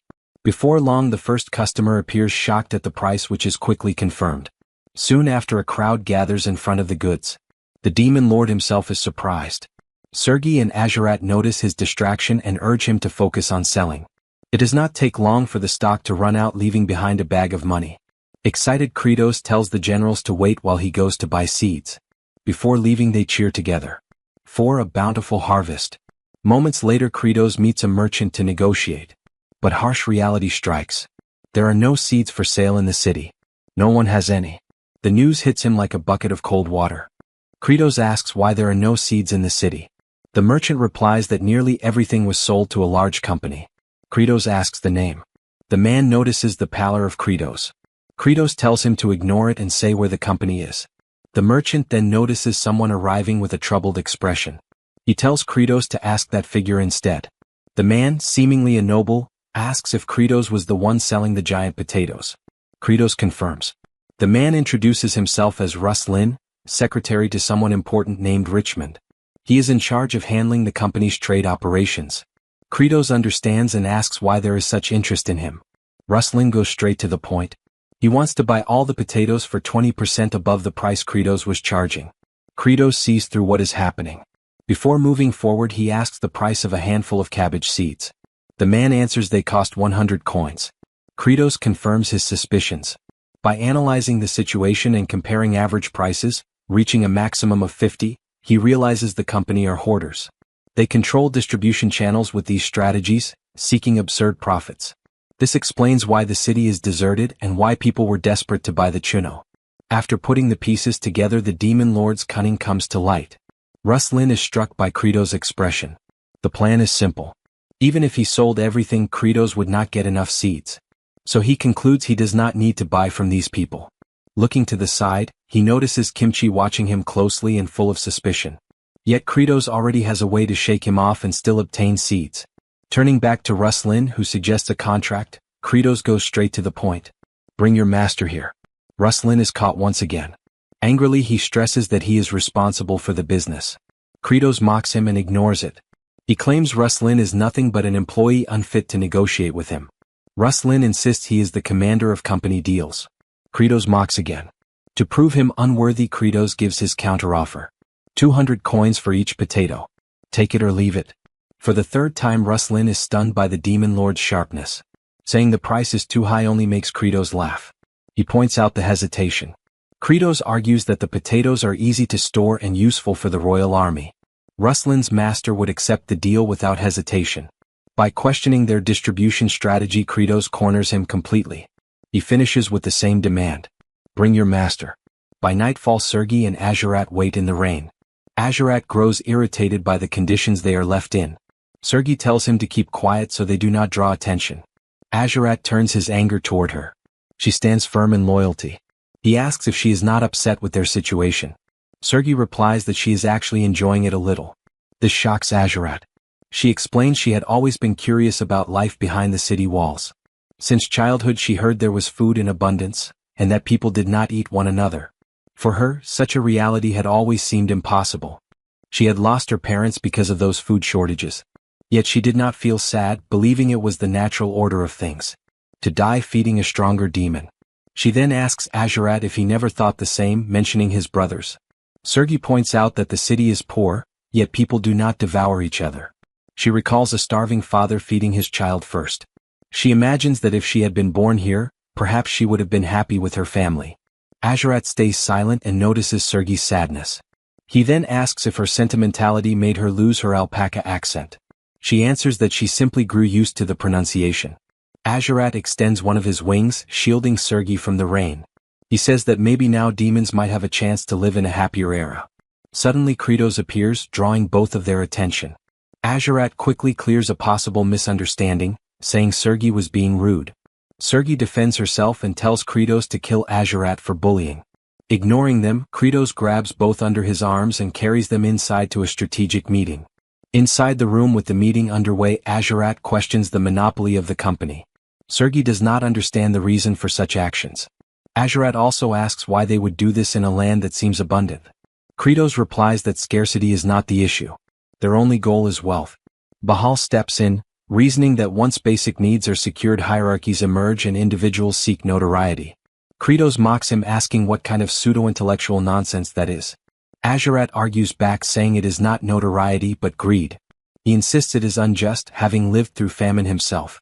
Sergei adds that this greed is a problem, reminding them there are still people starving, recalling her past as well. Bahal begins to feel uneasy at the injustice. Kratos then declares that even if they are disturbed by it, this is how humans are. All they can do is calm down and play by the rules. But not by human rules. Demons are demons. Their goal is to raid the human stockpiles. Meanwhile in the wastelands, a whirlwind of wind stood out among the mountains. The demons watched with strangeness at all that effort. Hartok was endlessly creating several whirlwinds, and the reason was not entirely clear. The workers talked, explaining that Hartok had requested gigantic stone pots and then began to create whirlwinds without stopping. Everyone watched while Hartok carried on with his secret plan. Finishing one whirlwind, Hartok collapsed from fatigue into a puddle of water. He realized the satisfactory result of what he had been doing. Lifting his head, he noticed that the people were idle. He shouted for everyone to get back to work, irritated that they were watching him as if it were a private show. Zephyros approached, saying Hartok was pushing himself beyond his limits. Looking at the broader picture, countless pots were holding the water generated by the whirlwinds, but the purpose was still unclear. Hartok then stated that there were many demons under his care, and there was a risk of them starving due to the low amount of chunos available. So, the plan was to feed everyone by cooking the chunos. Determined and wearing an expression similar to those of Kratos, Hartok would not allow any of the demons to go hungry. Zephyros and Tbone observed Hartok's determination. Zephyros wondered why there was a need to make a killer face after explaining such a charitable goal. Zephyros reflected on how everything had changed since Kratos had given the order to start cultivating. Now he saw a former cruel companion giving his life to provide food for others. He also wondered what could have driven Hartok to act with such intentions. But Hartok had only one thing in mind: the amount of praise and gratitude he would receive for his idea.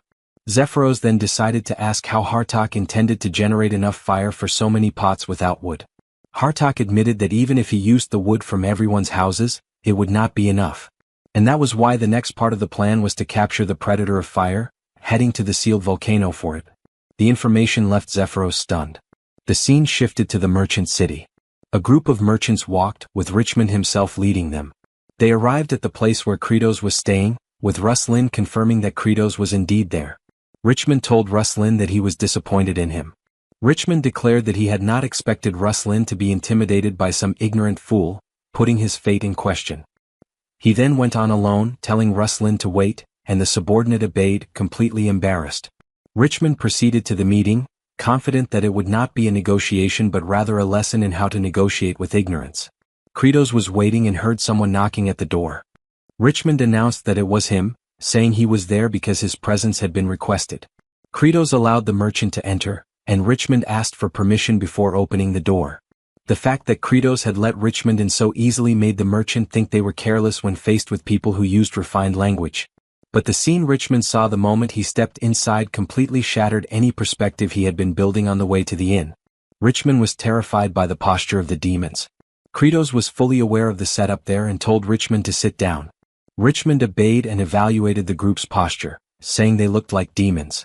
He turned his attention to the pelican and the alpaca, who looked like beasts but had human expressions. Each one was frightening in their own way, including Bahal, who was drooling. Kratos asked if Richmond had been informed about the offer made.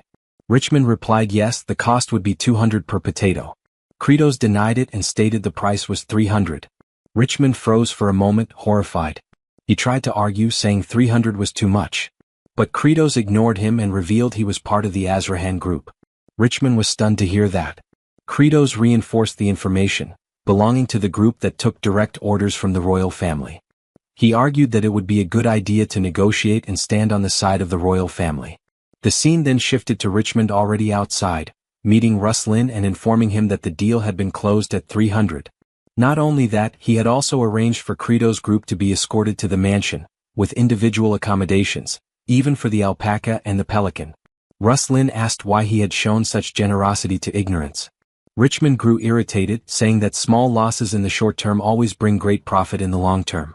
The truth was Richmond had closed the deal because he was afraid of Kratos' group. Inside the room, Bahal asked if it would not be easier to eliminate everyone and take the supplies. Kratos replied that if that happened, there was a chance their disguises would be undone, which could end in a war between humans and demons. The better option was to avoid fights and drain everything possible from them before disappearing. Kratos explained that Richmond needed 3 things to maintain a monopoly. The first was strong backing, someone to cover and support him. The second was a large warehouse, which Kratos still needed to investigate. Sergei interrupted, asking how he knew so much about negotiating with humans, almost as if he had lived in that world for a long time. Kratos paused for a moment. The answer he gave was simple. He knew because it was obvious, he was the Demon King. The 3 received the information and quickly accepted it, impressed. Outside the room, Kimchi overheard everything. He understood the plan to take everything from the humans. That was Kratos' initial plan all along. The scene then shifted to Richmond's palace. Azrahan and Diol were pleased with the accommodations Kratos had secured in the palace, but Azrahan questioned how it had been possible. Kratos explained that Richmond was very grateful for the sale of the potatoes and had granted not only the lodging but also gifts. Azrahan did not believe the potatoes could have such value because of their size, while Diol reminded him that the potatoes were not just big, they were enormous and should have been given to the king.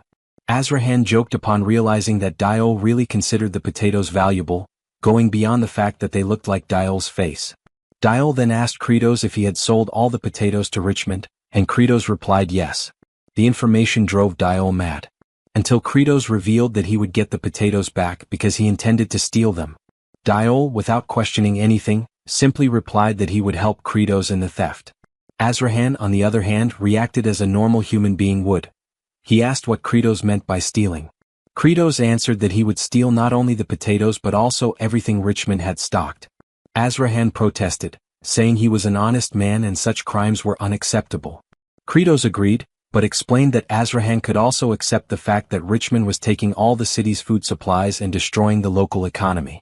Azrahan was left in shock by this revelation. The scene shifted to Ruslan driving the carriage loaded with potatoes toward the warehouse. He was then interrupted by Kratos, who approached praising how hard Ruslan had been working. Kratos knew Ruslan was heading to store the cargo, but asked casually. Ruslan replied yes and reflected that he could no longer stand the sight of Kratos' face. Kratos asked Ruslan to let him take a look at the warehouse, claiming he wanted to make sure they would store things properly. Ruslan refused, saying it was a secret location, but Kratos began insisting, wanting to go. Ruslan revealed that the method of storage was a trade secret, and Kratos retorted that a trade secret is my ass. The Demon King then threw himself on the ground like a spoiled child and repeated endlessly for Ruslan to let him go. Tired of the scene, Ruslan ordered the man to keep driving the carriage. Kratos noticed the command and ran to the front of the carriage, blocking the man's path. Everyone gathered to try to drag him out of the way, but Kratos resisted with all his strength. From a room window, the generals watched with disgust at what they saw. Sergei revealed he never wanted to call Kratos the Demon King again. Azrahan also watched as Kratos was lifted up, singing an improvised song whose lyrics begged to be taken to the warehouse. Azrahan was ashamed of being associated with that creature. Diol, however, said that Kratos was a true man, leaving his companion confused. Diol reasoned that throwing away all dignity for the sake of the city's residents was something of value and should be taken as a lesson. Azrahan reflects on how confident Kratos once was, yet now he is being driven away. He recalls the conversation where Kratos explained that he wanted to punish the merchants by giving Azrahan evidence of their crimes, so he could take it to court.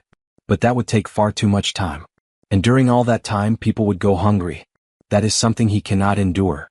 For this reason, Kratos needs Azrahan to understand and help him return to the people what belongs to them.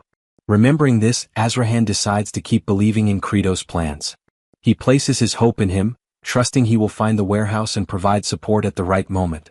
Even if it is embarrassing that the method used to locate the place is something so ridiculous. In the final moments of the commotion, the men begin counting to 3 before throwing Kratos away. The Demon King even tries to return to his position, but the men have already moved. Even though they are now relatively far, it doesn't matter. The plan has already been carried out successfully. Kratos has made Ruslan furious, and because of that, the blood eye could be used. Now Ruslan can be tracked for 7 hours. With this, the location of the warehouse is revealed, hidden within the Dutskirt's mines. Kimchi also watches everything through a window. He recognizes that Kratos could have solved everything by force, and this makes him question whether all of this was truly for justice. The doubt now lingers, is Kratos a demon or a hero? Meanwhile, the Demon King walks calmly, preparing for the next stages. In another place, Hartok enters the lair of the fire demon. Zephyros is with him and knows the flame devourer is powerful, which is why they should be joined by an entire army. Hartok disagrees, saying that precisely because the creature is so powerful, he cannot risk so many lives. That would go against the duty of generals, which is to protect everyone. Hartok's words echo with emotion, leaving Zephyros and Tbone shaken. He notices that Zephyros did not write down his words, so Zephyros quickly records them. Hartok then walks proudly, convinced that Kratos will be pleased with the intellect and good character of his general. Hartok then delivers an expository speech, recounting the story of the flame devourer. The creature was sealed in this place because of its overwhelming power.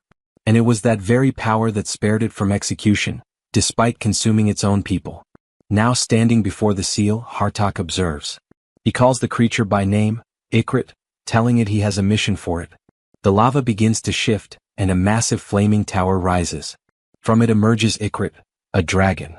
The dragon's size is colossal, far beyond what Hartok expected. The general, once confident in his plan, is now completely frozen, unsure of what step to take next. Outside the volcano, T-Bone lay on the ground, rolling and laughing so hard that his deep voice echoed across the rocky landscape. The reason was simple. Zephyros was rubbing his belly. T-Bone looked absurdly delighted, grinning from ear to ear, while Zephyros seemed genuinely entertained, smiling as he rubbed harder, finding the moment oddly wholesome. Then, without warning, Hartok's furious roar shattered the calm like a blade cutting through air. Zephyros froze mid-motion, blinked and turned around. Behind them, the sealed lava split apart, and from within, the predator of fire erupted, an enormous dragon unleashing torrents of flame as if it had been holding them back for centuries. Zephyros dashed away, shouting questions toward the charging beast, wondering what happened to Hartok's earlier confidence. Hartok, jaw tight and eyes blazing, snapped back that the monster had been consuming fire for too long, it was too strong. Even as they ran, Zephyros scribbled furiously in his notes, documenting the event in real time. Hartok barked at him not to write that, but Zephyros only kept going, jotting down that the supposedly fearless warrior had turned tail in retreat. Hartok's temper flared, veins pulsing at his temples, yet his thoughts drifted to the starving demons relying on him.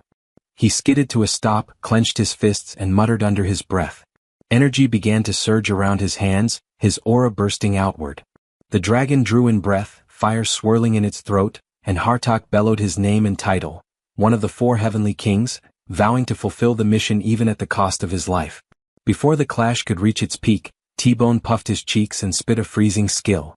In moments, the dragon was encased in solid ice, turned into a towering frozen sculpture. Hartok, caught mid-attack, lost all momentum and crashed awkwardly to the ground, fists still glowing, frozen in a pose that looked straight out of a paused cutscene. Zephyros remained silent, while T-Bone stood proudly with his chest puffed out, satisfied with his work and silently demanding more belly rubs later. Zephyros quietly noted in his journal that Lord Hartok, one of the 4 heavenly kings, was deeply embarrassed. Hartok nearly exploded in rage, shouting at him not to write that down. Later, back at the mansion, Kratos gathered the group and issued clear orders. The 3 were to stay behind and await his signal while he investigated the enemy's warehouse. Javier nodded in agreement, assuring him they would handle things. Kratos thumped his chest with exaggerated pride, striking a pose that made him look like a hero from a cheap play, declaring it was all for the citizens' food. Javier couldn't help but soften at those words. He considered that Kratos Gentiol genuinely seemed like a decent person. Then, after a brief pause, another thought slipped out, something about his face. Kratos instantly whipped his head around, demanding an explanation. Javier retreated faster than a startled horse on ice, muttering that it was nothing. Still, his curiosity lingered, pushing him to question why Kratos kept everything hidden from Kimchi. Kratos exhaled heavily, his tone dropping as if confessing something burdensome. He claimed Kimchi stood out too much in too many ways. According to him, just the 2 of them plus their small party was the perfect balance. Javier said nothing, the air around him growing heavy. His gaze wandered toward Ball, then Sergi the llama, and finally Azurat the pelican. He forced a faint grin, deciding it was better to stay quiet. Any comment would only start a pointless argument. Moments later, Kratos launched himself out the window and began darting across rooftops. Each leap was deliberate, his mind racing through plans. This was part of his strategy, to protect the citizens and, at the same time, finally dispose of that cursed Kimchi. A quick glance over his shoulder reassured him no one was following. He urged himself to move faster and complete the reconnaissance before anyone noticed. At the entrance of the cave, 2 guards stood motionless, gripping their spears like living statues. From above, Kratos clung to the rock face, crawling downward with silent precision, resembling a knockoff spider sneaking into danger. He slipped past their vision without a single sound and ducked behind a crate once inside. His eyes scanned the area. The place was packed with guards. Sweat beaded on his forehead as the thought hit. One wrong move and this could turn into a full-scale fight. Then his lips curved into a sharp grin. The real threat wasn't them, it was himself, the one carrying the elixir of transformation. If he took even a scratch, the disguise would vanish. And if Kimchi discovered that secret, everything would collapse instantly. The moment he thought that, a cold shiver ran through his spine. He turned his head slowly, and nearly dropped dead on the spot. Standing right behind him was Kimchi, staring at him like he'd been there from the beginning. Shock hit him so hard he almost screamed. Kimchi tilted his head, unfazed, pointing out that Kratos' terrified face looked even scarier than his own. Then, with eerie calm, he mentioned that Kratos planned to share food with the citizens, and offered to help. Kratos could barely breathe as he stammered out a question about how Kimchi even knew that plan. The answer came casually. Kimchi claimed to have sharp hearing, sharp enough to catch every word even from different floors. The color drained from Kratos' face as realization hit. Did that mean he'd heard everything? Even the part where the 4 heavenly kings called him Demon King? His expression twitched in disbelief. No, impossible. If Kimchi had actually heard that, he'd already be long dead. He couldn't have, he didn't, right? Forcing a shaky grin, Kratos agreed and told them to follow for now. They needed to map the route. Kimchi, brow furrowed in real confusion, wondered why they had to sneak. Killing everyone would be easier, that was how he was taught. Kratos froze as memories of his gaming sessions replayed. Kimchi always solved problems with violence like pressing a tutorial button. He slapped a hand to his forehead and waved the other in panic, insisting life was valuable and it was better to finish things without bloodshed if possible. Kimchi stared long and then, almost silently, bowed his head and accepted it if that was Kratos' wish. Kratos let out a breath as if he'd just escaped an execution. A tunnel yawned ahead, wide and dark and too quiet. Kratos slowed, scanning the passage, puzzled that security thinned the deeper they went. Mechanical clanks rose from the shadows and hulking shapes stepped forward. Kratos' eyes widened, Golems. Gamer instincts kicked in. He recalled them from journals as man-made weapons from a magic tower that had been wiped out in the game timeline. How strong were they here? He didn't finish thinking before Agent Kratos smashed through them like empty cans. Kratos almost lost it, stunned at the sight. He argued against smashing everything, reminding that the plan was to be peaceful. Kimchi, all seriousness, shrugged that they weren't even living things, so what was the issue? While scanning the area, Kimchi muttered that the voice sounded familiar, then casually decided that clearing the place was simply faster. Kratos' protest died on his lips as a sly grin crossed his face. He had to admit, clear was faster. Kratos ducked low, peeking past crates at 3 massive golems patrolling the area. He noted there were 3 and worried that if they were spotted and an alarm sounded, the whole plan would fall apart. Before he could finish, Kimchi cut in with a method. Observe their pattern until a blind spot appears, then take them out one by one starting from the farthest. He turned toward Kratos for confirmation. Kratos nodded stiffly, but inside his head a short circuit sparked. Hadn't Kimchi just said he learned this? A cold doubt crept in. The plan felt alarmingly familiar, like the times Kratos had controlled him in the game. Kimchi narrowed his eyes at the golems and decided there was almost no opening. Kratos' mind raced. If there was no gap, simultaneous strikes were the only option. The thought of waiting for them to separate and attacking individually surfaced, then recoiled as risky. Doubt hummed. Could he drop a golem in one clean hit? He couldn't judge their strength, nor his own in this transformed state. Kimchi rummaged through his cloak and pulled out a weapon, speaking with casual certainty as he handed it over, saying it would make the holder feel stronger. Kratos froze when recognition struck. He knew this weapon. It was one of the game's hidden overpowered items, mocked at first as a gag weapon, only to later be revealed as an absurdly broken cheat tool. A system message blinked before his eyes. Brescia's pretty hard hammer, an unidentified weapon radiating a suspiciously dangerous energy despite its harmless appearance. Tightening his grip on the ridiculous yet lethal hammer, Kratos felt a rush of power surge through his body. His stats had jumped by roughly 30% just from holding it. For a moment, his confidence soared, until Kimchi dug through his cloak again. Out came a massive sword. He announced he would handle it with that. Kratos' mind reeled in disbelief. How did this guy have his entire in-game inventory in real life? It was beyond unfair. He wasn't a warrior, he was a walking storage glitch. Before Kratos could even form a proper complaint, Kimchi locked onto the golems ahead and declared the attack. Kratos panicked, raising a hand to stop him to suggest timing their strike properly, but Kimchi was already charging in, sword raised, shouting the signal. Kratos had no choice but to sprint after him, cursing under his breath. They were supposed to attack together, not one racing ahead before the other even inhaled. Then he noticed Kimchi had stopped, waiting. That brief pause sparked something faint but real. With a fierce yell, Kratos swung the pretty hard hammer. The weapon connected with a crushing impact, and a golem exploded into fragments. At the same instant, Kimchi's sword carved clean through another, splitting it like soft clay. Then the third one twitched, its head jerking with unnatural motion as glowing eyes locked onto them. Kratos' stomach dropped. It had noticed. He dove low, rolling across the dirt as the golem's burning gaze swept inches above his back. He sprang from the roll, muscles burning, and smashed the hammer down with everything he had. The blow crushed the golem in a single hit. Kimchi followed through instantly, his blade slicing the remnants into dust. Panting, Kratos turned toward him, and it struck him hard. This wasn't just speed.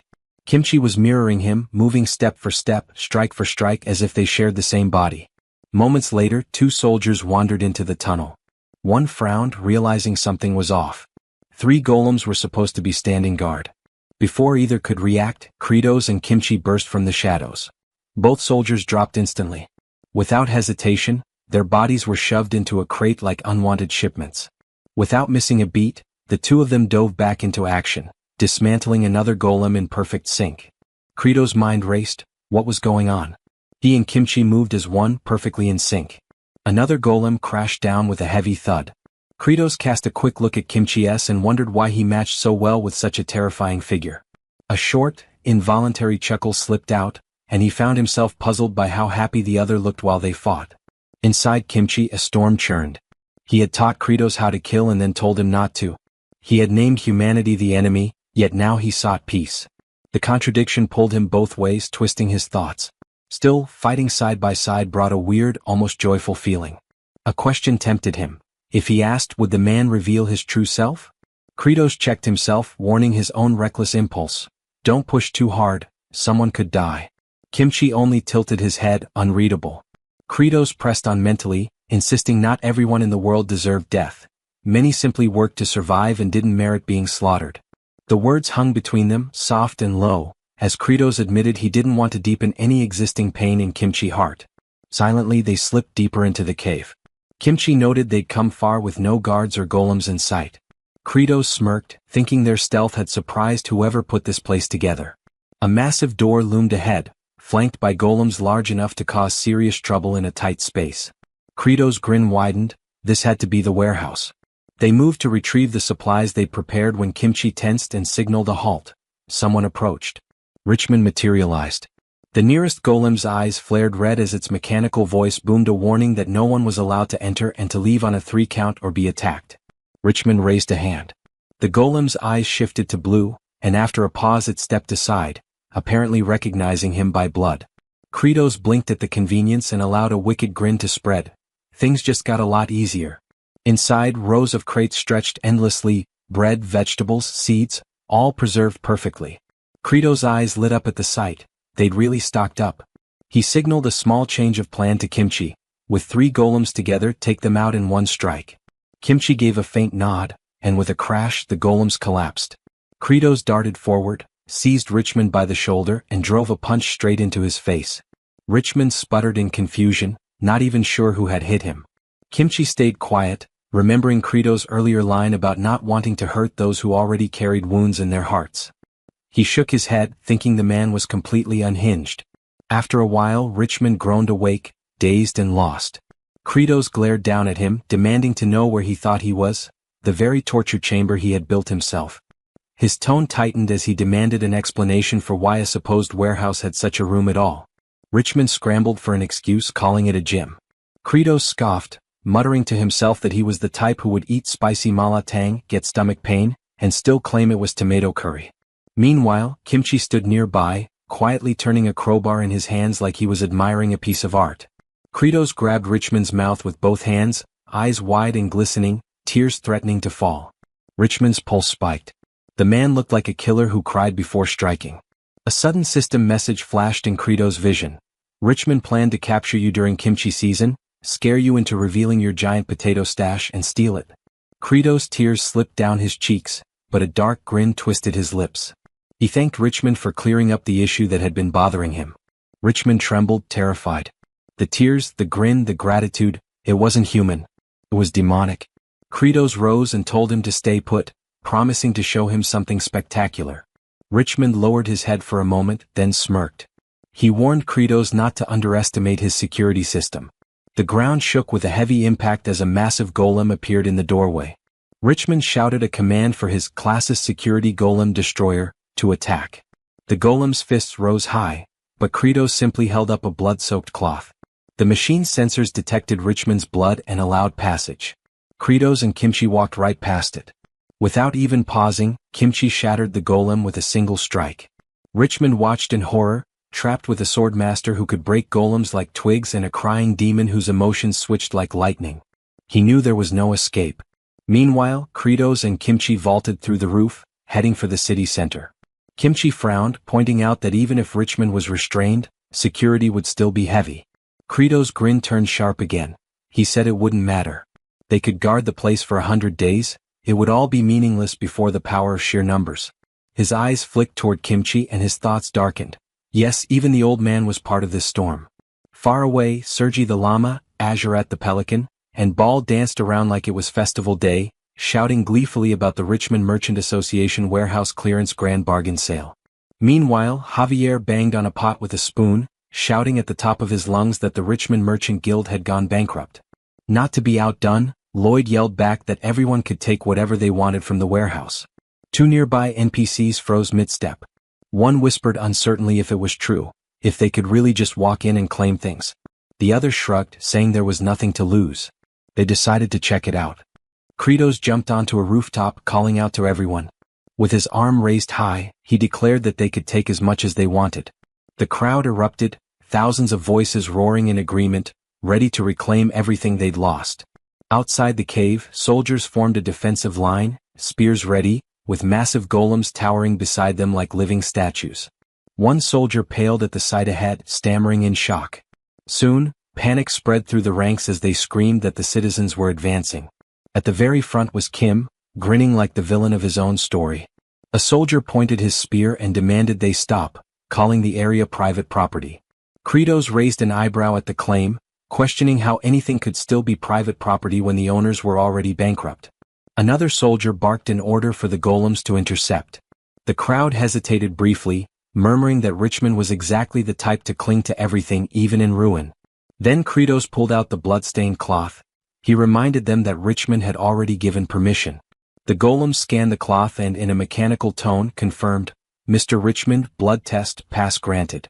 Like obedient guards stepping aside for their superior, they let the group through. The citizens surged forward, sweeping past the soldiers like a flood.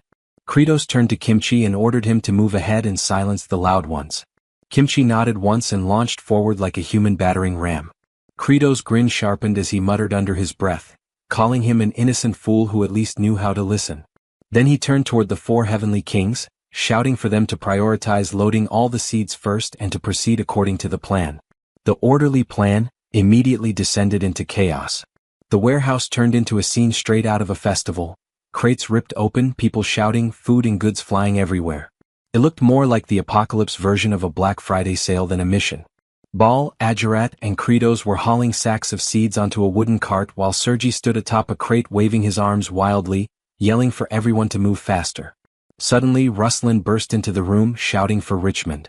Richmond's eyes flew open in shock as he begged to be freed. Ruslan fumbled with the ropes, gritting his teeth and cursing that the country bumpkin had brought the citizens to loot everything. Richmond's expression twisted in rage, but before he could speak, Ruslan's voice turned cold. He said it was time to activate the master golems. At that, Richmond broke into a cold sweat.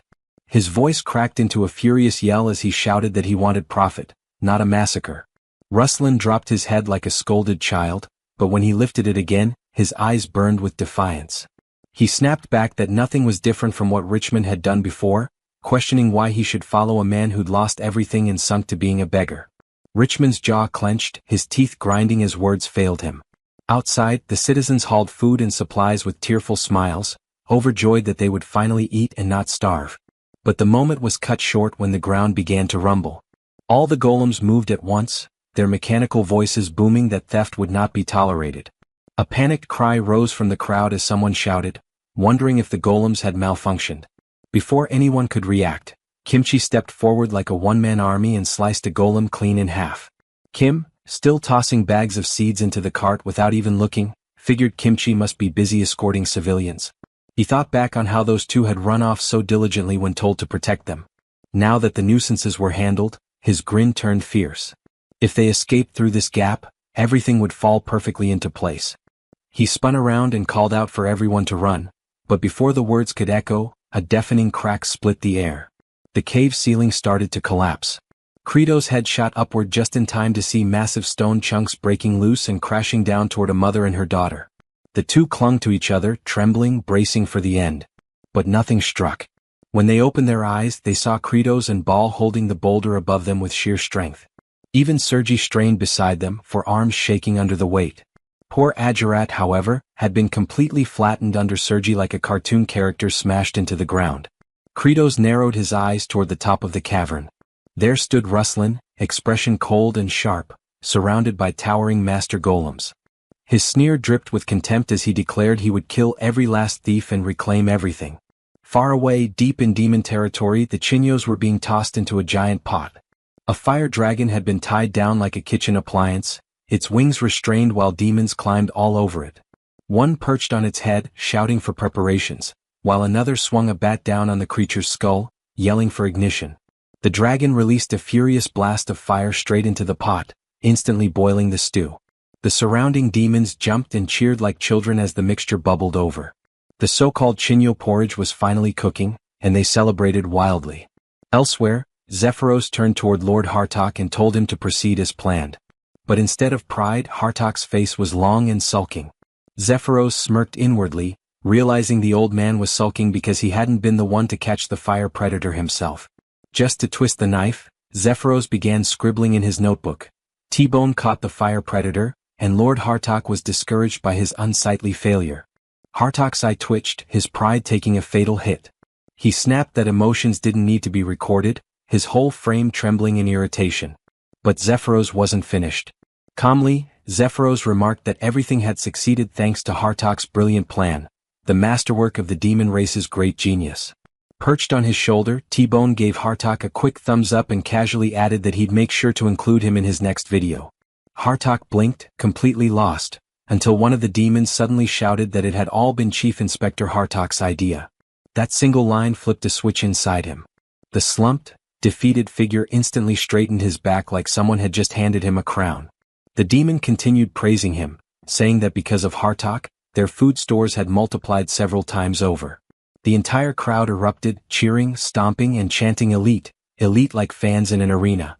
Hartok tried to stay composed, but the trembling of his lips gave him away. He turned his head aside, sniffed, and muttered that anyone could have come up with such a plan if they'd just thought a little. But his voice cracked mid-sentence and tears betrayed him anyway. He wiped at his eyes and grumbled that everyone was being embarrassing. Back in the collapsing cave, Kratos strained beneath the massive stone overhead. Sweat streamed down his face as his muscles screamed from the weight. It was too heavy, far too heavy. His eyes darted toward Baal, Sergi and Ajurat, who were also struggling to hold it up with him. They wouldn't last much longer. Then a familiar chime echoed in his head. If you keep holding strong, Kratos can awaken a new skill. Kratos' eyes widened. Another message followed, Thorn of Fear, HP required to awaken, 500. His heart pounded. This was exactly what he needed. A skill that summoned spears of blood from the ground, strong enough to hold the ceiling in place. But the next line shattered his hope. Current HP, 325. He almost screamed. They didn't have enough. Desperation filled his lungs as he yelled for everyone to run, but fear locked the citizens in place. Before anyone could move, a towering golem stepped in front of the exit, blocking the path completely. Ruslan's cold voice rang out from behind it, dripping with scorn. If they tried to crawl out, the golem would crush them. If they didn't, they could just die where they stood. He spat that they were nothing but vulgar beggars about to be robbed. Kratos' rage snapped. With a roar, he forced the stone up higher, his body trembling under the strain. His face twisted as veins bulged across his forehead, looking like a man trying to burst a rock with his bare skull. Ruslan sneered down at the chaos, voice heavy with contempt. He cursed Richmond, calling him a sloppy fool. Because of his softness, these people had gotten bold enough to challenge them. His gaze shifted toward a trembling citizen, and his smirk deepened. Ruslan's voice cut through the chaos, seething with contempt. They should have crushed these fools so completely that none of them would ever dare to rise again. Then, without hesitation, he stomped down hard on a citizen's hand. Kratos' eyes widened. Rage surged through him like fire igniting in his veins. The massive stone above them shuddered violently as he tried to push upward, his body trembling from the effort. But the weight threatened to crush everyone beneath it. Panic spread. The citizens screamed as the cavern echoed with chaos. Then, cutting through the noise, a familiar chime from the system rang out. Members of the Demon King's army feel delicious happiness. HP +1. Another notification followed, then another. Numbers started climbing rapidly. Kratos blinked in confusion, unsure what was happening. Whatever those demons were doing down there, they were enjoying themselves, and it was helping him.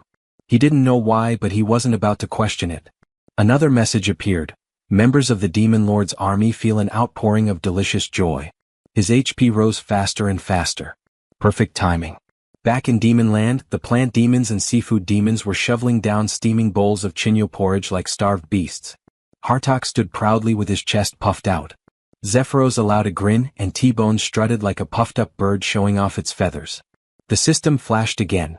Current HP, 15,761. Kratos bellowed the command. Thorns of Fear awaken. The system responded. Thorn of Fear awakened. But another warning appeared immediately after. Using HP would cancel the Elixir of Transformation's effect. With a sharp poof, his human form dissolved, replaced by his demonic body, horns, fangs and all.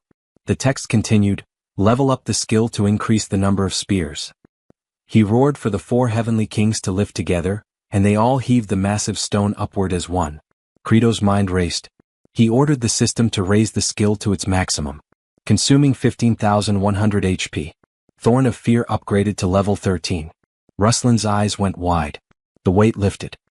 His words caught in his throat as he stared at the impossible sight before him. That strength, no human could manage that. Then realization hit. These weren't humans. They were demons. The crowd froze in silence, staring in disbelief. Kratos raised one clawed foot and slammed it into the ground. A surge of red light exploded outward as blood spears burst from the floor like a forest of crimson spikes, piercing into the collapsing stone above and locking it in place. Across the chamber, Kimchi was still cutting down golems like they were paper, but his sharp eyes flicked toward the sudden change. The crowd had stopped screaming. They were staring at the forest of blood spears holding up the ceiling, and at the figure beneath them. A demon. Definitely a demon. That's what they whispered. But when the crowd's eyes shifted to Kratos' back, a different thought surfaced. But it saved us. Kratos moved forward slowly, shoulders hunched, a dark aura pulsing off his body in waves. Ruslan jabbed a finger toward him, shouting that he was a demon, a human-eating monster that needed to be destroyed. Kratos' gaze sharpened, his voice rising with fury. "You humans?" The words burned in his throat. "Who's really been eating humans in this place?" As his anger surged, something strange began to form in his hands. A weapon, heavy and alive with power. Ruslan's voice cracked as he stammered in disbelief, unable to identify what he was seeing. Kratos gripped it firmly with both hands and spoke its name, Bragia's pretty hard hammer. But his tone shifted, darker now. No, its true name is... The weapon trembled violently. An enormous ancient eye opened at its center, glowing as raw energy gathered deep within it. Kimchi froze mid-swing, the color draining from his face. The weapon twisted and stretched, its shape morphing until the hammer became a sword, long, dark, and radiating crushing power. Kratos spoke again, voice steady as stone, Bragia's holy sword. His next words fell like a judgment. The man who hoarded food while others starved, such a person could never be forgiven. His grip tightened. The golems charged forward, their metallic steps pounding like thunder. Kratos raised the sword high and swung. At first nothing happened. The golems kept coming. Then the air split open with a sound like the world itself being torn apart. A wave of destructive energy burst from the blade, obliterating everything in front of him. The golems didn't just shatter, they vanished, erased before their remains even touched the ground. The shockwave ripped through the cavern, stopping right in front of Ruslan, leaving him pale and motionless. A broken fragment of golem crashed beside his foot with a dull clang. Kratos slowly turned his gaze toward Kimchi, still clutching his weapon. His tone was quiet, almost cold as he spoke. He accused him of trying to kill a human. A pause hung between them. Then Kratos' eyes hardened. "You really are a demon after all."